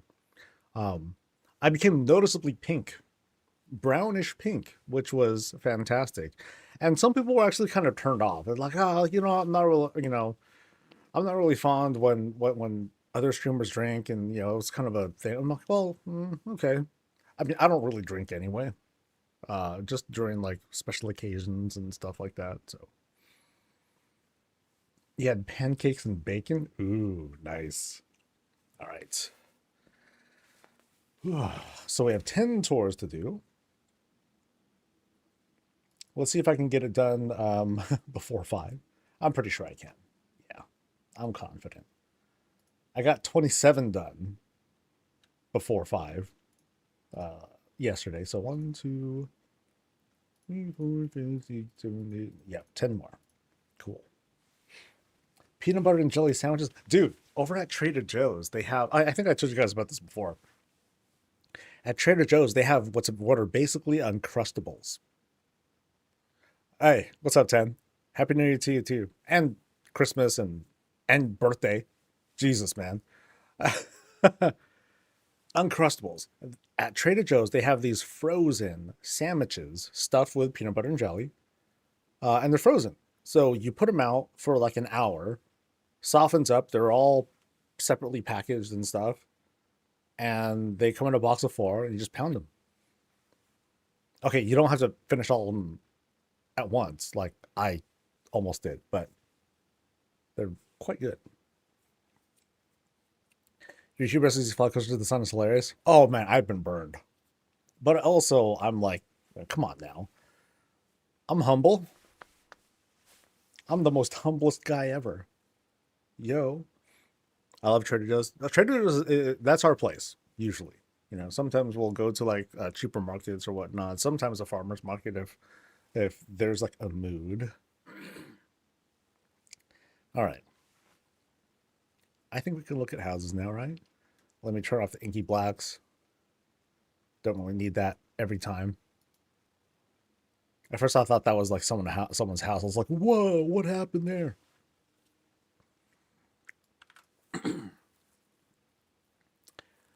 Thanks for waiting, folks. We're back. Oh, I was recording during the break too. Oh crap. Okay, so let me... I didn't kill my hard drive space, did I? Shoot. One more check. Okay, now we're definitely ready.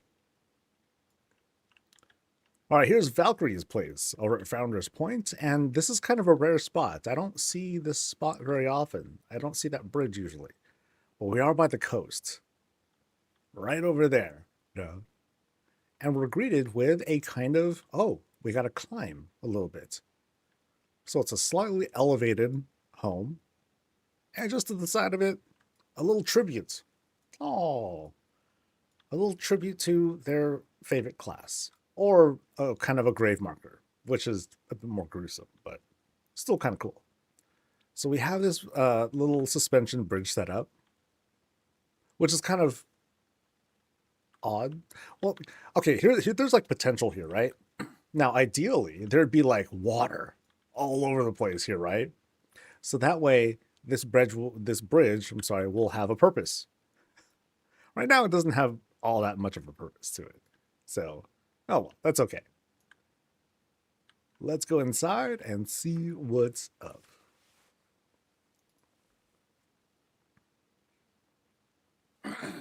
Almost. I know.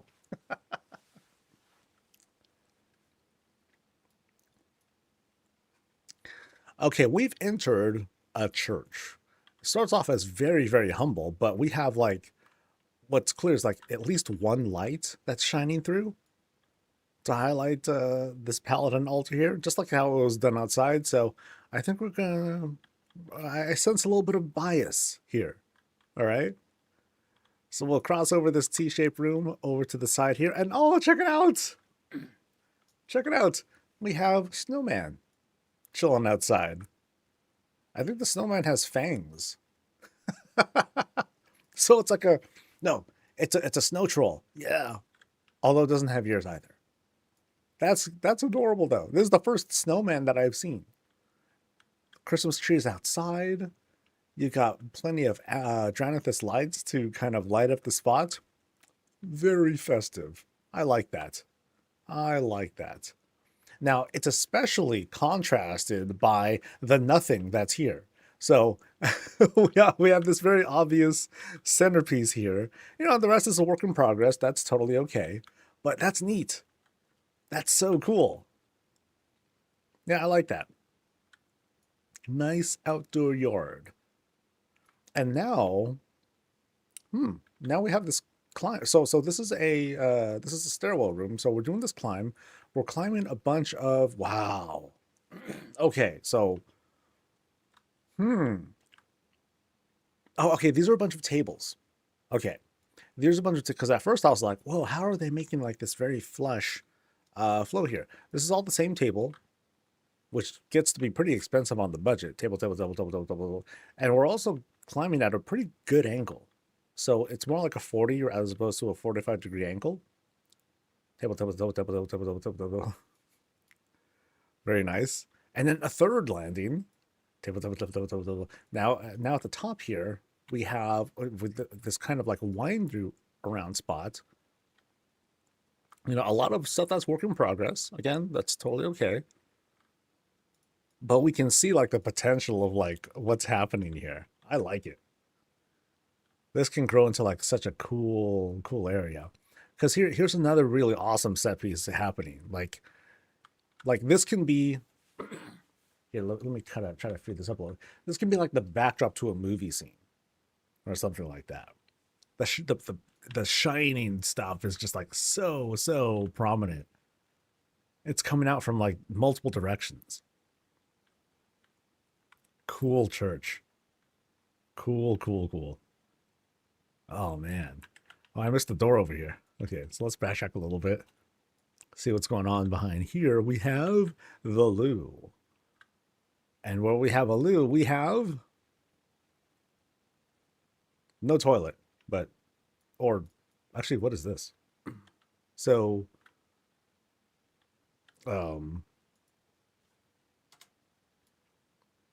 okay, is this like some, wait, what? Well, this is a very complicated loo.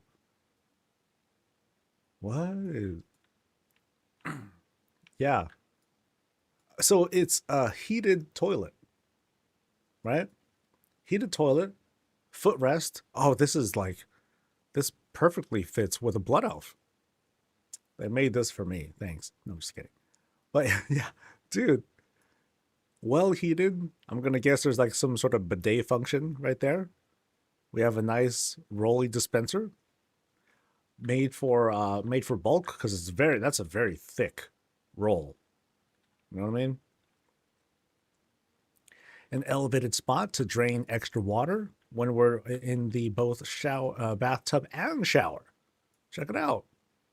So like a little baby fountain is being used as the dispenser, and that works out really well.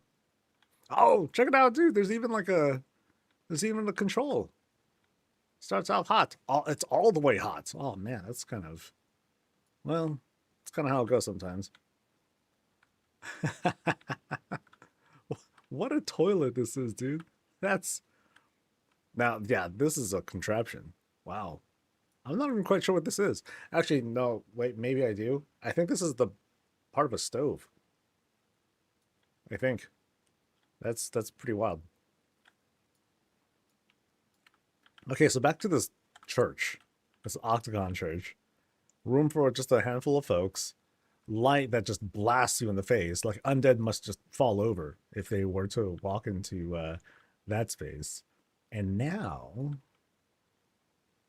a bedroom. Or at least the start of a bedroom. Behind this, okay, there's like some stuff here. Oh, those are just like regular bookshelves. And behind here on this elevated spot, we have the bed. And the master of the house, Mr. Snuffles himself. Nice and safe from predators and all that.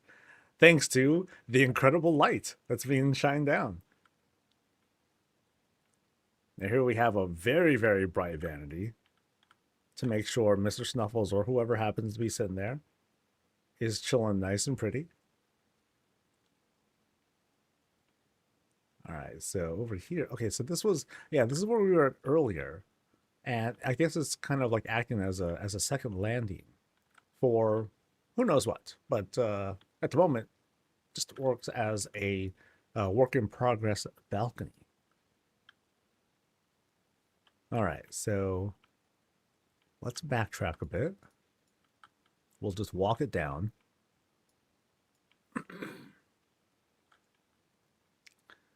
So there was supposed to be a certain area where there's plants.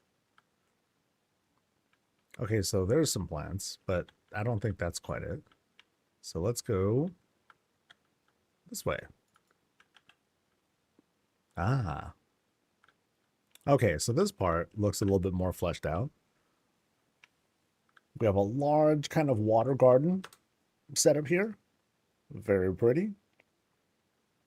And here's kind of like the knickknack area. You know, goods that have been picked up, weapons that have been had, trinkets that have been looted. Cool. And then right through here, a second loo. Again, with this very, oh, I think that's supposed to be a lamp or something. And this is the bottom of it, maybe? Yeah, that might be what's going on here. Because I think that's part of the opening where the lamp is.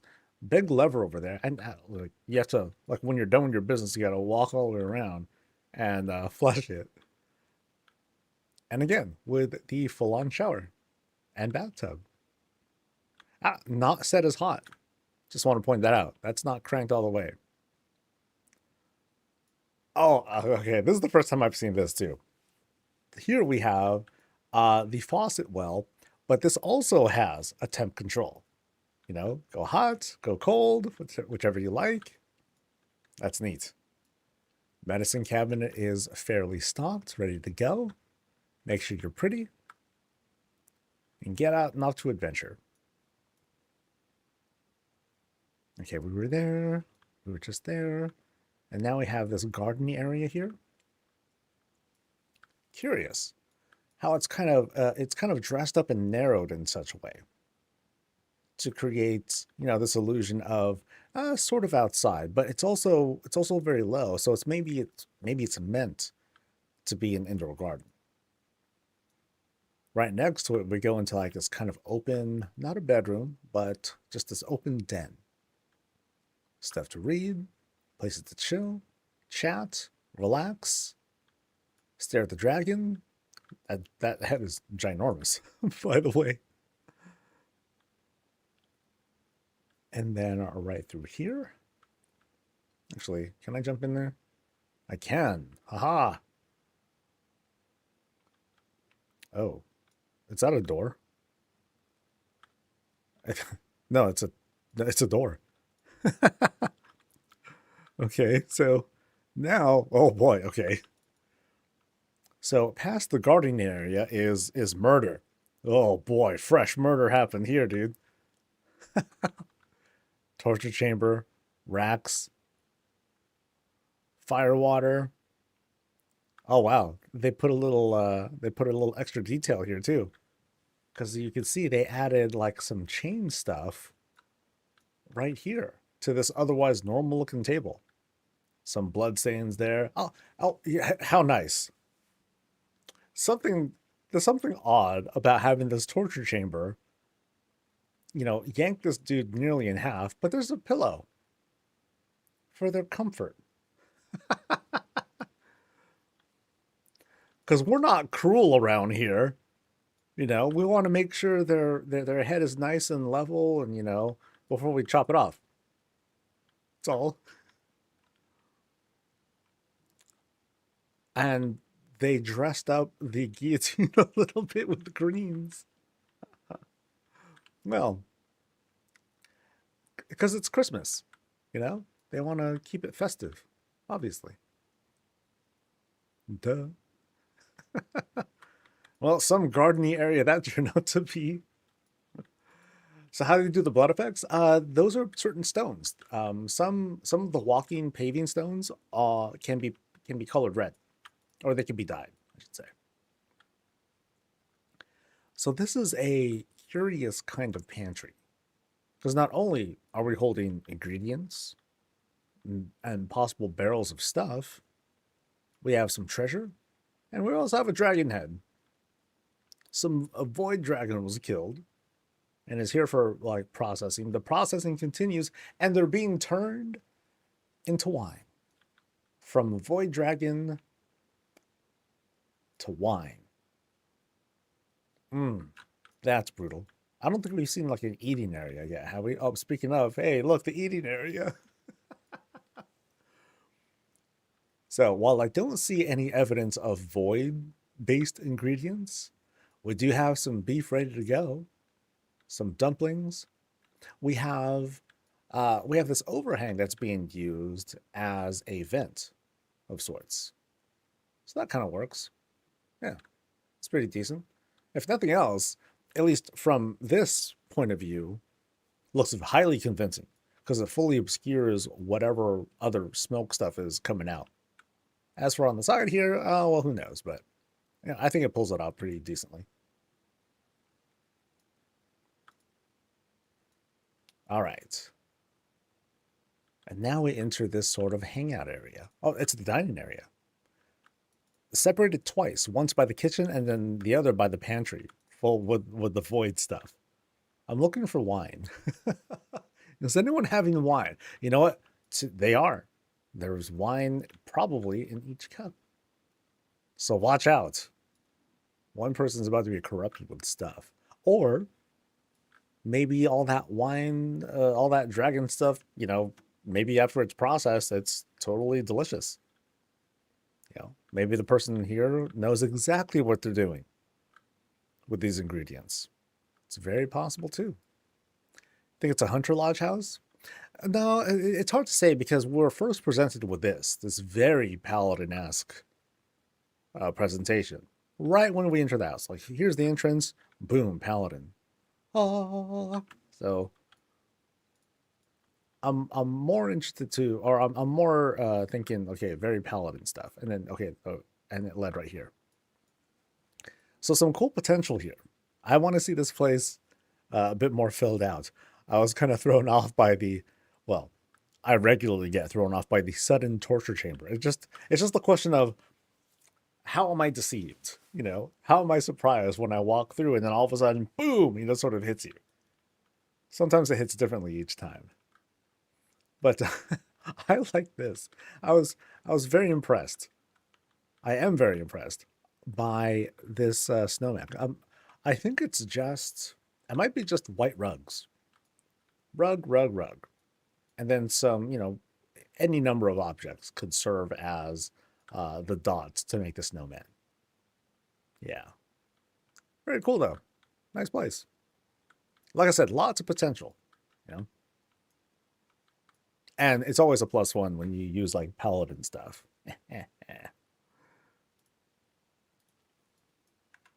All right. Off to Sing Sing's place, aka Soul Rack. Starts with S, buddy. S. There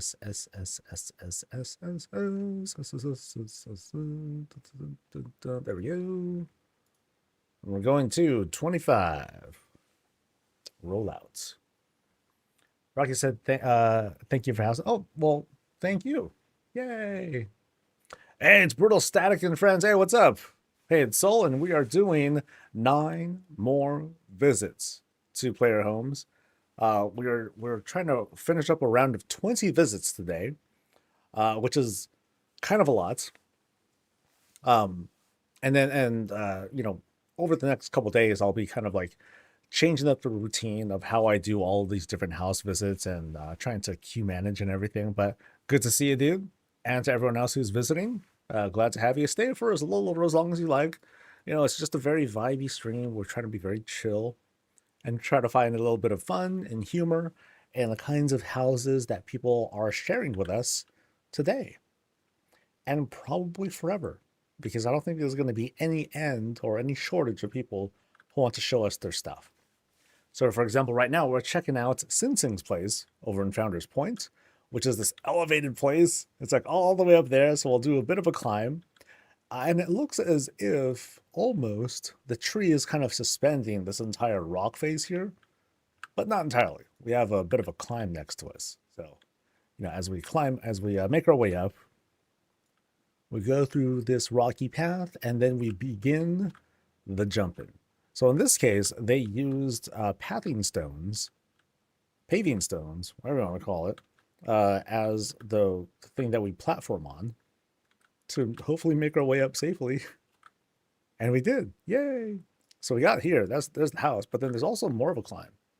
And I'm kind of curious what else there's. Oh, we have that whole shrine up there. Okay, let me at least make sure I can complete this climb on my own. Otherwise, oh snap. Otherwise, I have no honor. And I suck forever. So I will never get into a group again. Don't fall, buddy. Yay. All right, so up top here, we're rewarded with a hot tub. Heck yeah. Hot tub, snacks, place to sit and enjoy the view. You don't need to see me. But yeah. All vibes, man. All vibes, super chill. Oh, we can overlook like some other places there too. So like that one's all dolled up with some voidy stuff. Can we see one else in the distance? Okay, those are like some NPC houses. There's another spot right there with a pretty filled out yard, tall towers as well. And yet, overlooking all of it is this spire. Cool. And then what's here at the end? Over here at the end, a big bell. All right. So let's make our way down. Hopefully don't fall. Perfect. Perfect mistake. Over here we have this very nice, oh no, we have this very nice looking shrine of sorts. Make sure I don't fall. And we can kind of sit here too. Oh, that's kind of dangerous though. But then we can take a look inland too. So that's a cool little vibe. Nice bit of detail. Let's head on in and have an adventure. And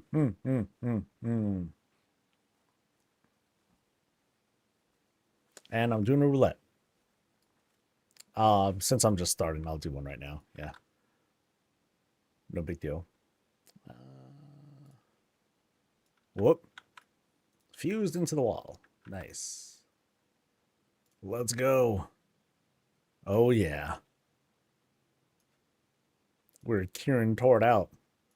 And then now I'm invisible. So I feel like I lose the value of the roulettes whenever I do these tours. All right, so as soon as we enter, we get to this wide open spot. It's paved with stones, and it leads up to this very nice looking garden. Water garden. I'm just kind of making up terms here. Flanked with some Pandoran decor. But on the side here, set pieces dedicated to class-specific stuff, it looks like. So we got some warlock-looking stuff right over there. Paladin stuff. Secret things. We'll get to that. We got shaman lore. Dragon things, but more like hunter stuff. A second secret shelf, it looks like. Demon huntery things. And elf stuff. Really good at this. Really good at this. All right. And we have this other little tribute to Pandoran stuff. And Death Knights. And warriors. Like a little bit of everyone. Don't worry, that's just a transmog guy. Don't worry about it. So we're going to proceed left through this secret shelf into foliage. Adventure awaits. But what's really on the other side here? What do we have? We have, kind of opens up to this elevated, what is it? Like a collection area. What kind of stuff did I pick up this time? And how do I sort it all out? Take our inventory, start throwing stuff down, lay stuff out. And it's relatively sorted. We'll be climbing up a bit. Okay, there's more like of this platformy stuff set up. And interesting that they've been using paving stones as opposed to like other rocks to make this climb. But let's go here first. I'm a little curious. We encounter another stairwell room. It also doubles up as a bedroom too. Some empty spots here, and I think this kind of serves as a climb. Yeah. So we can end up climbing the fountain here. I don't know if this is intended because I don't seem to be able to, really go anywhere. It's just kind of there to, I guess this area is just kind of here to line up as the bottom of the space. But I don't think I can platform my way up, can I? Yeah, it doesn't seem intended. So we'll backtrack. But otherwise, a big set piece there. And we'll instead pass by the little armory where we set some stuff down, and we'll begin the climb. Yeah, very curious use of these pieces. Ugh. Okay, maybe up here? Kind of? Yay, we made it. Okay. So now we can explore this upper area here. We'll go past what is probably a secret there. Some stuff is stored up top for storage purposes. And up here, notice this is an entirely made floor. It's not something that's just set by the room. Yeah, some stuff that's kind of laid out and, not really put there with a purpose, but just kind of here for a little bit of a visual distraction, maybe is what I'll call it. But over here, past the fireplace, we have our own little kitchen. Set up food. Once that's done, have it be served, and they can the audience can sort of like lose themselves just watching the patterns of the fountain fall. That was like a thing that I know that me and my dad would do a lot because he would want to go to the mall but not do anything, no shopping, no nothing like that. We would just like sit and hang out, and then we would just like stare at the waterfall kind of fountain that was there at the time. Remember malls? Those were a thing once upon a time. Oh, I didn't notice up here that there were other like little class celebrations in these corners over there. Nice.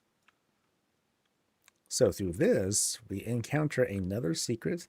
No shroud this time, just a curtain that leads us to a sort of elevated den area. Oh, this is neat. Yeah. So it's a private sort of workshop / study area, or a laboratory of some sort, with much work being done. And in the meantime, they talk with Exie. They talk with Jack and Jill over there. Cool. Now, what part is this hovering over? It's hovering over. Actually, it's a spot that I can climb. So let's make our way down.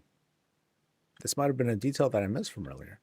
So we go down, and here we enter this this other kind of storage area. And a dead end. So what I'd like to think is like a work in progress. It's just kind of the bones of things being set up. Nooks, study areas, and potential to build into like a lot of cool things. I'm very curious about this climb, and I wonder, like, is there a way to incorporate like this fountain slide sort of thing into something that is an appropriate climb to another floor? Like, I don't know how big this thing gets, or if this can be like elevated a little bit more to become a sort of ramp that you can climb up and then onto. That'd be kind of neat. I'm sure with a lot of testing, you can figure it out. If anything, all you kind of use this to whee. Oop, we made it.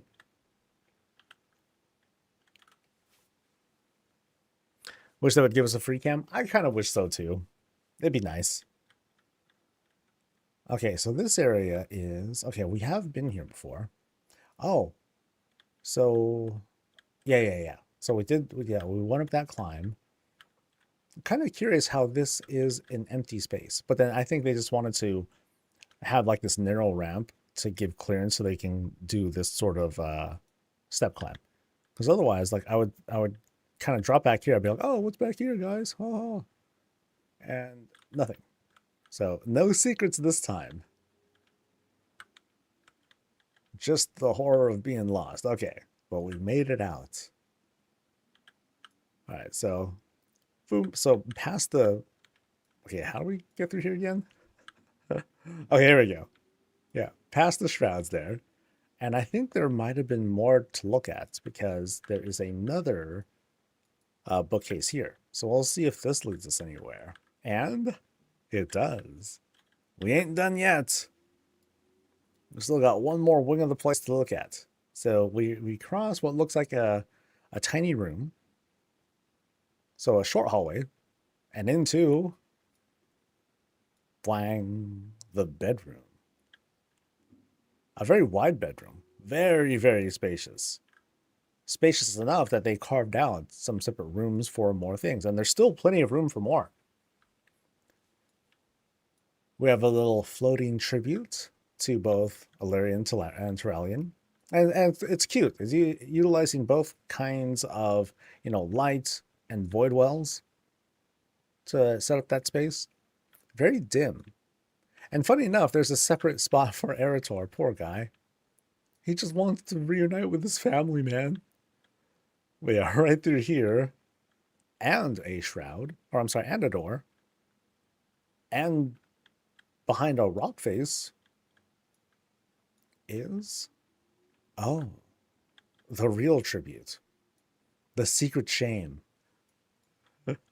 But is it really? You have a whole thing dedicated to her? Of course not.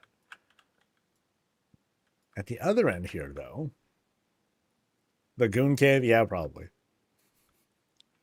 At the other end here, oh, this is a darling thing that's set up.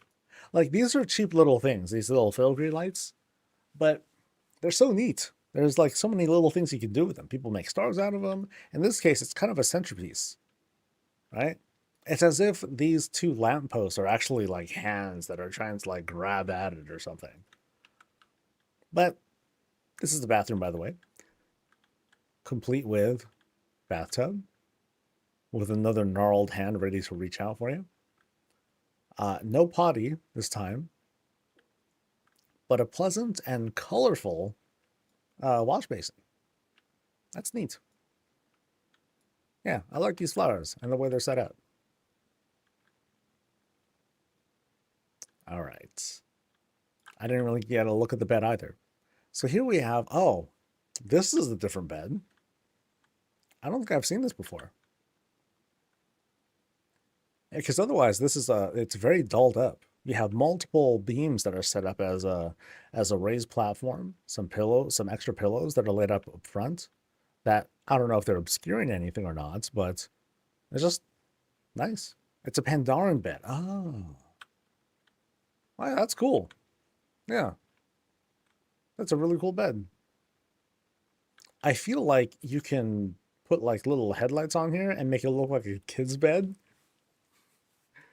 All right, buddy, get into the bed. Vroom, vroom, vroom. Okay, Dad, yeah. Eretor would dream, yeah. I wish I had my parents. But then he had his hot auntie instead, so that's cool. And I think that's the spot. So cool. Nice, nice, nice.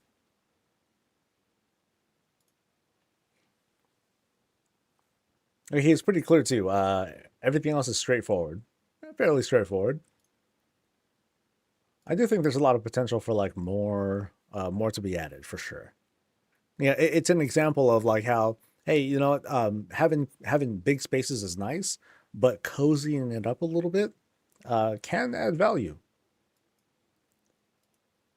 Well, we're heading to Zabric's place next, which in fact does start with Z. Let's go. Off to 41. I'm in my 30s and I still have a car bed so I can go fast to sleep. But nice. I like that.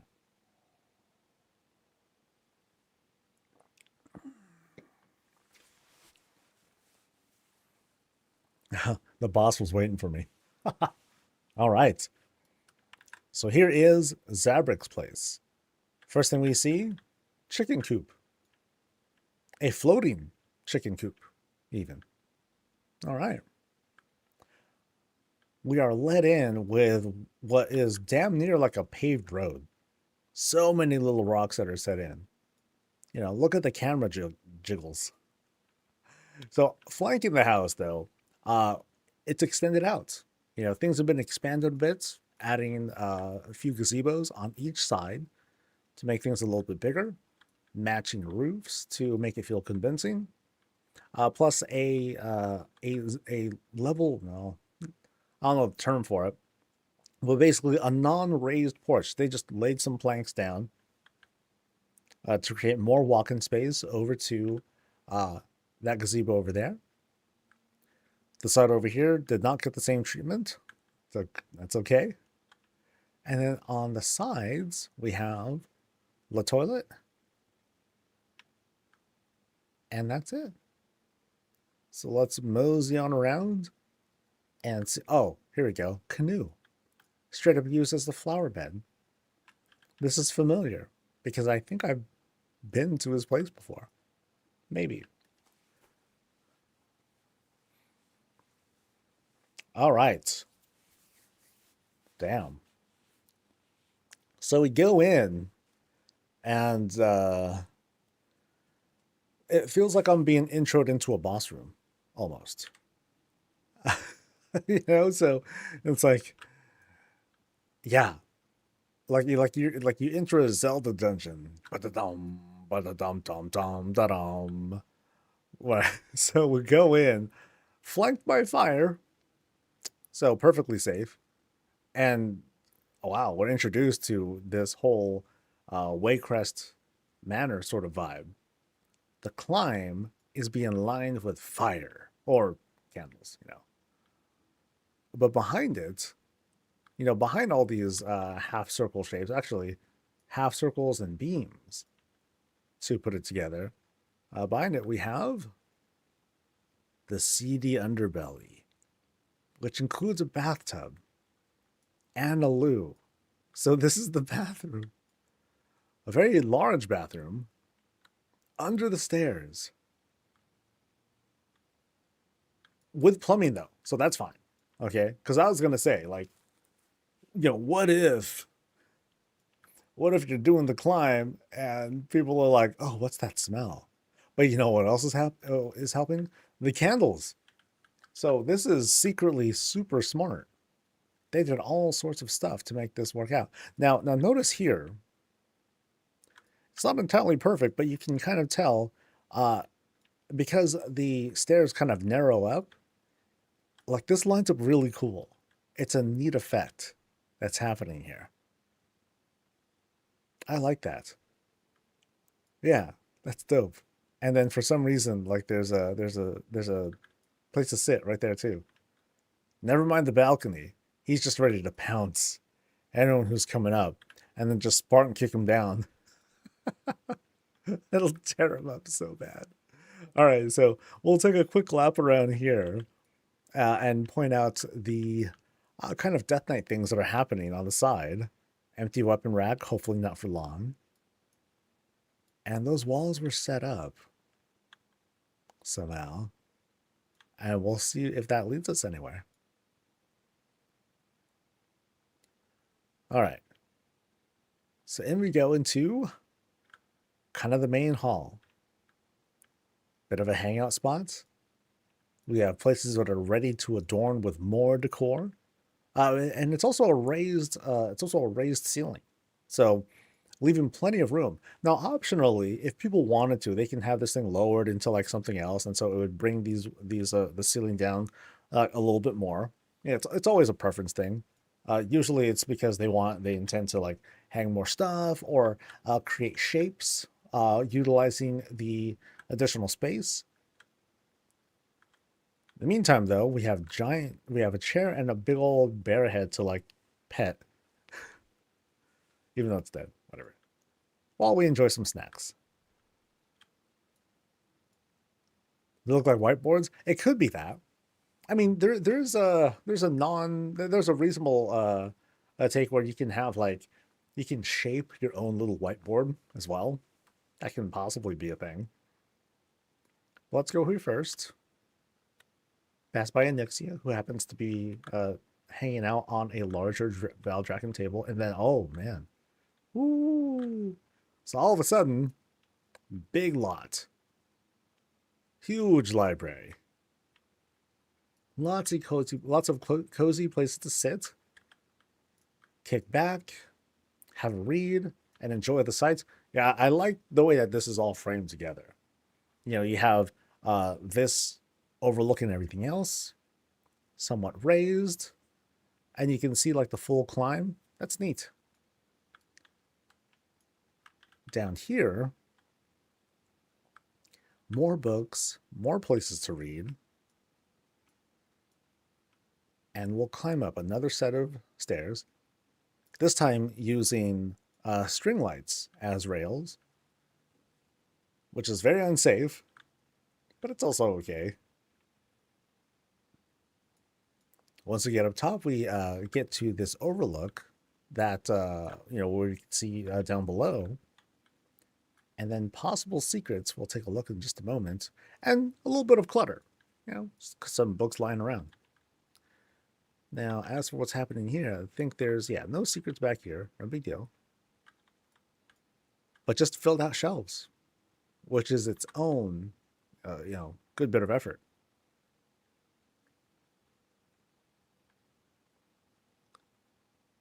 All right. Huge library. Very nice. All right.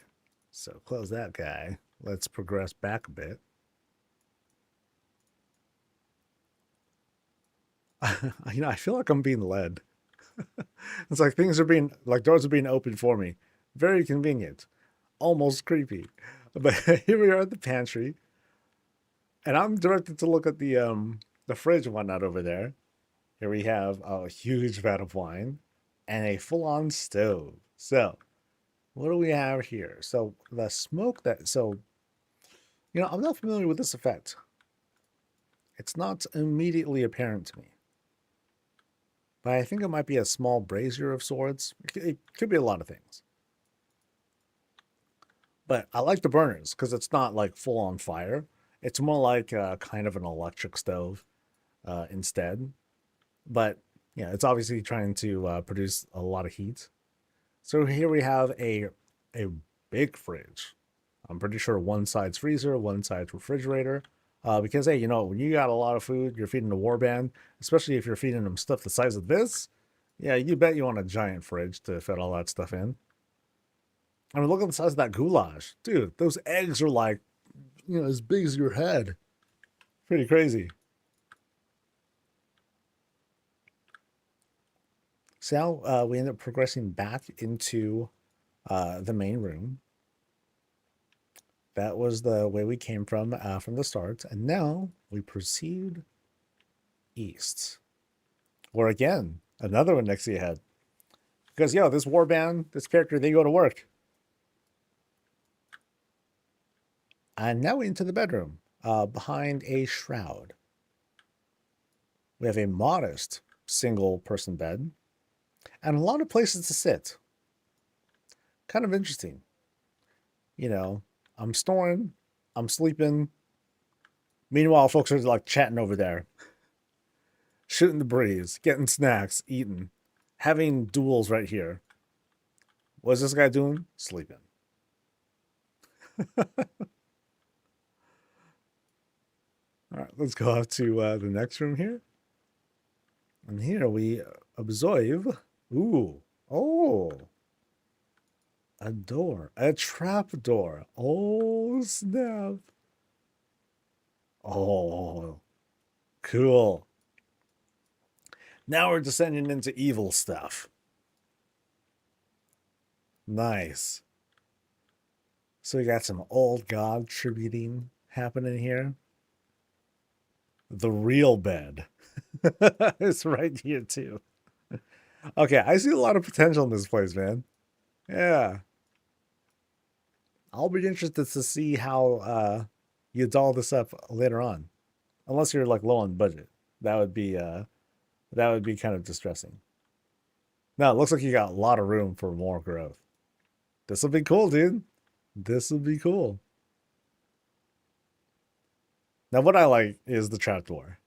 I really like the trapdoor. I'm trying to think like what would be a good way of introducing a trapdoor that is like kind of hidden but not really, but isn't like this large, you know? I think something like that would be pretty hard to pull off. So very nice. Did I miss anything? Happy New Year, Blue. And to Annie.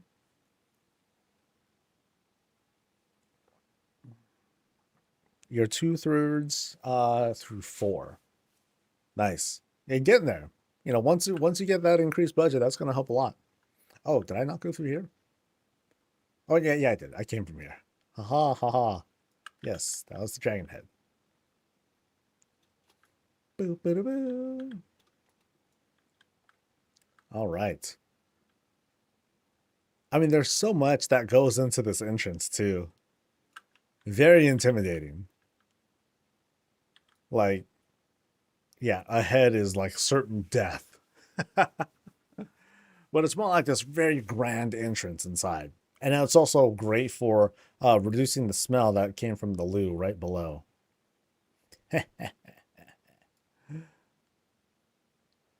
Yeah, neat. Thanks for showing us your place, dude.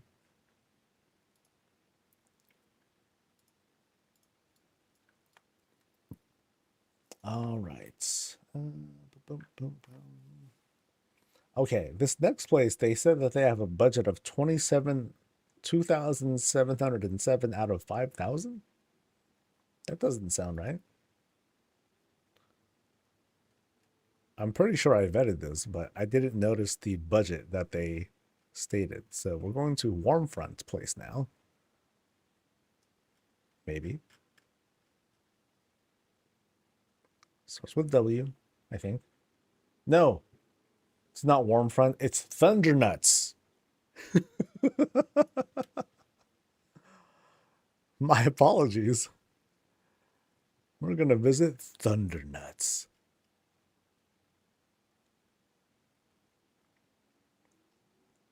Don't you just love BattleNet names? They're great.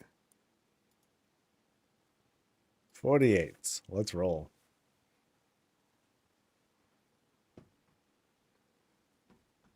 Yeah, you're right. That is the core count. Yeah. Oh well, it's all right.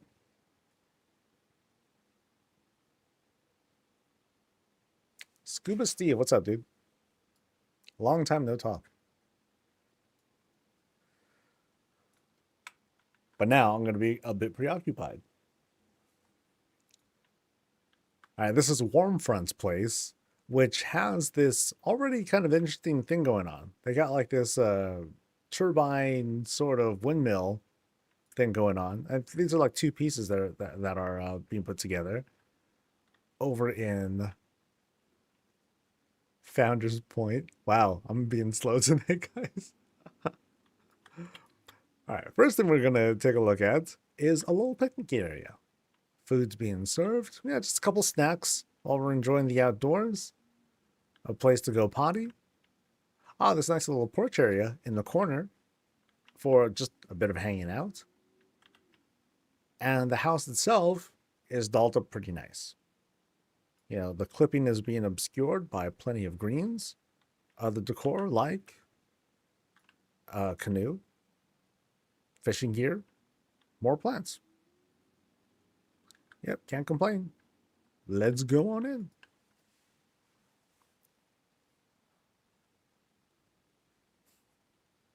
The world of Thundernuts.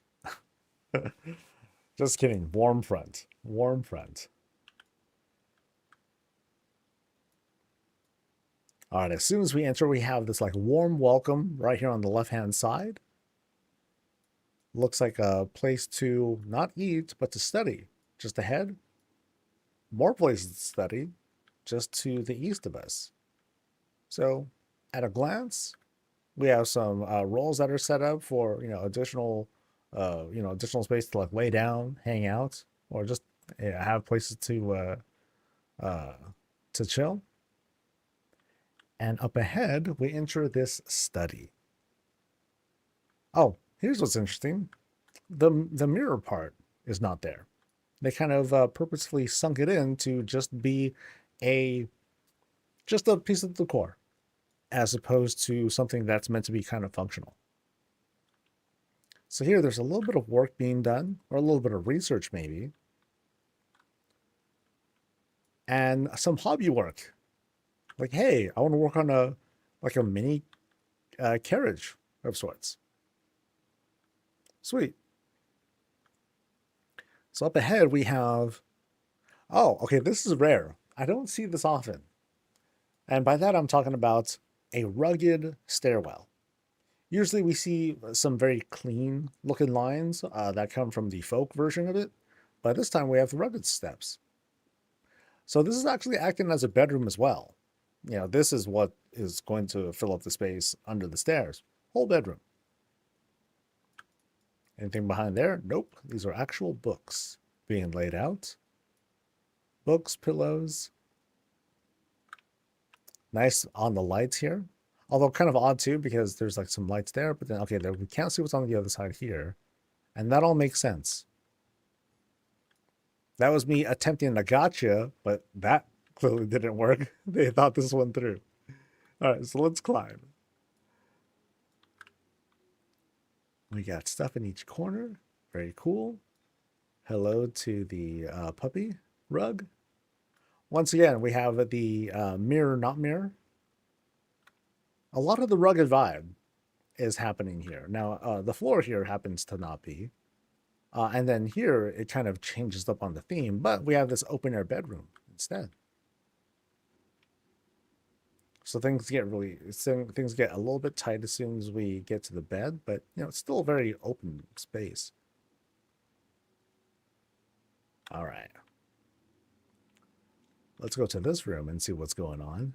Ooh, we got this very large pantry / kitchen / eating place. So all the things are happening here.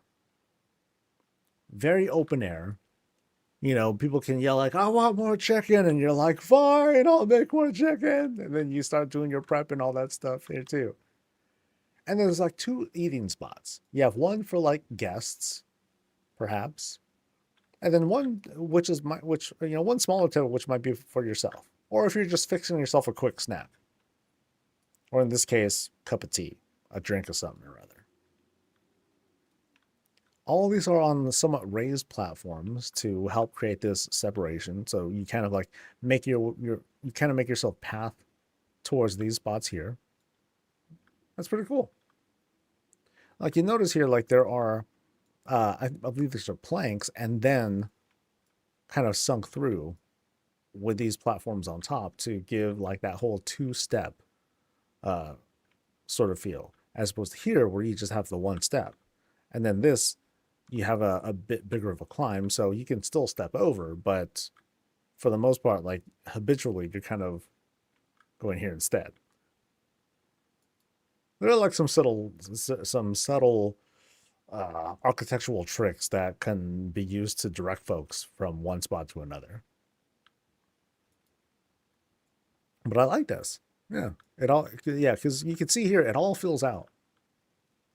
Each wall panel has a little something to add, except for the alliance thing there, but a little something to add. And this platform is it's high enough, along with the raised fireplace. It's high enough to act as its own like standing table of sorts. Cool. Now we exit the bedroom. Yeah, kind of curious that it's attached to this open air bedroom too. So like. In the public eye, everyone's going through here.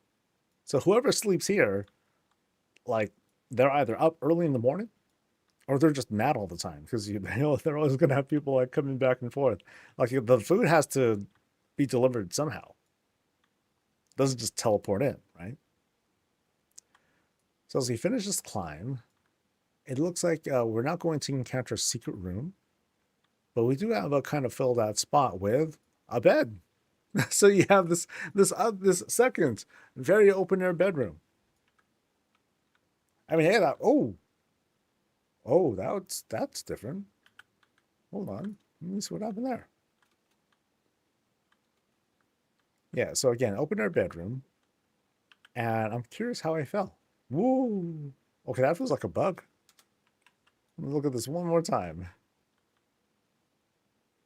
So, whoop. Yeah. How odd. I've never run into a like what seems like a normal clipping bug there. Whoop. Curious. I wonder if there's something about this rugged stairwell that is doing that. Merp. Oh well. I mean, not their fault. You know, it just happens to be kind of a thing. All right. So let's make our way down and see if there were other orientations that I kind of forgot. Okay, so we're gonna go that way now.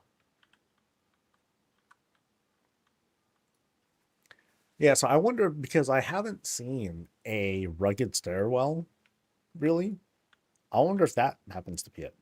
So if someone wants to test that, and then they can write up the bug, I can't really write it up based on just that. I'd want to tick it out and, you know, see what else is going on. All right, so we have a third open air bedroom. I think that's just kind of the theme of things here. Perhaps it's because it's like an orcish bedroom or whatnot, or that's just kind of what the designer had in mind. But it is very filled out. So not to say that, you know, it's like, oh, it's like low budget or you know, kind of lazy, but you know, they just wanted their bed out here. But it's all like you can see, like this half circle is totally filled out. You know, all sorts of little knickknacks. And on the other half here, yeah, you have larger set pieces that are made to fill out space. But it does so just fine, along with giant fireplace. Here we got this funny workstation, and okay, so here's kind of the product of the boss's habits here. Like, you have all this mini-fight stuff right here on the side. The weird garbage-looking things, small wagons and lights and what have you. Yeah. So it's a sanctuary from all the adventure. Yeah, no, that's all it has to be. It's just kind of cool. Things that you've collected over time, and especially given, you know, the launch of housing and all that stuff. You know, here's all the things that that was given to me from all my achievements and everything that I've done throughout my WoW career so far. Now, as for, you know, when I talk about the layout, you know, I tend to make up stories as to how this layout came to be. You know, what I tell myself is that, you know, the intention is to create like this kind of open air atmosphere, even in like sleeping areas. And look at this. It's kind of funny how it successfully obscured everything, but mostly because of how these bookshelves raise a little bit. And it almost gives like this whole like fade in sort of reveal, like, ta-da, it's a shroud. And it's a secret bathroom. So normally in this house, not everyone gets to go to the bathroom unless you happen to find it. And that's also very well done. So here we have like this kind of, I think it's not a fountain, but it sort of is. But it sort of is like a fountain, but you also have the moon well leaking through. And you also have some small curved tables here to line it up. That's how that's looking to me. So, boop. Yay. Okay, I'm not really sitting in the tub, but that's okay. All right. So, right now, we have this, oh, okay, so we have this vanity. Okay, is this a big sink? It's hard to tell, actually. It could be both. It can be both of these things. Okay, so we have this bench that's used as a front, just kind of upturned, plus table to flank this area. I want to say it's like both. If you want to go for a soak, just go ahead and dip right in. That'd be kind of neat. It's a Volpira bath. Brilliant. Done. But now we have a mighty large loo. Or toilet. Sorry. Huge potty. But it fits. Fits perfectly fine. Boom. Yeah. Very spacious bathroom. Just like most of this place. Large areas. Bigger than life, man. And I think we have seen what we need to see. So there are some secrets. Secret bathroom. For only the privileged. Not everyone's allowed to go into my bathroom, okay? I do what I want here. I keep it clean. No one can just come in here and do whatever they want. It's my business. Very cool, though. Thanks for showing me your place.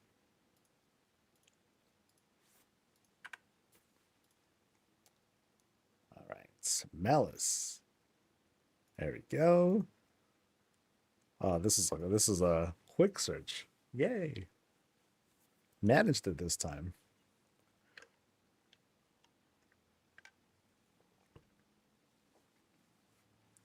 You maxed out at 4. I tried for a spot that looks like it could be lived in, not trying to break any molds or anything. I'm a career PvPer and not very creative. I'm an engineer and blacksmith, which will be relevant on your visit. Thank you, Malice. And let's go on a tour. We're at Malice's place, and first off, privacy. This place is fully walled off. Okay, it's almost fully walled off. Let's pretend that's complete. Walled off. We want our privacy. Limited openings. Well, let's go on in.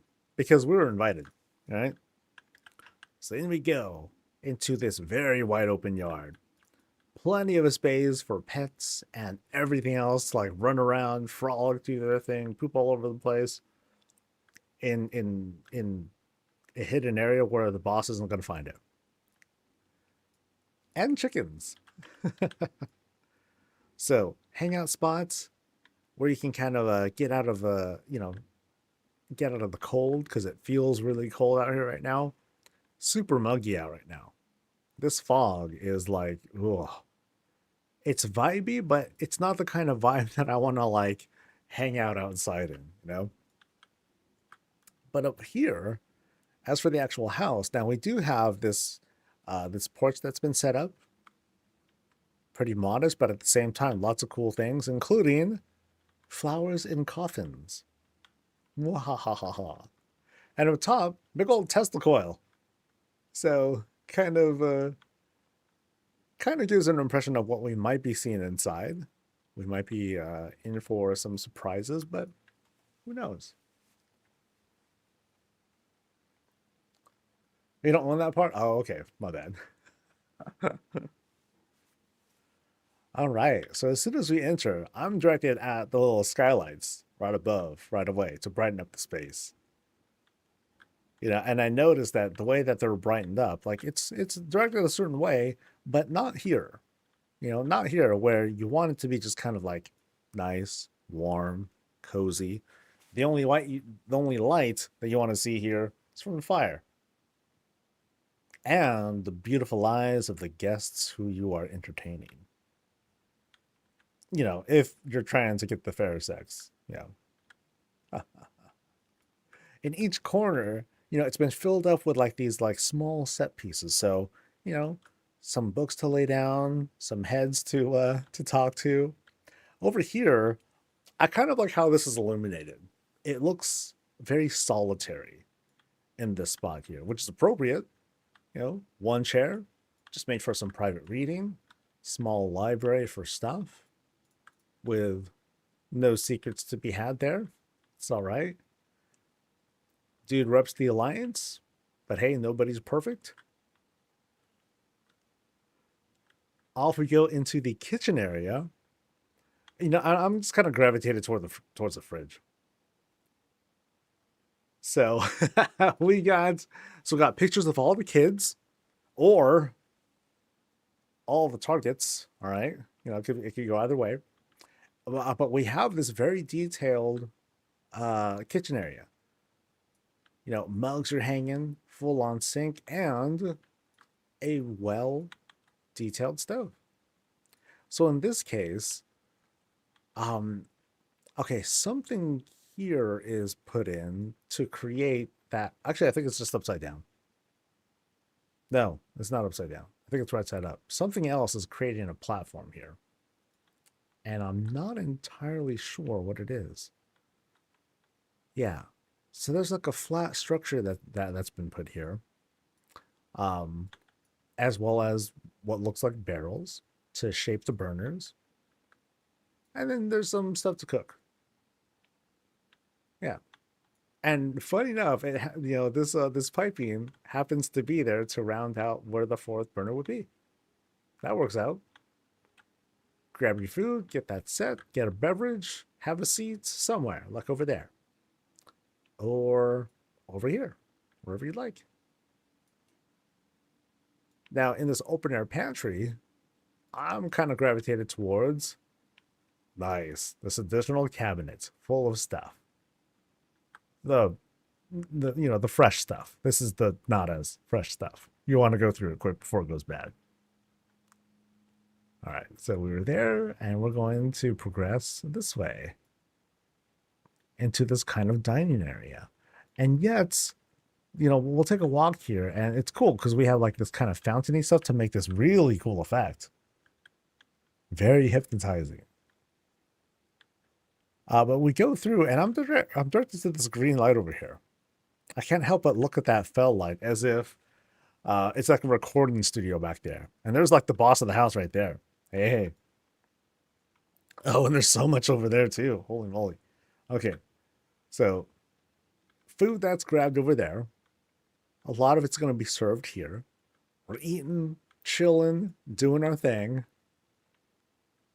And now, since I'm following my normal habits, we're going to go here and check out this elevated room. Starting with the first floor, of course.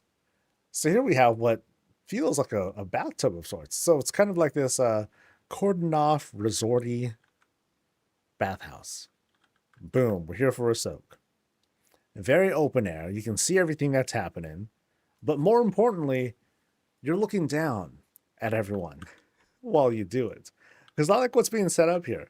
You know, you have these diagonals set up, and this could be done any number of ways.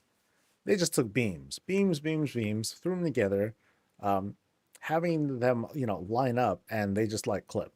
No big deal. I mean, there's a lot of work that goes into it, but, you know, otherwise, no big deal. Whatever lets us look down on people. Under the stairs, I'm noticing that they made good use of it. You know, they added some storage, barrels of rando. On the opposite corner, and you notice here, like how everything comes together. It's not like that kind of windy house where you're going from one wing to the next. It's all kind of interconnected in a good way. So here we got some gaming going on. Some gambling. We got a whole bunch of cards set up. Drinks are had. Other games, I'm going to guess, are going to be here on the side. They just decided to play cards. And they're going at it. Who's winning? Can't tell. No chips. That's all right. They're playing Magic. Oh, there we go, dude. Oh, it's hardcore. Hardcore. Oh, and can't forget right here. It's kind of a practice area. So there's virtual stuff going on there. The real fighting and practicing happening right here. Nice. Nice. The whole horde thing right there, not as nice. But I'm just kind of messing. All right, let's explore the rest of this upper area, and then we'll go to the next room. So we climb in. And we have this whole tribute to my enemy. A whole tribute to the Alliance. So right up here, we have the Warrior Order Hall table to help round out the current fighting going on in the Broken Isles. All the power-ups are ready. Set up. Good to go. A little bit of horde pride. Thanks. Appreciate it. And the only eating to be had, aside from the takeouts, is to eat victory. You know, they want a taste of justice against the enemy. And they're planning against Gilneas. That's kind of the running joke right now. Everyone wants to destroy Gilneas. That's the thought. All right. So we've seen what's going on in that stairwell room. Let's go see what's going on here. In like the kind of blacksmithy, or it's the profession area. Come on now. It's got logos and everything. Boom. How does this not speak engineering? Boom. How does this not speak blacksmithing? Smitten. Got it. So here on this table, we have work being done. Lots of stuff being laid out. It's multiple gears that they got, setting up rockets, Tesla coils and everything. Love the crane too. Over at the blacksmithing area, work done, but no work complete. Blizzard, I want me some weapons to hang for sure. Actually, here are the weapons. So kind of a practice area, you know, things to lay down. But I'd love so much to be able to lay down our own stuff, the things that we've earned over time. It will just hit so different. When, you know, it's one thing when we're acquiring decor and we're getting like all these, you know, platforms and flags and things like that. It's another thing when we can tell ourselves, yo, this right here I have is the Red Sword of Courage. This came from Guard Pinnacle. It took me 26 kills of whatever the last boss's name is for it to finally drop. Boom, I'm going to hang it up because that has its own story behind it.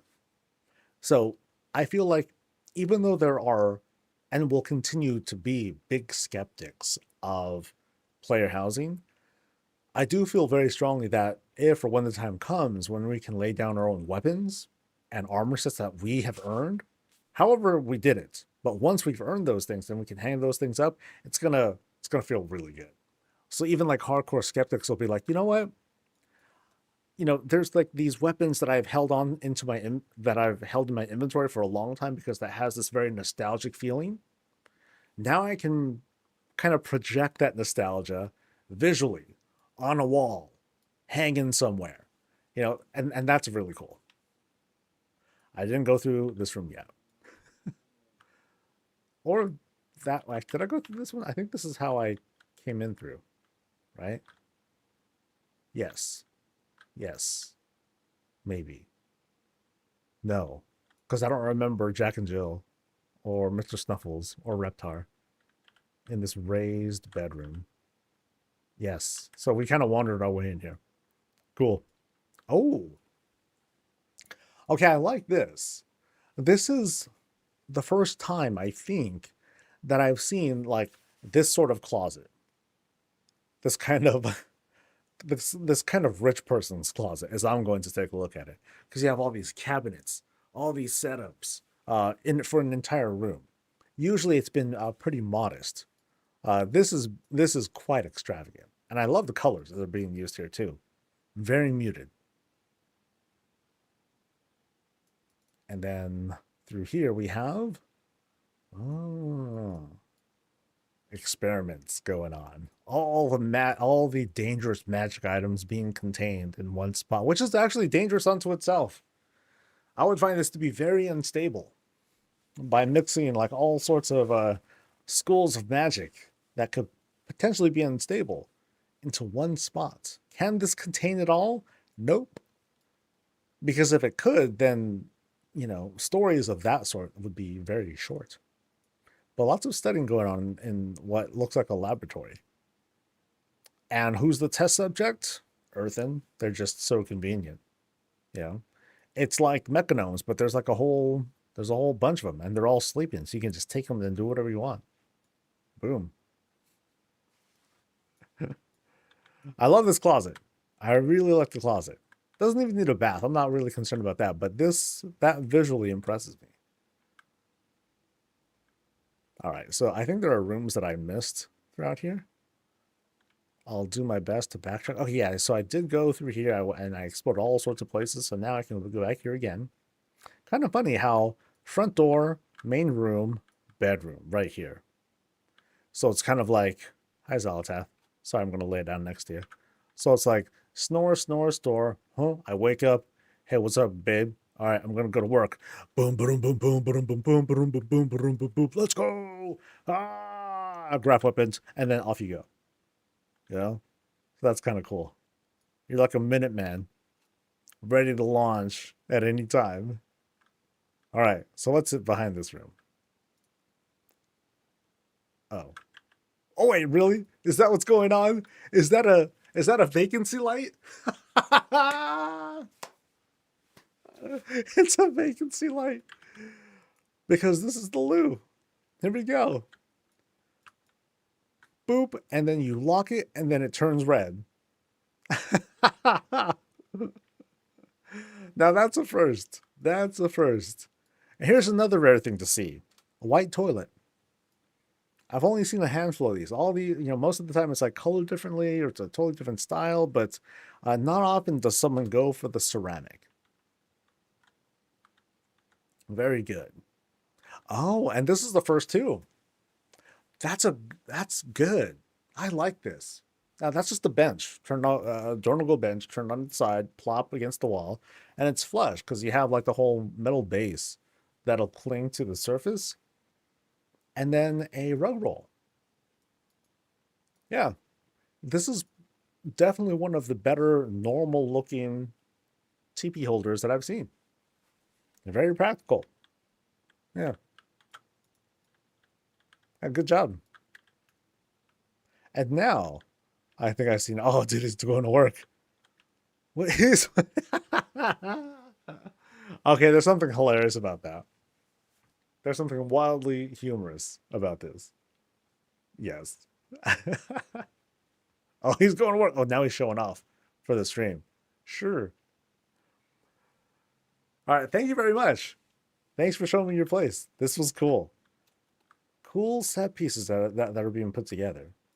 And what's funny, before we even started, like the modesty, it's like, oh, it's just like this and blah, blah. No, there's some really cool stuff that's been put together. Yeah, a lot of it's well thought out. Or they might have been ideas picked up from elsewhere, but they've been implemented quite well. Yeah, that's what I've noticed. And it also depends on like the size of the house that you want to put together too. Depending on if you're planning, if you want to set up like something a bit smaller but then highly detailed, then you can instead you can just work on like one room right away, and then everything else is just it's like, oh, it's under construction. But then as your budget goes up, as your level goes up or whatever, you find more things. And then you can be like, okay, here's the plan for the room. Boom, boom, boom. You start putting it together. So that's how some people like that. That's my style. It's going to be like one room at a time as we go. So yeah, cool. Thank you very much.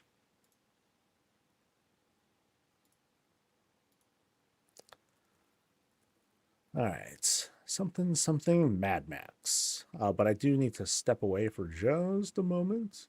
Let me just prep this, prep the teleport here. The Old Gods Sargeras. That's safe. It's very safe. But I'll be right back.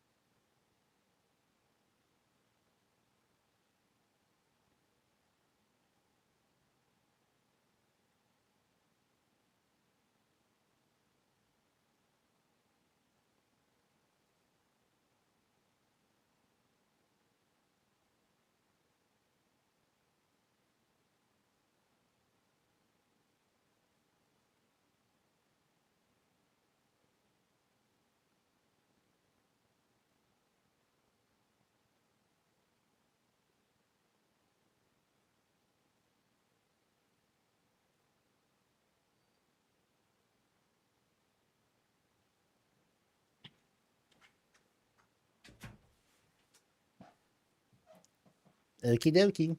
So, la la la la la la. So this is Artemis. Artemis.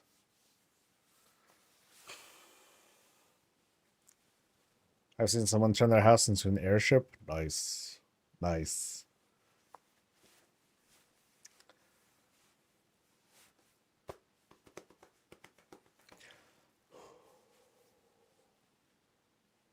And we're ready to go. This is Artemis's place. With a no T, there's a D in there. Artemis's place. And oh, check it out. We have a fully walled off lot here. Pretty good shape. Pretty good shape. All right, so we're going on in, and it's partially separated by this gazebo here, using some rough benches to overlook the farm. So we can envy all the stuff that they have that we don't. Like, yo, they got veggies. I want veggies. I want a whole barn right over there. Give me some sheep and cows too, man. I mean, this looks kind of desperate, doesn't it? I want that stuff too.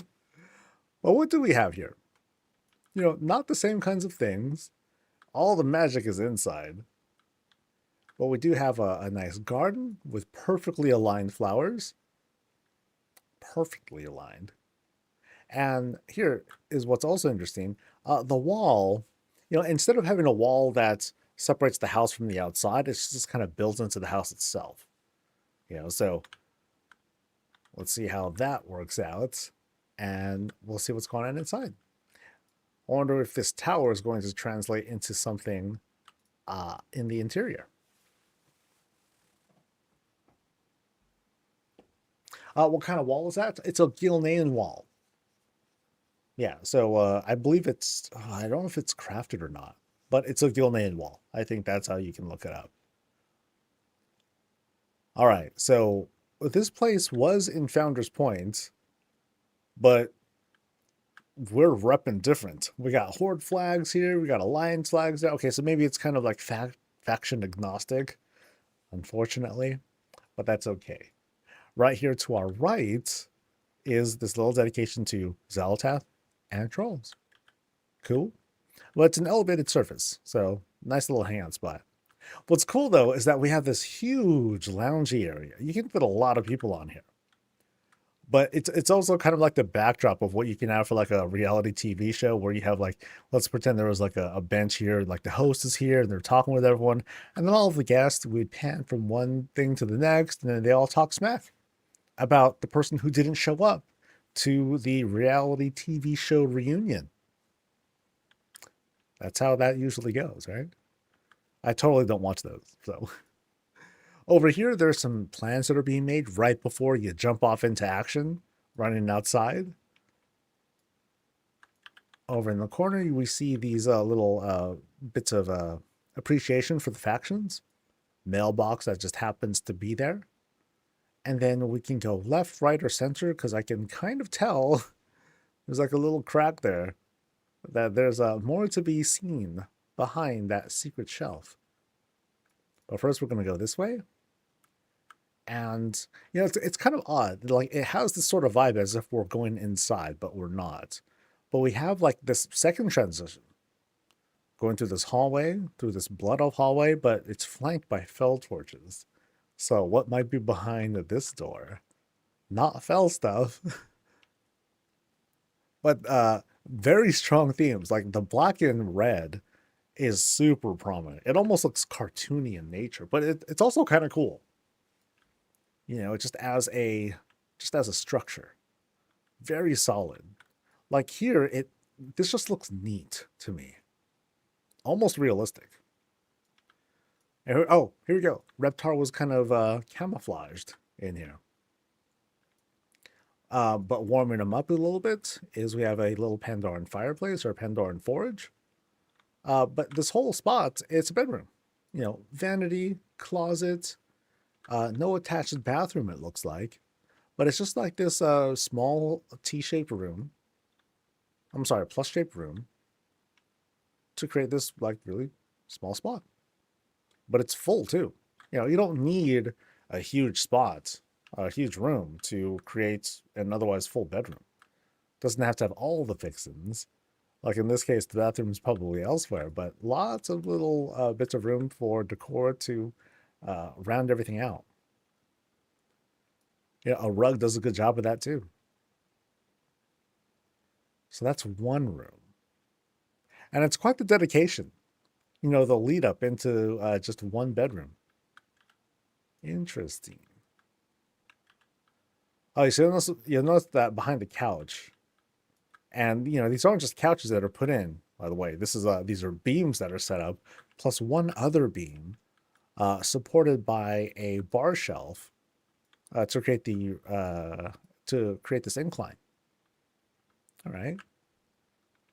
So we're going to look to the other side. And again, it kind of communicates to me that I'm going inside somewhere because we have the sconces on each side. You have a welcome mat right over here. But we're not going inside anything. We're already inside. So here we have this whole library plus workstation. So we work in. Ooh. We're working very close to this table.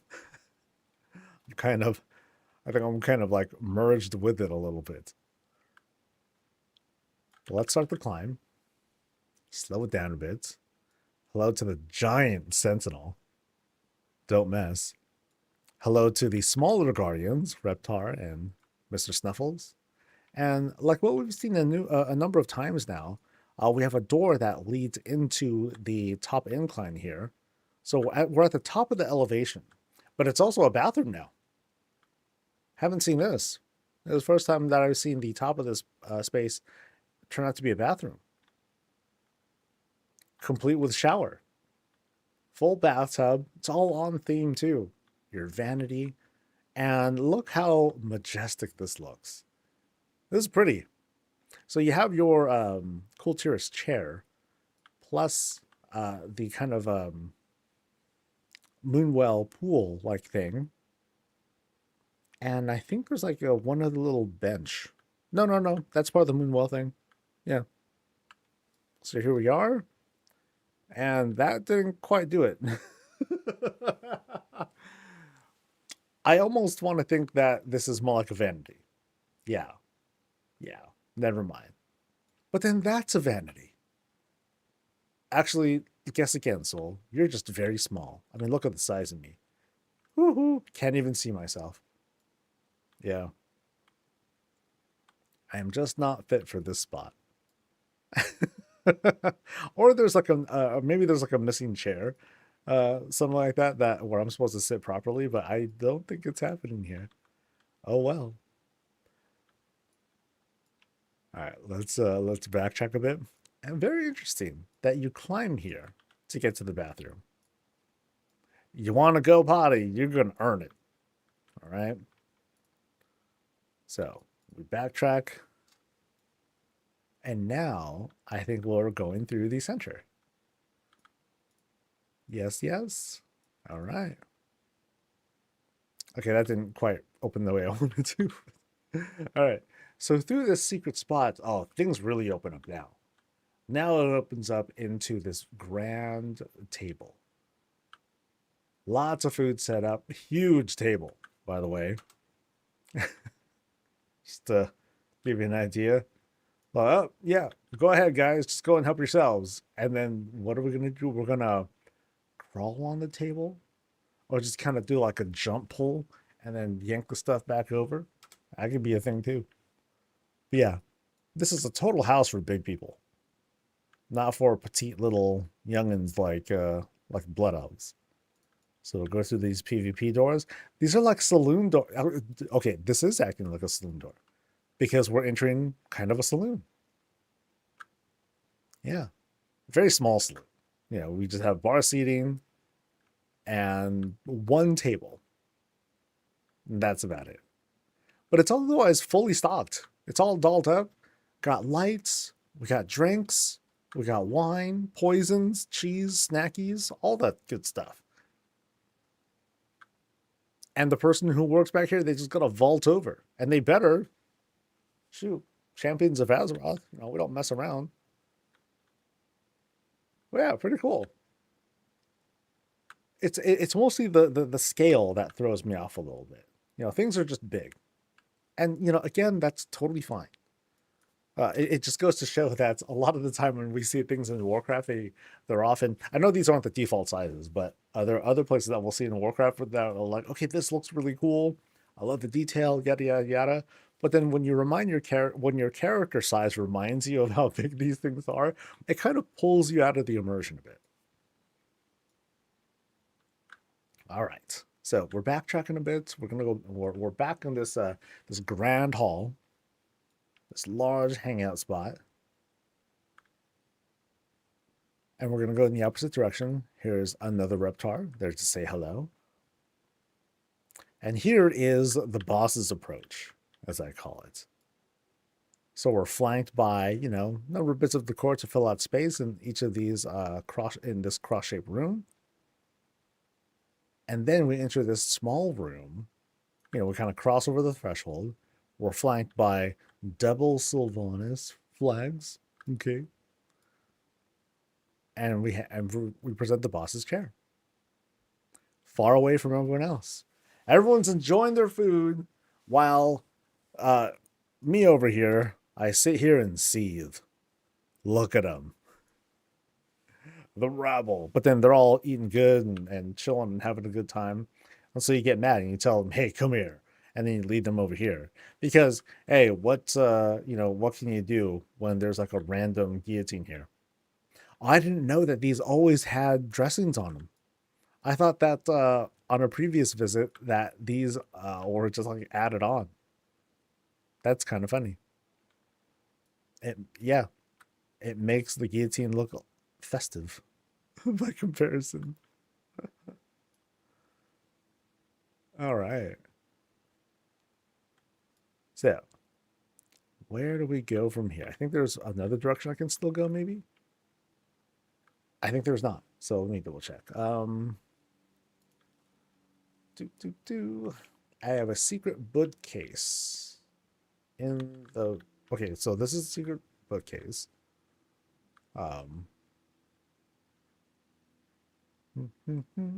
Yeah, so this was it. Cool.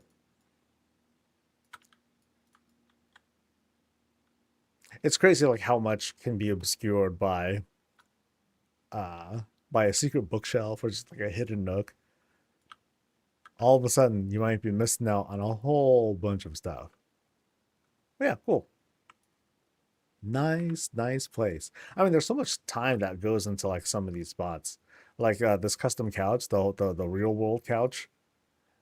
The reality TV couch, whatever. A lot of time goes into these things. I mean, here, like, it's all symmetrically placed, so it didn't take as long to put together. But then things like this, like the angled pillows, it's sort of easy to not exactly mess up. Because if you want to set these at 45-degree angles, that's not so bad. But here, I don't think it's set to 45 in every instance. Like, you can see, like, some of them are crooked, maybe on purpose. But that still works.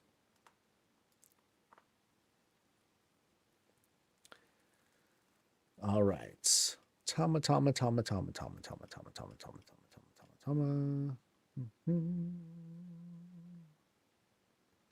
Where are they at?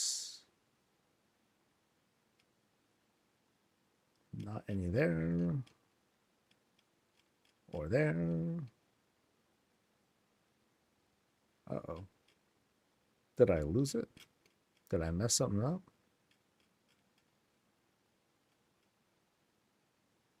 Crap.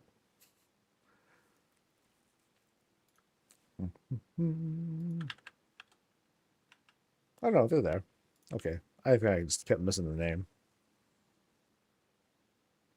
There we go. All right, so we're going to number 8.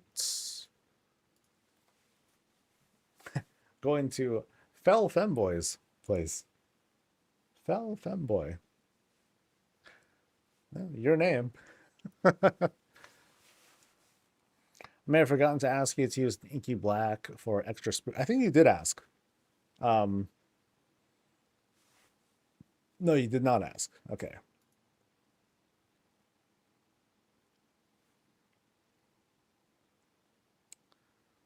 All right.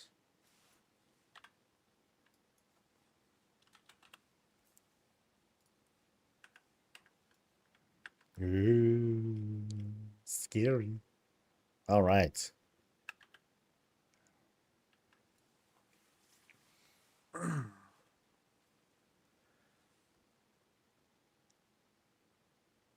I found your alt.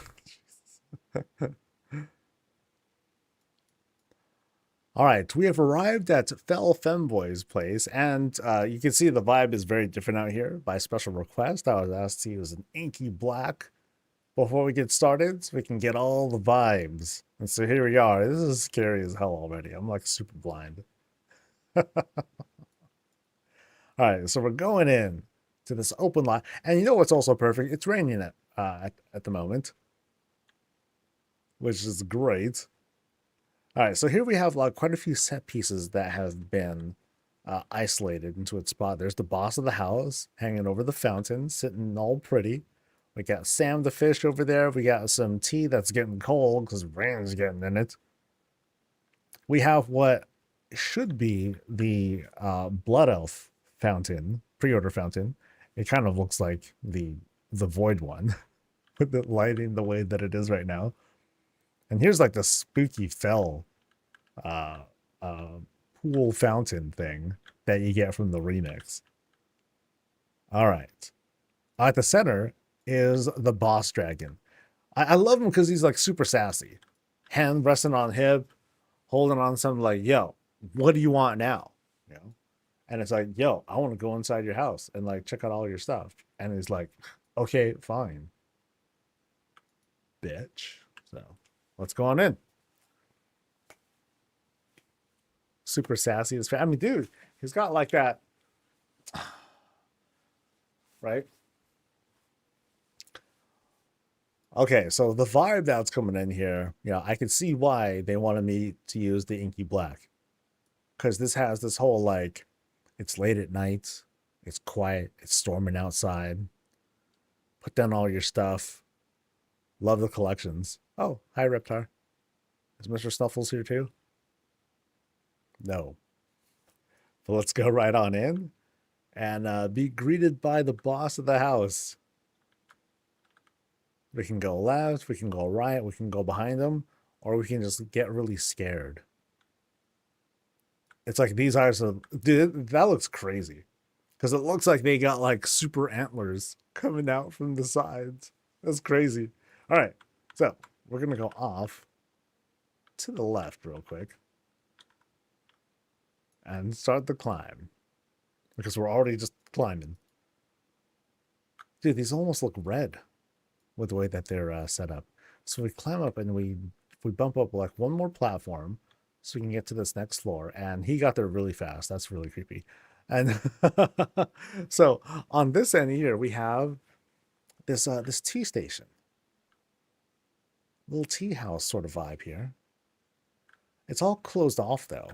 And we would and both approaches will looks like it'll take us here. So we're immediately going to do a climb no matter what. As long as we're going from either direction. So once we finish our tea, we're invited over, a seat at the table for snackies, some lobster and meats and pickings. And it's also being served by something, some sort of effigy is serving everything for us, which is kind of cool. All right. There's a little person back there, and it's kind of freaking me out. Meanwhile, dude, he's just judging us from up on high. That's what I do, man. But anyway, so we have this little pantry setup back here too on the side. But yeah, all the kitchen-y stuff is happening right here. I kind of like this. I kind of like what's going on here because you have, oh gosh, we have, you know, here's like the Pandoran table, the grill table. So it's like a half circle. But then here's like another one. And here's another one. So there are multiples of these going on, being like kind of like flipped on its side, obscured, pushed in to create this, you know, much deeper looking stove slash fireplace slash grill sort of spot. That's cool. Like this whole set piece, you know, turns out really, really nice. Yeah. Trying to get a good shot here. All right. Anything on the side here? No, it's all pantry stuff. Cool. So we're going to back away slowly. And we do have like other places to go through here. And it's very dark. It's only the fact that the walls are white that there's any like solace here. So now we're going through this really like shady alleyway, dude. I don't want to go there. That looks super unsafe. I feel like I'm going to be targeted. Because now we have like all these like hidden nooks and crannies, and it just looks creepier as we go in. So we have like a small bed, one small bed, plus, okay, so it's a small bedroom, but the vibe is like very unsafe, is what I'll say. Like, I don't feel comfortable here. Okay, this is not helping. Another bedroom, Forsaken themed with, okay, at least it's serving as like a normal bed, not a forever bed. You know what I mean? Here's something a bit more safer feeling, a bit more cozy. This Tauren setup, although the totems look scary too. Doesn't bother me as much. Not like a freaking coffin for a bed. Alright, so they're off doing shenanigans. I'm going to check out the other end, or the opposite end here, which I'm going to guess is, you know, these kind of seem to be like personal sleeping areas, perhaps for the warband. So here again are like 2 bedrooms set up, the creepy lights right above us. And here we have a Kultiran themed bedroom. The lights don't help at all. I mean, it helps to illuminate a little bit. You know, we can see it cast. We can see the shadow that's being cast, the illumination on the side there, but it's very, very subtle. So here's a much more well-lit room. Like, notice how, despite the inky black, like this thing brightens up like a good chunk of the space, along with this light here. Actually, I think this is doing more of a job. But this one is doing much more than the earlier window.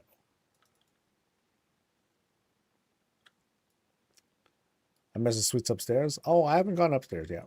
I'm just checking out stuff like that's down here. Woo. Okay, so here we have.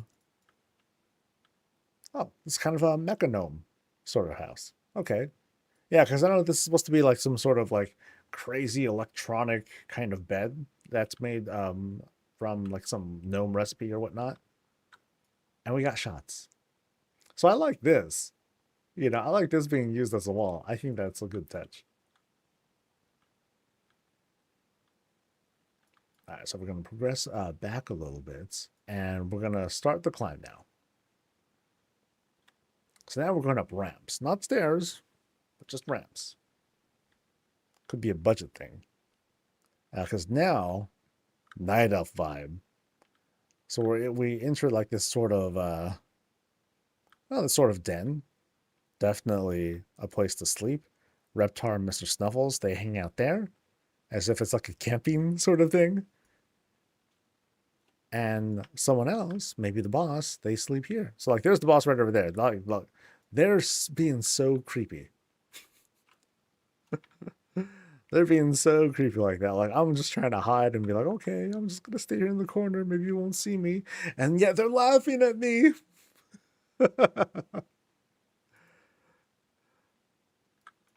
Cozy spot though. You know, you go in and it's just like a really soft light. That's a soft light. Otherwise, the illumination is just coming from the fire. Keep the place warm. Otherwise, pretty dark, pretty spooky. But let's go to the other end. So we got to cut through here, I believe. Because I think there's another side to it too. So here we go. Back here. Boom, boom, and up. Yeah, because I wasn't quite sure if it was going to lead to like the same place, if they like linked together. In this case, it doesn't seem so. So now we have Blood Elf stuff. But it's being teased green with some sort of green. Actually, that's a...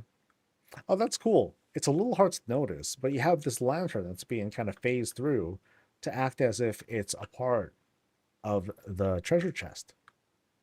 Yeah. And it gives off that green glow, which is spooky as heck. Otherwise, what we have here is producing like the brightest yellow light, yellow and white light that we've seen throughout the house so far. But it is a bedroom. Fairly cozy, lined with lots of carpets to fill up the space. And Blood Elf architecture, it does a good job of filling up space on its own, because you have all these designs and intricacies that line the walls. You also have the pillows to help as pillars to help as well. All right. So let's head down.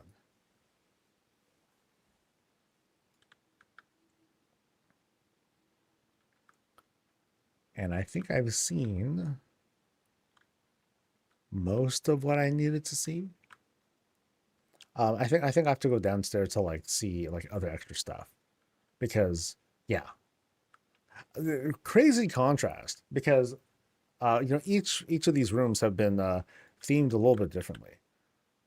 So I really like what was done here. I think this is one of my favorite spots. Like, it sets up like this whole mood out here. But then you turn around and all of a sudden you have like this very dull green, blue green glow that's coming at you like a hug. So now we're back here. There's the boss again, staring right at me. Love that. And I think this door just slid open. Now what do we have? Oh boy. Okay, things lit up all of a sudden again. So now, void stuff. Oh, wow. Okay, we've got experiments happening. We got, I don't know if this is supposed to be like drink dispensers with a Naru serving shots. That's kind of what it's kind of what I'm getting here. So there might be debauchery happening over here. We have 3 beds smashed together. We have a very suspicious pole. Hey. Yep. This is screaming pole dance to me. Right on, dude. Another set of 3 beds. You know, a very intimate, not really a VIP spot, but just kind of this elevated spot. And yeah. Neat. And a place to sit for like folks like me, because while everyone's on the dance floor doing their thing, it feels like high school all over again. You have everyone dancing, having a good time. Meanwhile, the loners like me, we're just sitting down, listening to the music, you know, mouthing off the words, knowing the lyrics, just kind of distracting ourselves from our own misery. But maybe I'm sharing too much. Maybe I'm sharing too much, right? So when we're down here on the bed, you know, we look up and we see this kind of like mesmerizing look of like the glow here. Actually, if they flip this around, then we would see the other side of it, and we would see like this sort of glowing, scrolly texture to it, which has its own sort of disorienting feeling on its own. Oh, I like what they did here. You know, this vaulted ceiling, it's not straight, but they acknowledge that, and they kind of like, they kind of crookeded that thing up to still match, but still have everything else, you know, the pole and everything. This is a cool place. I love the themes. This worked out very, very well. And I think I've seen everything now, unless there was like some sort of hidden door, but I believe these shrouds cannot be penetrated. Can't walk through those. I do like the raining particle effects on there though. Instead of, something that's rising up and just kind of falling down. In other cases, we've seen this used as like this sort of floating propulsion energy that'd be attached to the outside of a house. Yeah. All right, so there are side rooms too. Ah, under the stairs. Got it. Oh, check it out. Okay, that's kind of suspicious that there's a breeze going on there. But now we have a bathhouse. Oh. Bathhouse right here. Towels are waiting to go for you to grab. So a public bath. Now as for what's behind here, we have nothing. Changing stations. Places to just dry off, rinse off, wipe yourself down before you wrap the towel around you, and then you go back out to the club.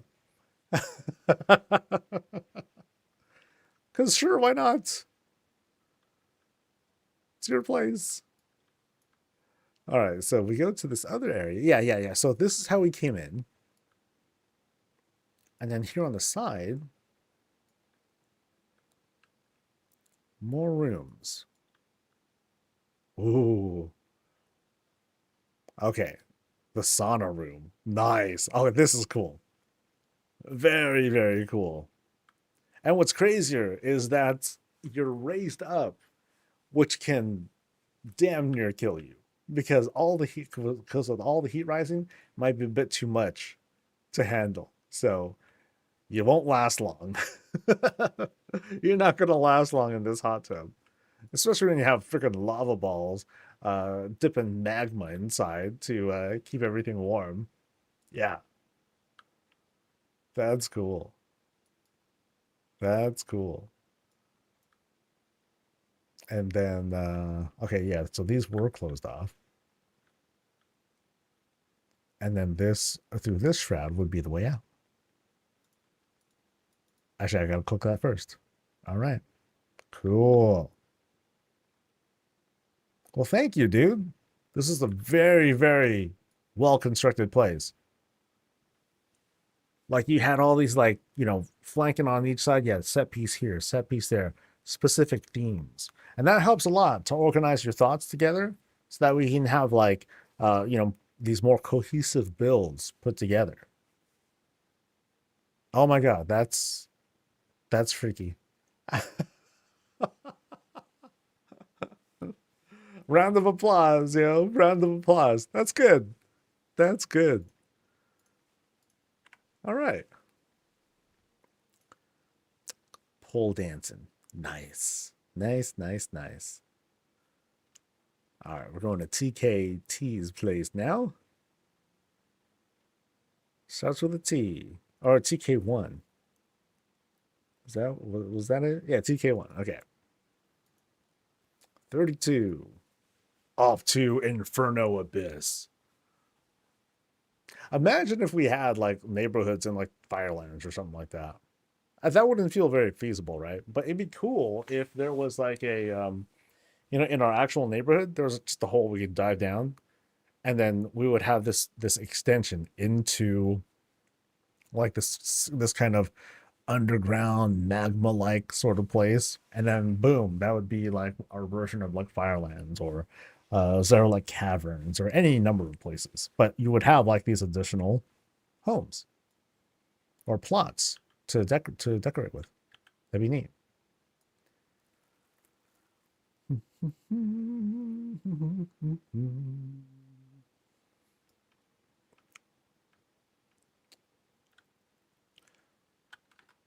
Welcome to Totem Knight's place over here in Founders Point. We have a pretty dolled up house. Some stuff like hanging on the side.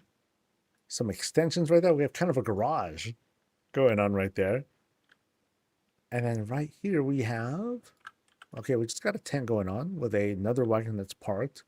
Here's the garage, as I'm going to call it. Otherwise, some modest decor with a windmill and forge with which to set up defenses, because who knows?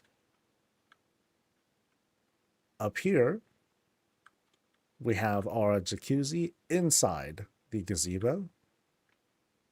Chicken pen for all the chickens, obviously, or animals, or brutosaurs for that matter. You got puppy house, awesome. And let's see what's going on inside. Yay.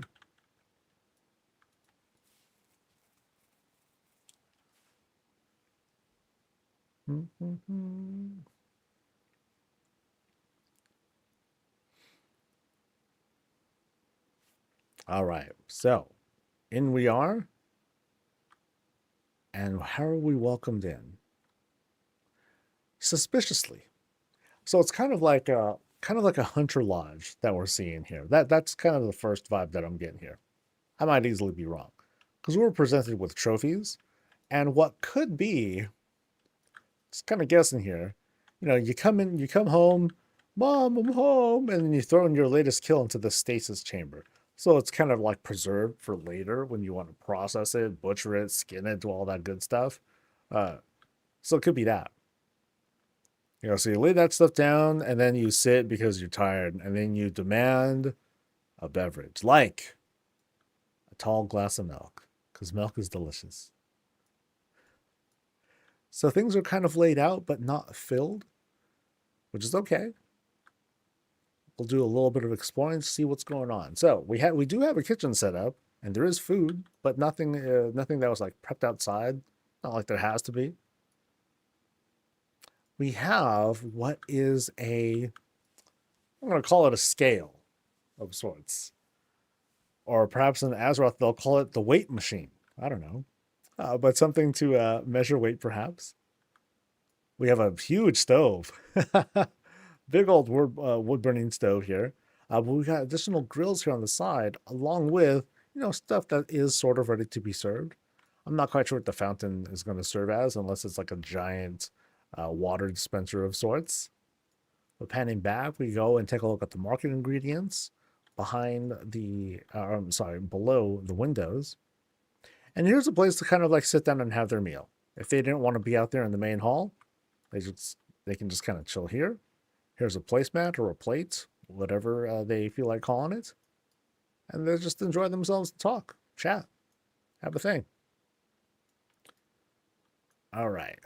So let's pan across and see what's hanging over on this bar shelf. You know, just things that have been collected over time. Very cool. A sort of minified drill. Unless the dog that they have goes in there and they go on adventures on their own. That'd be kind of cool too. Oh, actually, let's go here and see what's going on. So here off to the side, we have, okay, some very curious placements. You know, feels like has this work in progress kind of feel to it, but let's kind of like take in what we have. So we have these skylights that are shining over this garden here. Fountain that's kind of ready to go, and perhaps be walled off and dressed into like windows here to create this sort of outside vibe. They can easily pull that off. On the opposite end here is trees. Kind of curious. Big shaman ball. That's really hard to hide. And for some reason a bed. Because hey, what better way to wake up than to roll over and be like, oh yeah, fire. You know? So definitely one of those cases of don't get off on the wrong side of the bed. Unless the story here is this meteor ball just kind of like crashed through, which would be pretty neat. I think it would be very, very neat. Huh. All right, so let's backtrack a bit, back to the main room. Here we are. And now let's go straight ahead into this stairwell room, where there is food being served, ready to go, stuff to drink, and things to read, of course. Sentinels watching over, and this one's curious. I think in this case, like you usually have these wall shelves be suspended a little bit. In this case, they just have it lowered down to a point where it's as if it's a surface shelf. That works. So that's what ended up filling up under the stairs. Let's climb up and see what's going on. In this case, we got little purple lanterns. Actually, I'm sorry, lantern. It's just like one. I think I need to pick up some more. And once we get to the top, we have a little bit of a reading spot, a little bit of studying. The layout's cool. It just needs to be filled out some. And I know that that's always like a hell of a process, but we're just kind of seeing the way I'm looking at it. We're seeing how we get started. Let's take a look at this toilet here. So how is this one working out? So this one has like this curious shape on it. I don't quite know what it is, but unfortunately, like the seat check is not working out so great. The toilet and I are one.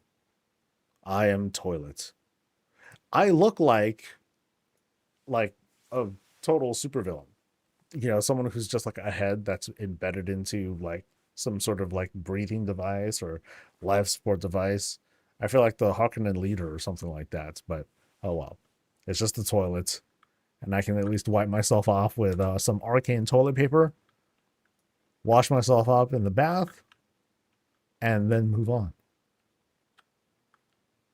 All right, so came from there.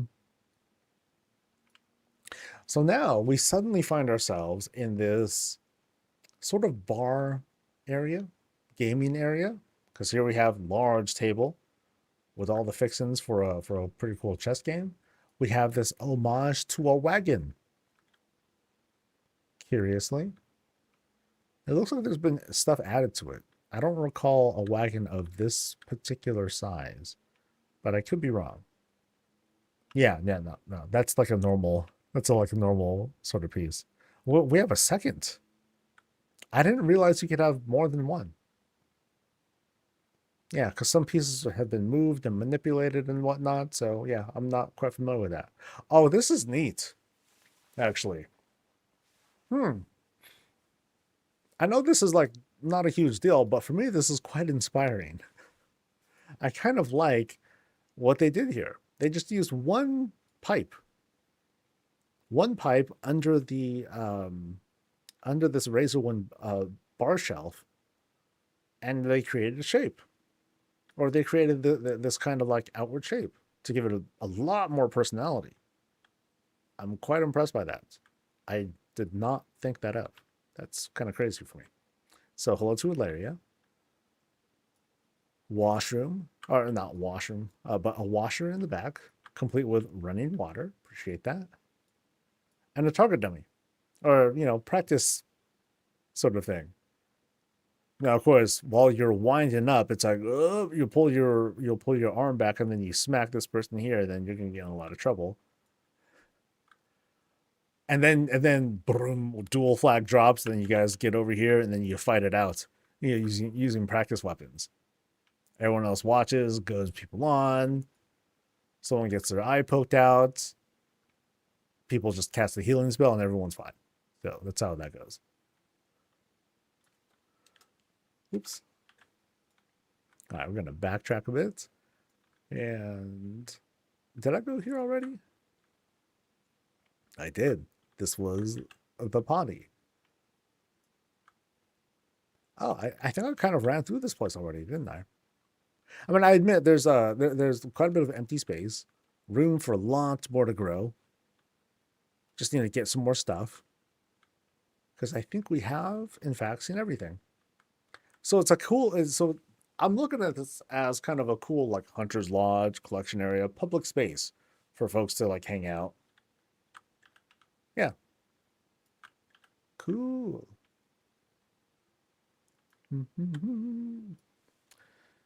Especially with the logo, the white and black, I almost miss you every day because it looks like you're offline. Yeah, it'll do that. I'm also always on at the same time, same schedule for 7 or 8 years now. Something like that. It's been a long time. Just as it's it. All right.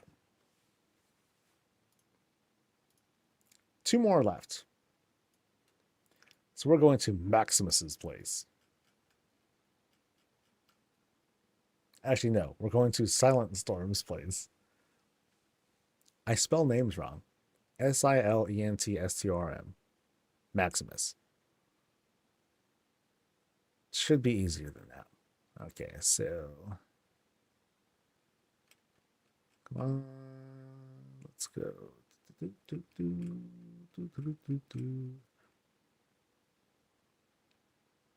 Can you tell there are a lot of names that I have to sift through these days? Where is this? Did I do it right? Yeah, they're online. Come on, buddy.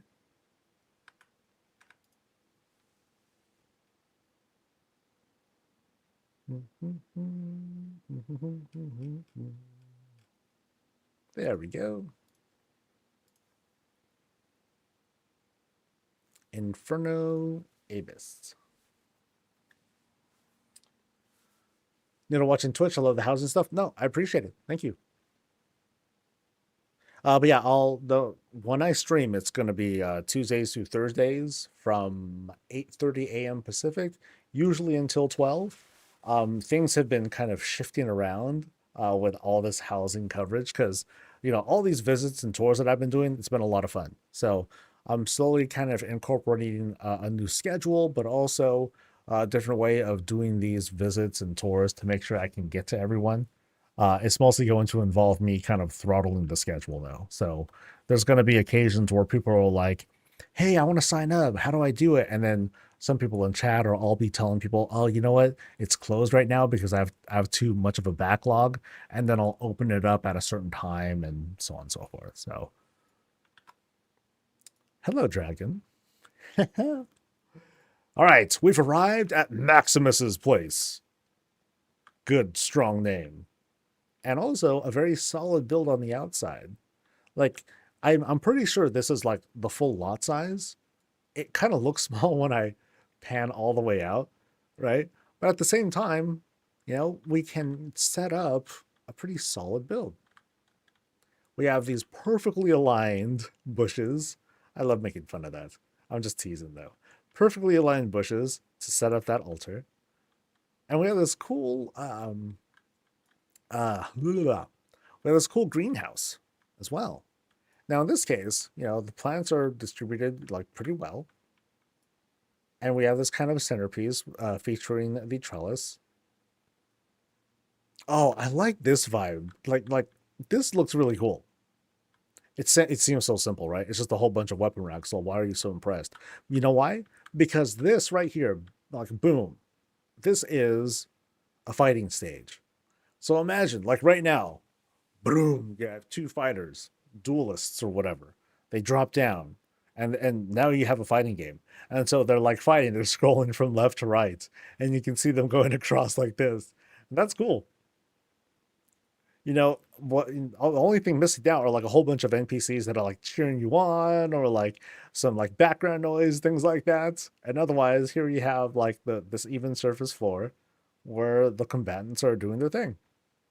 Ooh. Anyway. But also it's a cool thing to overlook. Now, I just noticed that like there's no water over there. Like I almost thought that we were like right by the water. And that would have been cool too. This works though. This works fine. As you can tell, I'm kind of easy to please when it comes to stuff like this. A lot of it's because I love using my imagination to just make up all sorts of stuff. And folks who've been watching me, I think they notice. And hopefully it's somewhat entertaining. So we'll cross over into this, small little porch with which to enjoy stuff. The trellis, which could use some greens on it. Use a little bit of growth. And with that, let's go inside and see what's going on.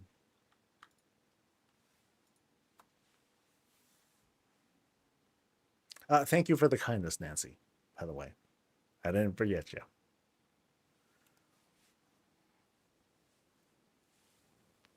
Ooh.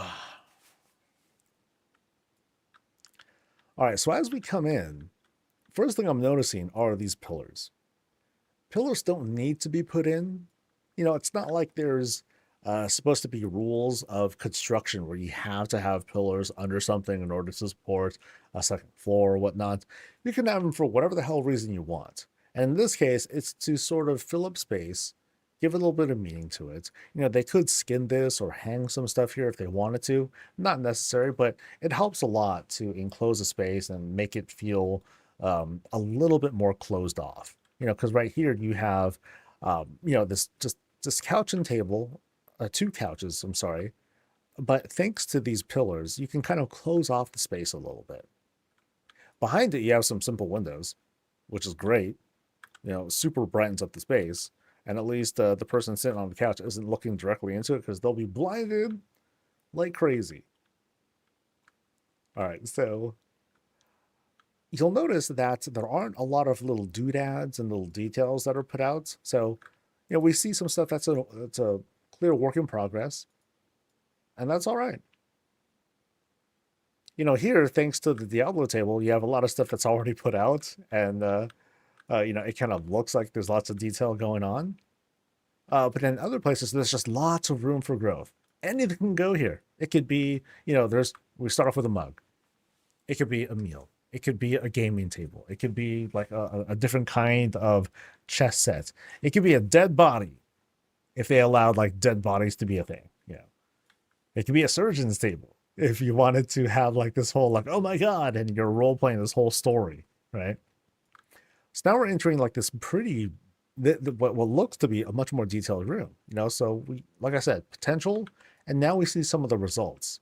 But before that, we're going to go off to our left and explore and see what's going on in the kitchen. All right. So we have a kitchen and pantry put together, running water. We have a stove set up. Hey, let's check it out. Anything cooking? Nope. But the fire is going. So maybe something's ready to be thrown into the oven, like dead bodies. Hey. But instead we got goulash. We have goulash that's going over this burner. And in this case, like this certain table, it doesn't have, like this little piece right here, it's actually part of the table. So you don't necessarily have to say like, oh, it's like an open burner or whatnot. This actually works on its own. If you want to just let your imagination go with it, it's like, maybe it's just an electric stove. You can get away with that too. And anyway, what's up top here are things that you might not really cook with. Maybe there's a lot of cookbooks. Maybe they're really hungry. Maybe they really want to eat a rug. Or maybe I can use my imagination and say like, hey, maybe this is just like wrapped vegetables or something like that. It can be that too. Whatever you feel like. You can copium your way through everything. And here we have a piano. All right, so I'm getting the vibe here that the designer of this house took a lot of lessons from other tutorials that are out there. So we have the beginnings of a full piano. Book holder, not quite there yet. Missing some of the keys and pedals, if they wanted to include that sort of detail. But I still know what's going on. We still know what it is. So nothing's lost from that.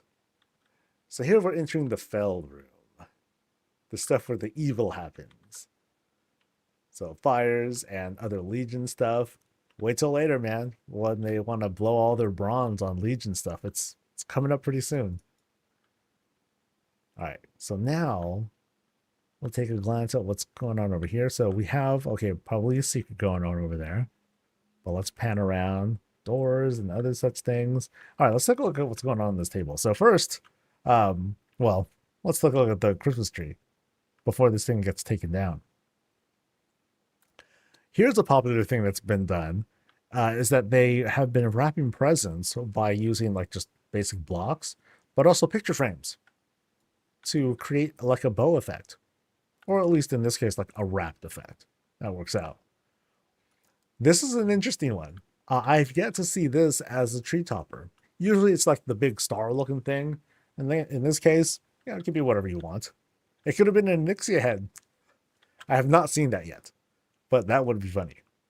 Or like a Diablo thing, which we have going on right here with all these different pieces. So they're utilizing these pieces to, create a little bit more, to make a story with what's going on this table.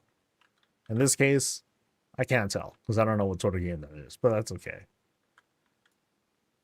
All right, the shelf is kind of filled out with some books. We have another nicely set up set of windows.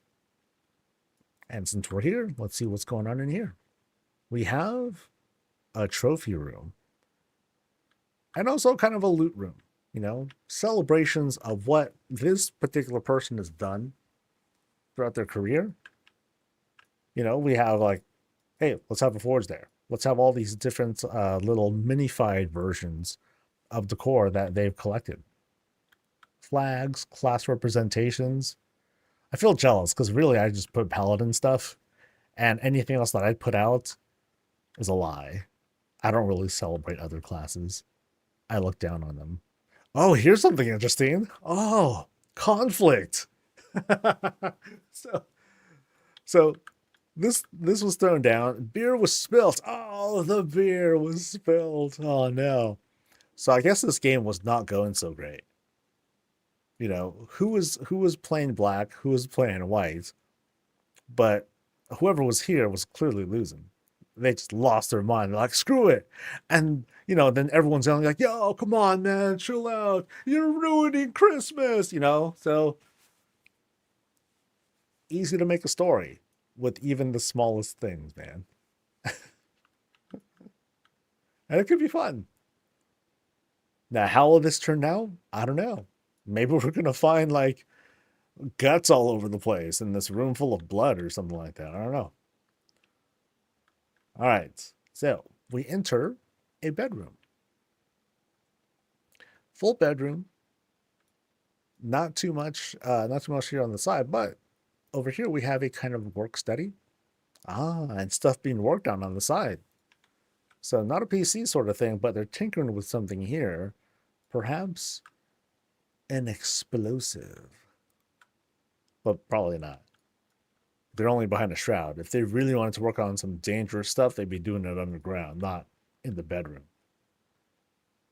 All right, so here we have an empty closet. Okay. But we also have a shower. Yay! We got a fully functional, very heavily used shower in need of cleaning. At least they got to clean themselves off when they're done before they run off to more adventures. Oh, and then there's this very, very nice tailoring stash right above. Folks love using that thing. All right, so we've seen a lot of what's going on here. Did I go through it yet? Yep, evil room. Okay, piano. Next. Now we go this way into a door. And then we go into an altar. A paladin altar. There we go. Attaboy. Celebrating the one true class of Warcraft, the paladin. Which makes me wonder if there's going to be like this really dark twist because of the spilled beer, the upturned chair, the possibility of ruining Christmas. So once again, you know, I was talking about this before, filling up space with pillars where it makes sense, and I feel like it makes sense here, works out great. You know, it helps to keep the space from feeling too empty, because imagine, okay, let me try to back up a little bit. Imagine the place without these pillars. It would just kind of feel like, okay, there's all this like open space here. But with this, it helps to close it up. And then they can do whatever they want. They can hang stuff here. They can, you know, use greenery to doll it up, dress it up. But here, it's nice and clean. Nice and clean, just rugs, candles, banners, pillars. That's it. And a big centerpiece to kind of round that out. And I think this looks like a really cool, impressive looking thing. And then, funny enough, back here, we have one big altar with a magic floating window. All right. I kind of feel like what they could have done too, here's me critiquing stuff now, is that because this is it looks like a tiny room maybe that's being used. Or, yeah, I feel like this is like an octagonal room here. And so this could have been a more open spot here. Like, I think all this would open, and then just make a closet or a tiny room, and that would work. You know, just use walls to close these up, and that could achieve the same effect without having to like use the store. Because it'd be cool to have this, and even though the bonfire's there, that's fine, and then have like that cool altar that's back there. So no need for the door. You can just kind of like welcome us in with this. And heck, if they go in and farm up a bunch more resonant crystals, or they go into the Cinder Brew dungeon, I think that's the one. They can get some variation of this window, and then just create like some gnarly effect that, you know, they open the door and then boom, it just blasts them with light, because we've seen that from earlier tours. Taking off those windows and you will blind someone. Yeah. You think it's a private prayer room? That could very well be it too. Absolutely. Yeah. Here we go. Boo doo doo doo doo doo. I totally have Link to the Past music in my head now. Yeah, now it's stuck in my head. So here we're flanked by all sorts of paladin artifacty stuff, ancient texts, which is kind of funny because how ancient does it get? Because the paladin order is kind of new, right? It's only like what, 20-something years, 30-something years old. That's about it. Now, this mystery of remains. What was the resolution to this fight? Did they end up in this room? Dun dun dun. Is this an actual portal where they got thrown in because they were just tired, they just couldn't have it anymore? Or did they just like storm out? We may never know. Until next time. Otherwise, cool place. Lots of potential. And I don't even mean that as like a euphemism for like, oh, there's like nothing here. I mean, there is. There's always so much potential with all these builds.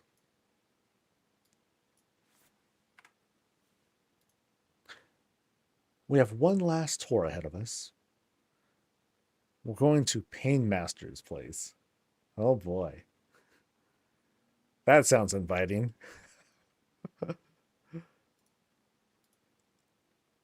40, oh, so 40, well, should be the same place. Happy New Year. I'm not going to pronounce that right. Abenteurin? Abenteurin. This is your boring little house? All right, guys, let's strap in and let the roasting begin. Dun, dun, dun, dun, dun, dun, dun, dun, dun. Yeah. Okay. Don't worry about it, man. It's all right. Oh, and there's the boss right there. All right. This is the realm of Painmaster. And there's the boss of the house right there, waving hello. Hi. Hi, Painmaster. So we're welcomed in to this gardeny entrance, which is super appropriate, coming from Painmaster.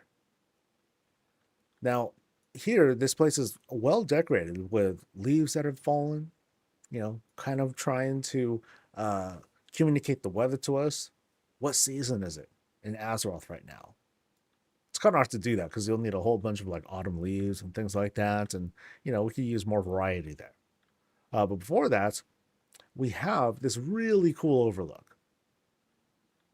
Actually, I'm not familiar with this particular spot. Yeah, I don't see this one very often. So this is cool. Here, let me move out of here real quick and get a view of what's going on out here. Yeah, this is nice.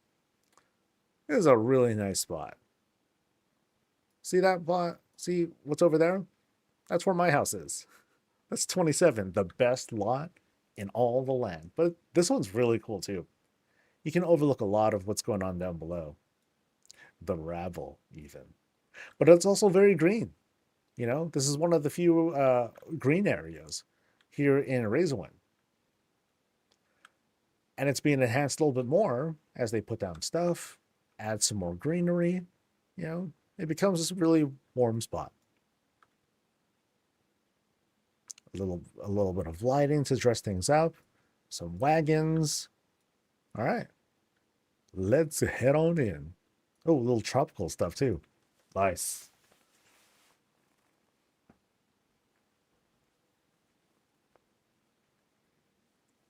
All right.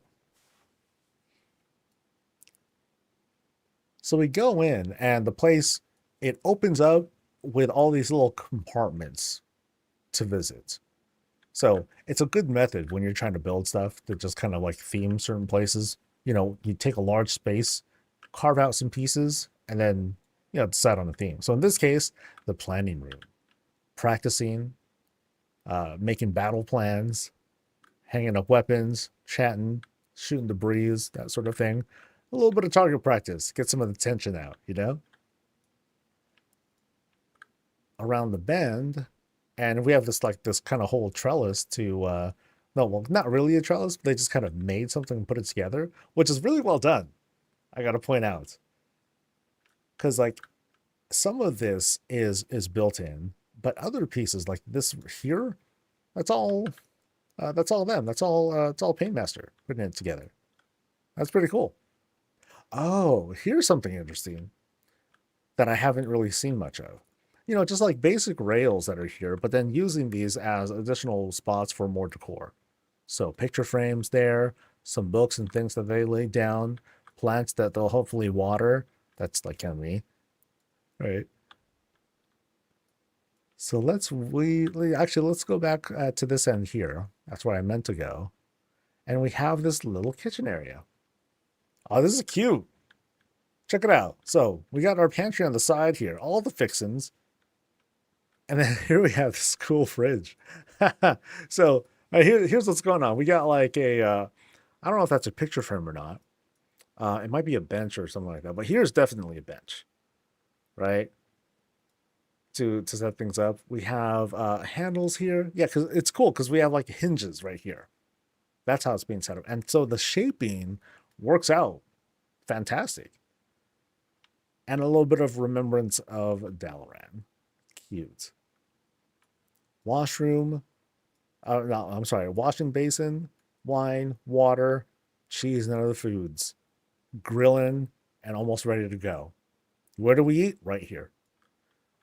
Boom. Grab yourself a mug. Serve yourself. Noob. Oh, okay, this is cool. So we have kind of like the state of things being put here too. Haven't seen this before either. So good attention to detail. So hey, you know, there aren't a whole lot of people here right now. It's just me and whoever. So let me put these chairs off to the side or put them upside down. So this almost has like kind of a public feel to it.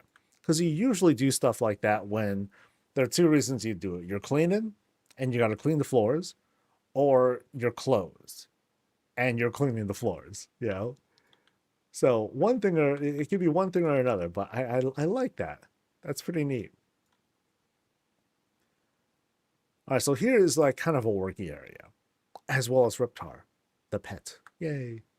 So kind of a worky area. Once again, we have another one of these sitting picture frames instead of one that's just hanging. Little window right here. Doesn't quite lead anywhere, but it's all right. Otherwise, sometimes you don't want to have like the super bright thing just kind of shining at you, especially when you have blackout windows. It's not really necessary. Jack and Jill are overseeing things as we sit and vibe. Nice. Oh, a lot of candles that are put up right here too. Candles sitting on their own. Candles sitting on top of crates. Cool. Yeah, I like this. I like the spread here. You know, because it has like that bit of clutter, but not too much. You know. A little bit of workstation here as well. Books that are thrown down, taking furious notes about what happened in the most recent raid. And some additional details using the paving stones. Yeah, that works out. Actually, they're all over. Oh, nice. Even towards the front door. So kind of like additional brick texture. Yeah, that works out really well.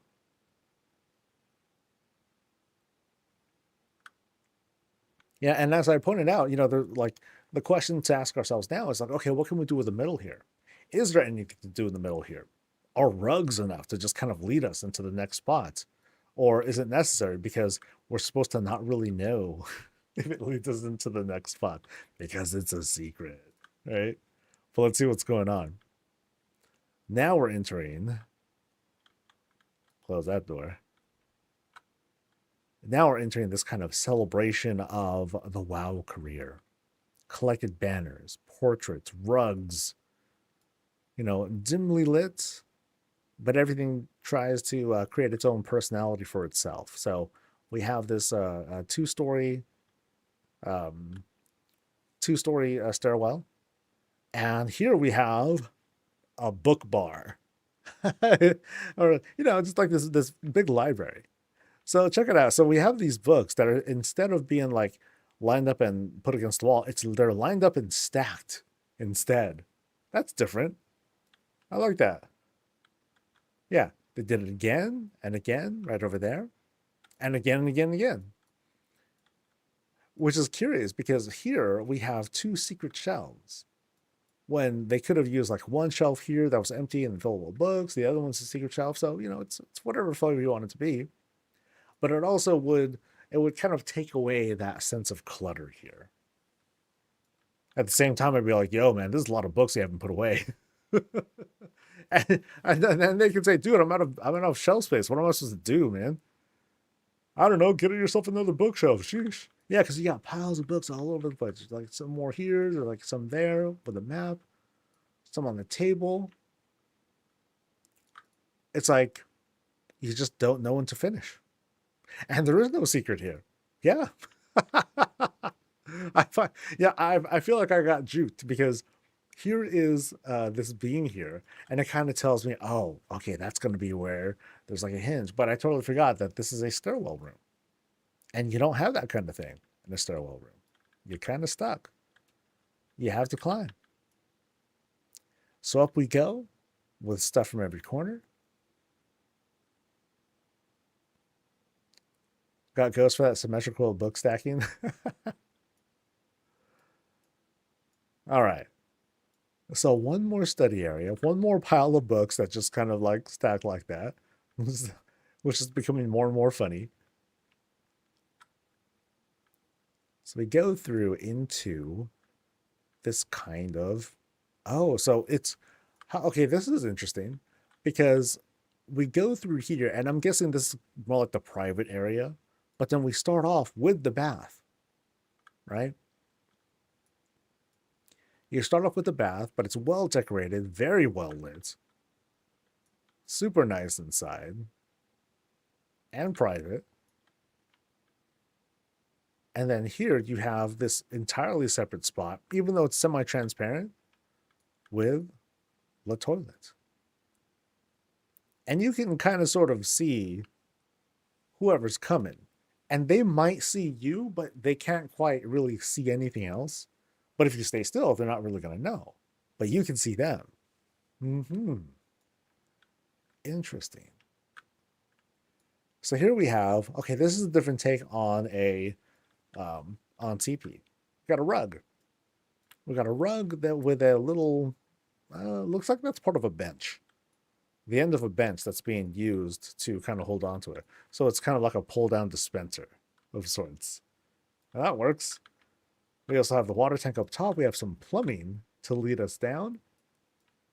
Levers right there. And a sword. Yeah.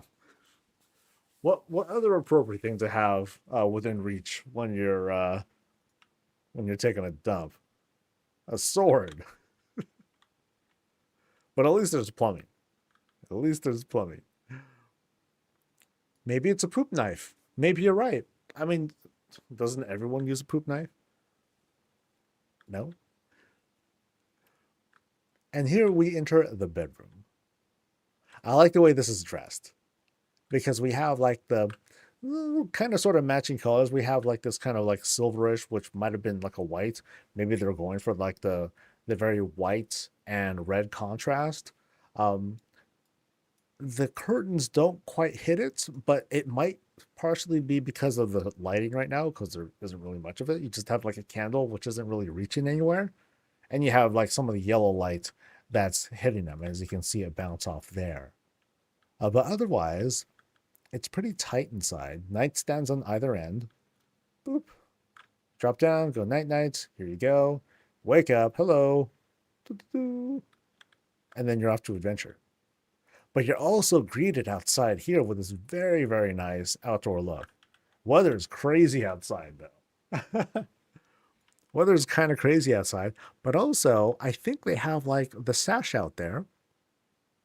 Yeah, it feels like they have the sash, that tailoring sash out there to look at, to have this view of stars. But it's also crazy windy out there. So I'm glad that we're not outside. That's kind of dangerous out there. Makes you want to close the space. But I do like how this, I do like the shape. The rounded tables do a great job of setting the stage, of like framing whatever's going to be outside. Here's a grand vanity / closet, because I don't think we've seen a closet. But here's where we can get all the good stuff, all the fixings to get dressed. Yeah.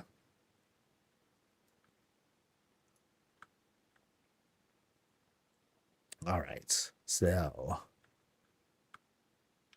I kind of missed this too. Oh, man. Okay, so we have like this full sink and a very, very bright mirror. Made bright by the window here that's shining right back at you like crazy. It almost feels like it brightens up like this entire space, but it's more like the candle that's shooting there. It just looks as if it is, like it's a damn laser. All right. Have I seen everything? Did I? Okay, let me check downstairs. Let's see.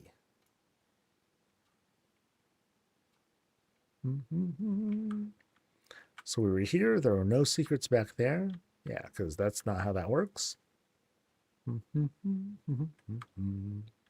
right, so back here, there was that main entrance, the cozy spots in the main room, and this was it. Sweet. Yay, this is a good place, dude. Yeah. There's more that you can potentially do. There's plenty of space for it, but what you have, remember, and that's the takeaway, what you have is great. What you have is great. It's very cool. Yeah, so don't sell yourself short on that. Keep going. Play around. Screw up. Find happiness. Get mad. Redo it. It's part of the process. And it's not like you have to have a secret spot. It's a cool gimmicky thing to have. It's not necessary, though. Not if that's not what you want to do. That's the only question you need to ask yourself. Do you want to do that? Yes, no? For me, I'm not very interested in a secret spot. I mean, I will have one, but, that's going to have a certain purpose that is not exactly nefarious. But I also am going to have like a simple place. It's going to be a single story house. Or a single story plot. I don't really want to deal with like the whole up and down of things and have to deal with, that just feels like a lot to me and doesn't really quite interest me. So that completes the 20th tour for today. Nice. And that about lines up, because if I had 7 more, then I would be kind of going on for another like hour and some. And that kind of rounds things out. So what I encourage folks to do, since I have you guys for just a little bit longer, the plan right now, oh, wow. Let's see, how many people signed up today? 1, 2, 3, 4, 5, 6, 7, 8, 9, 10, 11, 12. Jesus. Oh, boy. So towards the end of the day today, I am going to close the queue. I just need to set up like some plugin software sorts of things to send proper messaging that'll tell people, hey, we're closed. And I hope that I can set up like a custom message that'll tell people clearly, like, hey, here's what's going on. I want to get through this, and then I'll open things up, and here's how it's going to work. Please go to this channel here and go to my Discord channel for updates and things like that. So that's the plan. But it's not closed yet. It'll be closed in a number of hours now. Yeah, and we can see everyone's battle tag, so whatever. Just to avoid everyone's invite. So that's the plan. But, oh boy. So how long has Housing been out? December 2nd. It has barely been a month. And oh, man, one, I feel so like I'm curious. Like, give me a quick like blurb because we're gonna be heading out pretty soon. What do you guys think so far?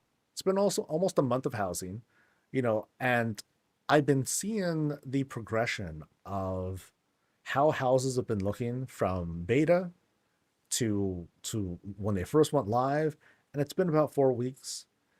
It's kind of crazy. I've been seeing like this kind of progression of architecture.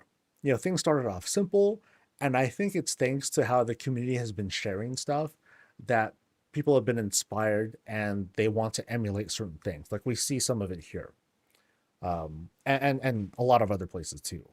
People will be inspired to like use a certain combination or use this certain kind of layout, something like that.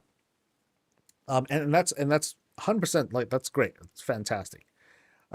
So it's cool seeing over time, over these couple weeks, the builds have become a bit more complex. Not so much that we're seeing, oh, okay, first we saw this piano and then we saw a violin, and now we see like this even more complicated thing. Like it does kind of get there, but sometimes people are able to kind of reinvent things and create effectively shaped furniture or decor, like for example, a refrigerator. I saw a lot of different variations of that, but then all of a sudden I saw a lot of folks settle on just the one beam, and then they decorate that one beam and put stuff on top of it to mostly save on budget, right? So that's been really cool. I barely touched my house yet. I've been collecting the core. No, it's fine. That's fine. I think there's too much budget for rooms and not enough budget for items. People accidentally bite off more than they can chew. It kind of depends. Like, I do feel like when people are making like the super custom stuff, like, oh, let me make this big window, that takes a big bite out of the potential budget for folks. Or folks that use like a ton of foliage. There's a lot of outcry for those to be cheaper or to not cost anything. I mean, that's not going to happen, but there's an outcry for those to cost less, because people utilize those things a lot. There are folks who've been commentating on the dependence on rugs, because that's been a big part of how people set up a lot of the more customized or advanced things where, hey, I want to have a room full of stars, or I want to have like this lake or something like that. And so there's tons of utilization of those sorts of shapes, and people would love to be like, hey, instead of just a piece of decor, can you just give us like this box or whatever, that's not really a decor? And I'm pretty sure that's something that Blizzard's not interested in. They're cool with inventive use of decor, because that was like the intention from the very start. But I doubt that they're going to go as far as to make things like, make really easy shapes like that. And they just want to count on people's creativity to figure that out. And they have been figuring it out. People have been figuring out new stuff like on the regular. We just really need a few things. Public house review, we can list replace, default permissions to open to anyone, and ways to get into more active neighborhoods. Like there, I wonder what they want to end up talking about. Hopefully they'll do like more blog posts and stuff into the new year.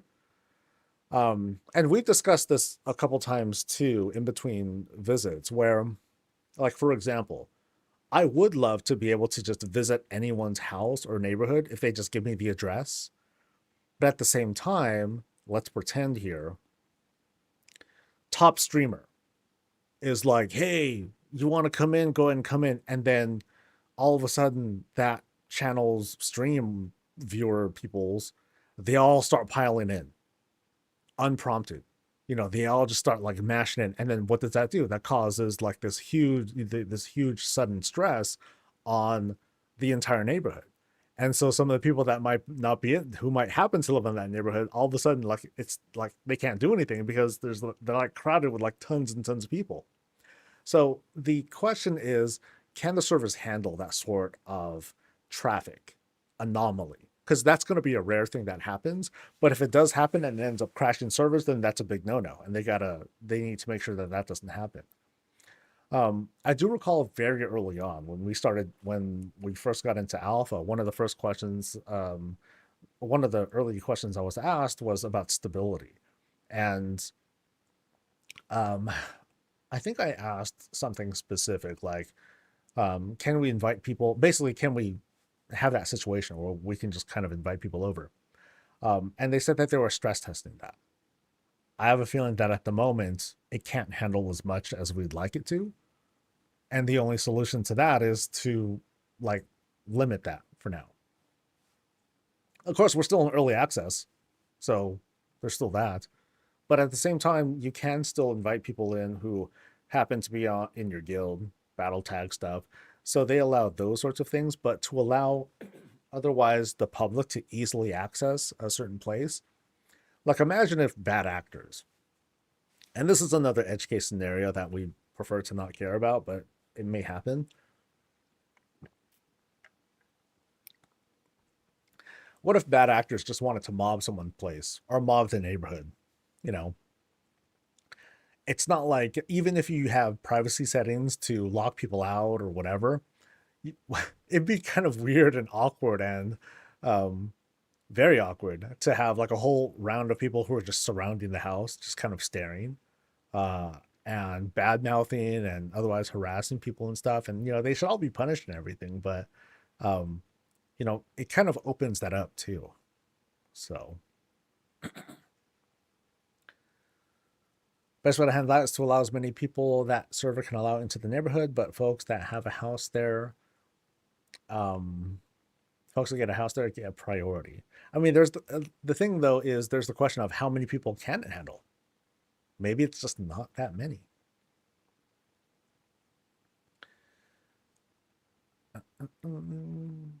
Why can't you invite people over? I mean, you can.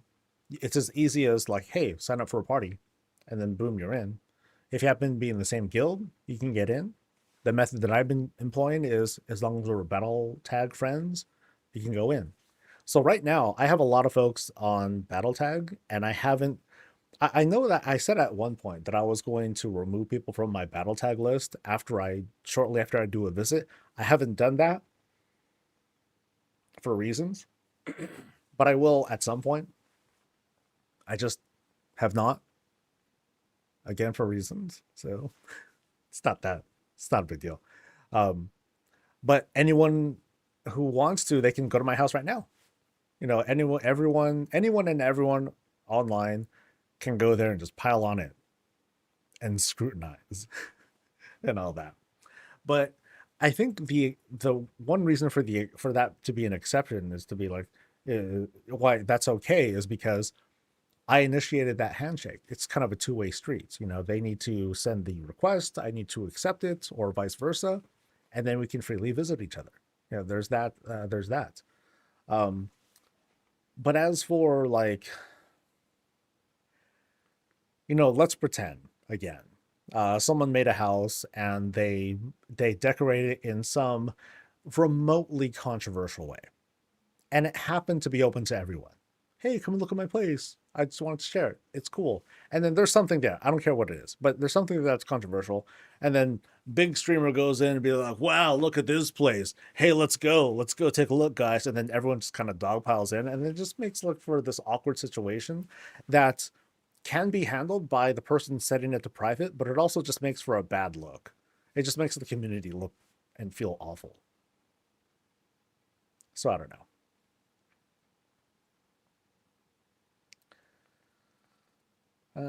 They have layering and sharding for a reason. If one lot specifically has 25 plus or whatever, that breakpoint is separate to separate that lot into a new layer. I don't know if it does that. Does sharding happen inside a house? I'm not quite familiar with that. Like if you have 100 people inside a house, do 100 people hang out in the house or no? 14 does have a guest book, and I have love comments from people who visited even when I wasn't there when I played that MMO. No, that'd be cool to have, right? I also feel like it's not a necessary thing to have during early access yet, right? you know, there's this list of high priority items that Blizzard wants to, you know, they want to implement it as soon as possible. But we ask ourselves, oh, what's on that high priority list? Or, you know, if Blizzard asked, hey, what do you think is a high priority? And then they would get thousands of responses, all unique. You know, you hear all sorts of different things. And one thing that they've said numerous times is it's not a question of we need good ideas. The question is, you know, how, in what order do we implement them? Because there's so many things. Player housing is so freeform that there's an infinite number, a near infinite number of things that, things, features, decor, yada, yada, yada, that they can add. And we're all pounding out them at the door for them to do it. For me, the big thing is weapon appearances, weapon and armor appearances. For others, it's to display pets. For others, it's to display NPCs. For others, there's no difference. You know, they just want to be able to display any of those. People want a guest book. People want a higher budget. People want infinite budget, right? But they got to do what they can do and try to prioritize that somehow. And I told them numerous times, I don't envy you guys. You guys got it rough. Oh man, it must suck to be you guys. Trying to figure out the things that are in fact most important and getting that stuff to work. Yeah. But at the same time, you know, but they're a big giant corpo company, so I don't have a whole lot of sympathy either. So get to it. Oh, Happy New Year, lady. Yay. Oh yeah, I want import-export options. These days, I'm actually against the idea. No, okay, actually, let me be specific. I'm not against import-export options, but I am, these days, I'm opposed to being able to share it with other people. I don't think that's a good idea.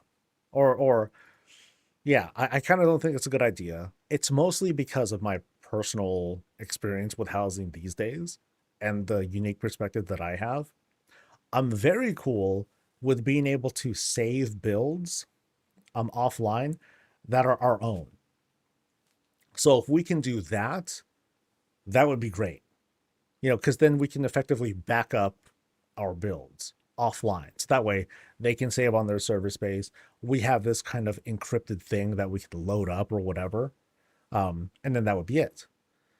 But being able to do that for, you know, being able to basically take other people's builds or whatnot, I have very mixed thoughts on that. Like when the other week, when Wowhead, when they released that tool that let you see other people's houses, I got really weirded out because you're able to see someone else's house without their permission, regardless of privacy settings. If you just type in the correct name of the character they used to buy that house or to build that house, you had full access to it. You can just rip it out. Like, there it is. Ta-da! And I'm like, oh, that's weird to me, dude. Oh, we got guests. Like, to me, that's really weird. To me, that's like kind of a privacy. We're squatting now. Look at that. We're being invaded. Yeah, these people could just kind of take the house. Or otherwise take the ideas. And so if it's able to go as far as, cool, I can use the Wowhead tool to not just see anyone's house, but if I were able to also do all the editing and blueprinting and all that stuff, save it into a thing, and then move it into WoW the game, I think that would be hugely damaging. I think that'd be bad. And the reason is because in a way, that would create this whole gameplay idea of, cool, let's do housing stuff. All right, guys. And then you go to Wowhead or some other third-party tool. And then you create, you do stuff, you do all the things that are there, and then you log on to WoW. And then you hit the copy-paste button, and then boom, everything gets thrown down. To me, that doesn't quite work. Or to me, that doesn't feel right at all. It's encouraging folks to play the game outside of the game and then you throw things back in, and that doesn't feel right to me. And then there are other things that kind of snowball, like you would have places that feel like kind of a cookie cutter, like, oh, okay, here's like a great creator, very talented person who created this, certain shape, this certain shelf or whatnot that looks fantastic and everyone loves it. It's one thing to emulate that whole feeling, where people will observe and then they would try to make it on their own. To me, it's just like trying to draw something, on site and trying to replicate that. That's cool. It's another thing altogether to take the pixel perfect copy of that build and then you drop it wherever you want. That kind of weirds me out. So to me that's a big difference. To me, it's a kind of a fundamental difference. Yeah, I don't believe that's happening. So Renthar is saying, oh, it's already happened. How many pianos got made after that video? That's just inspiration, though. Like I said, it's one thing to emulate, and in some of those cases, people would be like, okay, I'm putting this together, and I'm piecing these things in, but you know what? I think I want to do this instead. Or I think I could take a shortcut, and I'll do this instead. Something like that. Fair enough. It's another thing, though, to just take a minute or two to copy paste and then boom, and then it's done. That doesn't feel right to me. So, but that's a personal take as well. People feel differently, and they're wrong. I think there ought to be like continued discussions on it out in the public space for the devs to listen to and soak in and figure it out. One large black coffee, please. We don't serve. We don't just brew coffee. We only serve in shots. Sorry. Selling and trading home loadouts really diminishes creative expression. Did you make this or did you buy it? You'll never know. I mean, there's another thing too that people would not mind, or people would like to be like, oh, can I have someone decorate the house for me? So there's kind of that too. Did you make this yourself? Did someone else do it for you? But then that's sort of that feels like that feels different to me. That plays off a bit differently. What's the difference between Blizzard making the Diablo chessboard with a user and a user making it themselves? The custom build thing is essentially just a. Sorry, one more time. What's the difference between Blizzard making the Diablo chessboard and a user making it themselves? Well, the difference is the user can't make it themselves because they create the 3D asset and then they assign a value to it and then boom, there it is. And then the player, they're taking whatever the hell they can think of and they piece something together and we don't know how much it costs budget wise. And then there's that, right? So I think there's a whole lot of difference. Things I hope going forward with housing, the ability to track housing items and their locations like we can with Transmog. I thought you can already. I think there's some things you can't, or there's some things that aren't tracked well. So like, for example, what's not tracked well? Okay, here, engineering stuff. This is not tracked well because it doesn't tell you anything. That kind of sucks, right? Now, if you do a mouse over, all the things add-on tells me what it does. Okay, Wrath of the Lich King, engineering, decor. Boom, cool.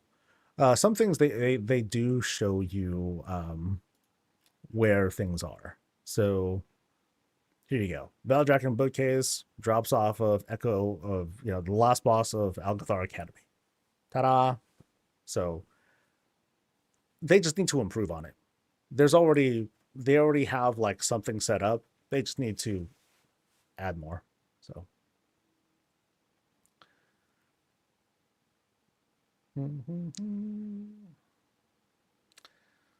I know, but when you combine a bunch of 3D assets into a piano, you're essentially generating a new 3D asset called piano. You're just piecing it together. It's not the same thing though. So, well, I disagree. It's essentially not. Like, what do I have here. This little object that's going on right here. To me, this is a splash window. To them, to Blizzard, and to anyone else, it is a privacy screen. To someone else, it's a window. You know, it's all sorts of like, it's all sorts of different things that that end up becoming like something else if we really wanted it to. But when you're taking like multiple things and putting them together, it still starts off as like it's still the original product. It's just kind of like manipulated in different ways.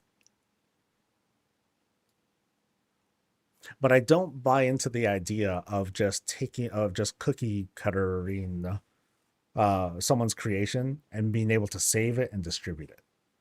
It's not a question of like, oh well, you know, that person should be able to sell the service. I'm not even talking about that. It just weirds me out that if you're able to perfectly copy someone's thing and make it into your own, that doesn't quite sit well with me.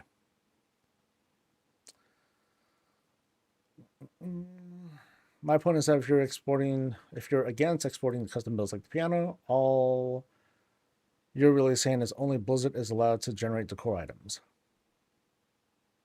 Well, yeah, they are the only ones that are allowed to make, you know, complete items. So I agree with you on that. We 100% should have an asset room that lets us science and combine things and then have those things appear as items in our housing, unless I understand why we don't. Data, but just having a custom built item you can place seasonally can work. What is a custom built item? So like, I know that something that I've been a fan of, or that I think would be cool is, let's pretend that, so for example, I want to take this whole thing here and I want to rip it all out. So this is going to include the Kraken shelf, the 2 paintings, the void fountain thing here, the piping, and all these shelves. I want to save all these things, and save it into like an asset, and it'll be accessible through some tab here, and it's going to say custom shit. And then I can see like a number of custom things in this window. I would like to have something like that. That'd be cool. What I don't want is to be like right click, export, share the code with someone else. That's something that I don't buy into.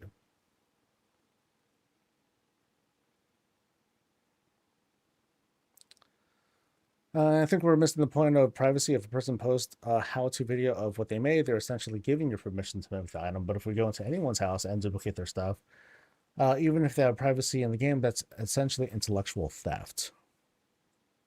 Well, on the question of privacy, and we're kind of like walking into a weird subject that I don't have a lot of experience in.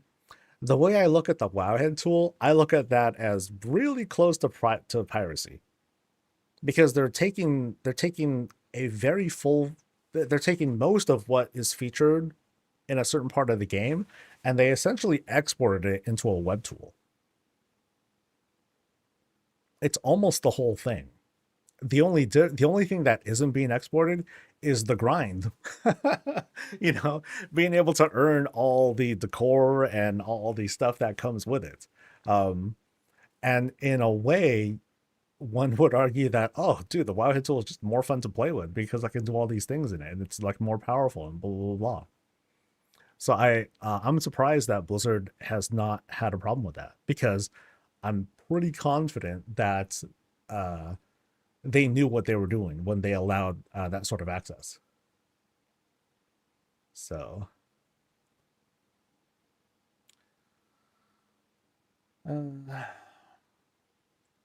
stealing someone's item build is different from someone sharing it.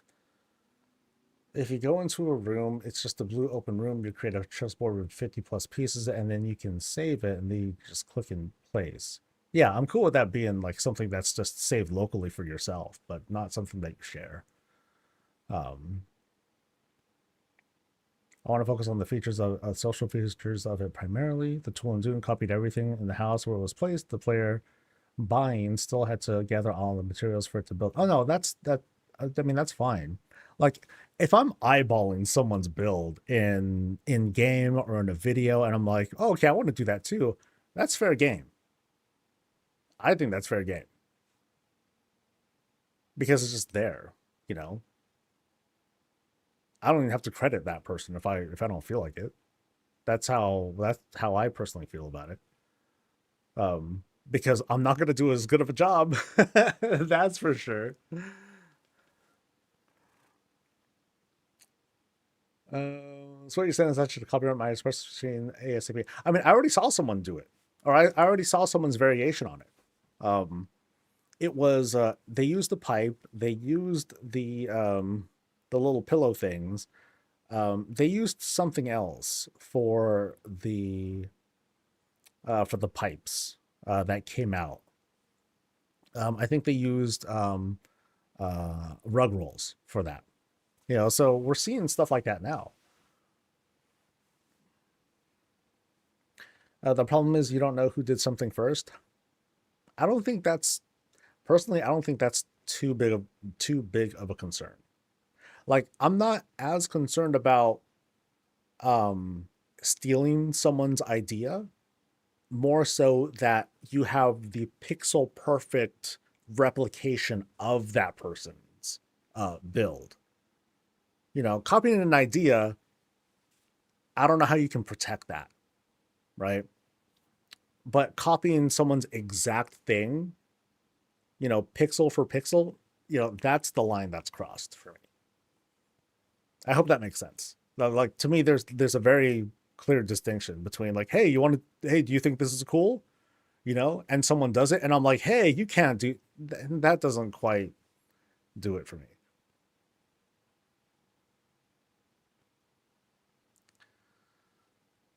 Lawsuits over what? Yeah. I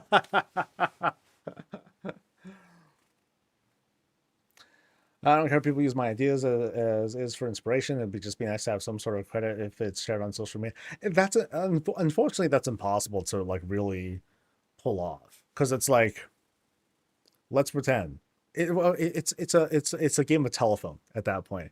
Because like if we have person A who made the original thing, and then person B, C, D, E, F, if they all gave you credit, that's great. But what if person G copied the other one of the lettered people and they didn't give credit, and then someone copied them, and then someone copied them, and then it's just lost? So eventually things like that just get mucked up, and that's why, you know, when it comes to like copyright and all that stuff, that's when you get all the lawyers involved and everything. So to kind of simplify all this stuff, I'm merely drawing the line between Control C, Control V. Don't let that happen. But everything before that, you know, it's kind of unfortunate, but that's what is inevitably going to happen. So.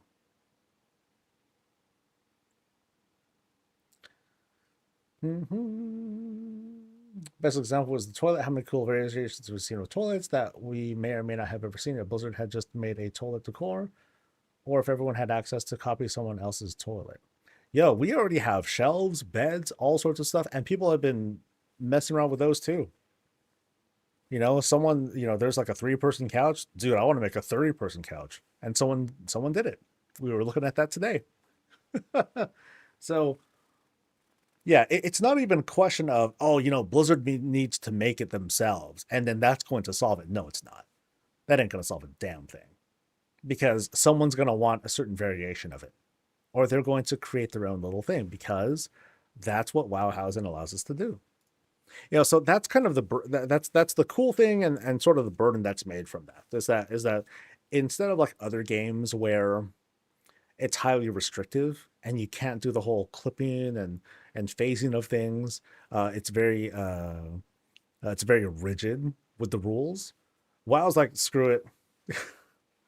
Screw it, do whatever you want. And I have a feeling that that sort of mentality is going to apply when people do complain about, oh, dude, they took my ideas and blah, blah, blah. I think they're going to be pretty hands-off about it.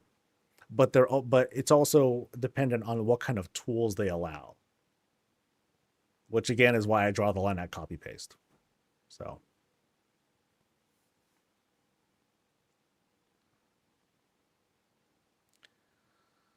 Without head tools, I was able to, yeah. So it's kind of creepy how you're able to see it like that.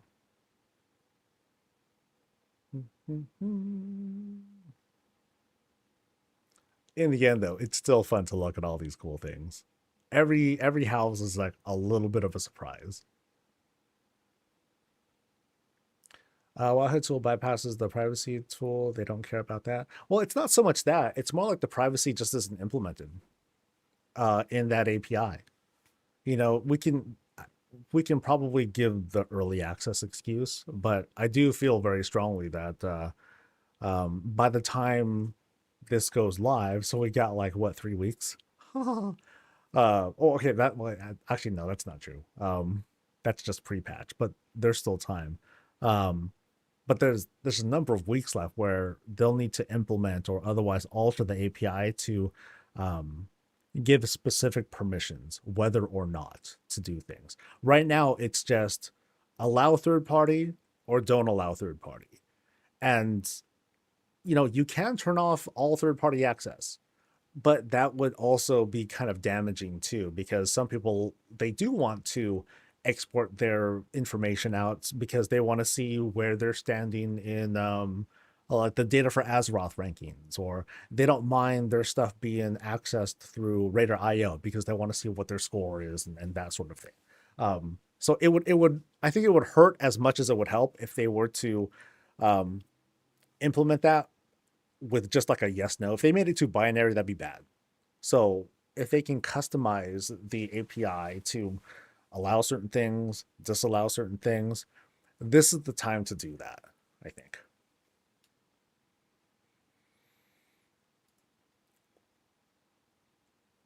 I've yet to see anyone else set up their house as a funeral home, complete with viewing area and embalming area, so I'm pretty sure I can say I'm the first to do that. That's an idea. That's an idea. I mean, I've seen plenty of places where bodies are where step one takes place, as in the death, you know. I've seen 1 or 2 crematoriums. Hey. But yeah, no processing the dead and keeping them intact. No. Usually the bodies are just like mutilated and everything.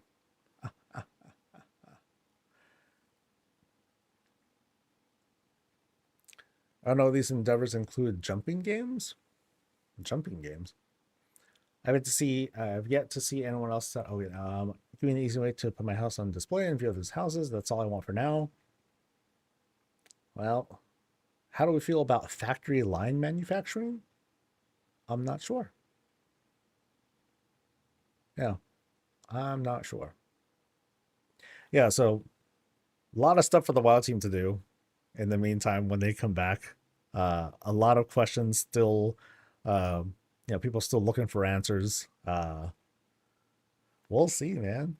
But for now, it's almost 4 o'clock. For now, I think it's time to go. I'm going to be closing up the queue by the end of the day today. So if folks were interested in signing up, or if you know someone who hasn't done it yet, you should probably tell them to sign up soon. The turn time is pretty close to 3 weeks right now for me to do a visit, and it's kind of TBD on when I'll open the queue up again once it's closed towards the end of the day today. So, like I said, sign up if you want, and then just try to get your house ready and wait for the queue. Yeah, Happy New Year, folks. Or at least, well, it's coming up in however many number of hours, but I wish you guys well. I've been having so much fun with these, and I want to continue doing it without breaking my body, or making you guys lose your patience. I do miss this game, and I haven't been playing very much of it lately. So I hope to get a lot of the backlog done, get some other stuff that I'm doing behind the scenes, get that stuff all squared and taken care of, so I can start doing my own decorating. Because, dude, quick tour. not a whole lot going on. I'm still slowly building stuff up. One thing that I really want to start setting up is like this little thing. I want to set up like a sort of illusion of there being a city in the background. I have no idea if I'll be able to pull that off. I haven't really tried it yet. It might work out better if I do it with this one, but I'm not sure. We'll have to find out. And I need something to do the same thing here. Or maybe I'll put something else there. Otherwise, the coffee shop is, it's coming along. I have like this kind of nice front set up, and things are coming along. Gifted goods. We got Jack and Jill over there. I don't even have my own Mr. Snuffles or Reptar yet. And then I'll want to set up the boons, version of the cafe as well, where you'll still be reading, but you'll be reading it under a purple light. So that's going to be it for me, folks. Once again, I wish you guys a happy new year, good holiday break, if you're still enjoying it. You guys have a great rest of your thing. Until next time, folks, stay safe, stay healthy, and as always, stay breezy.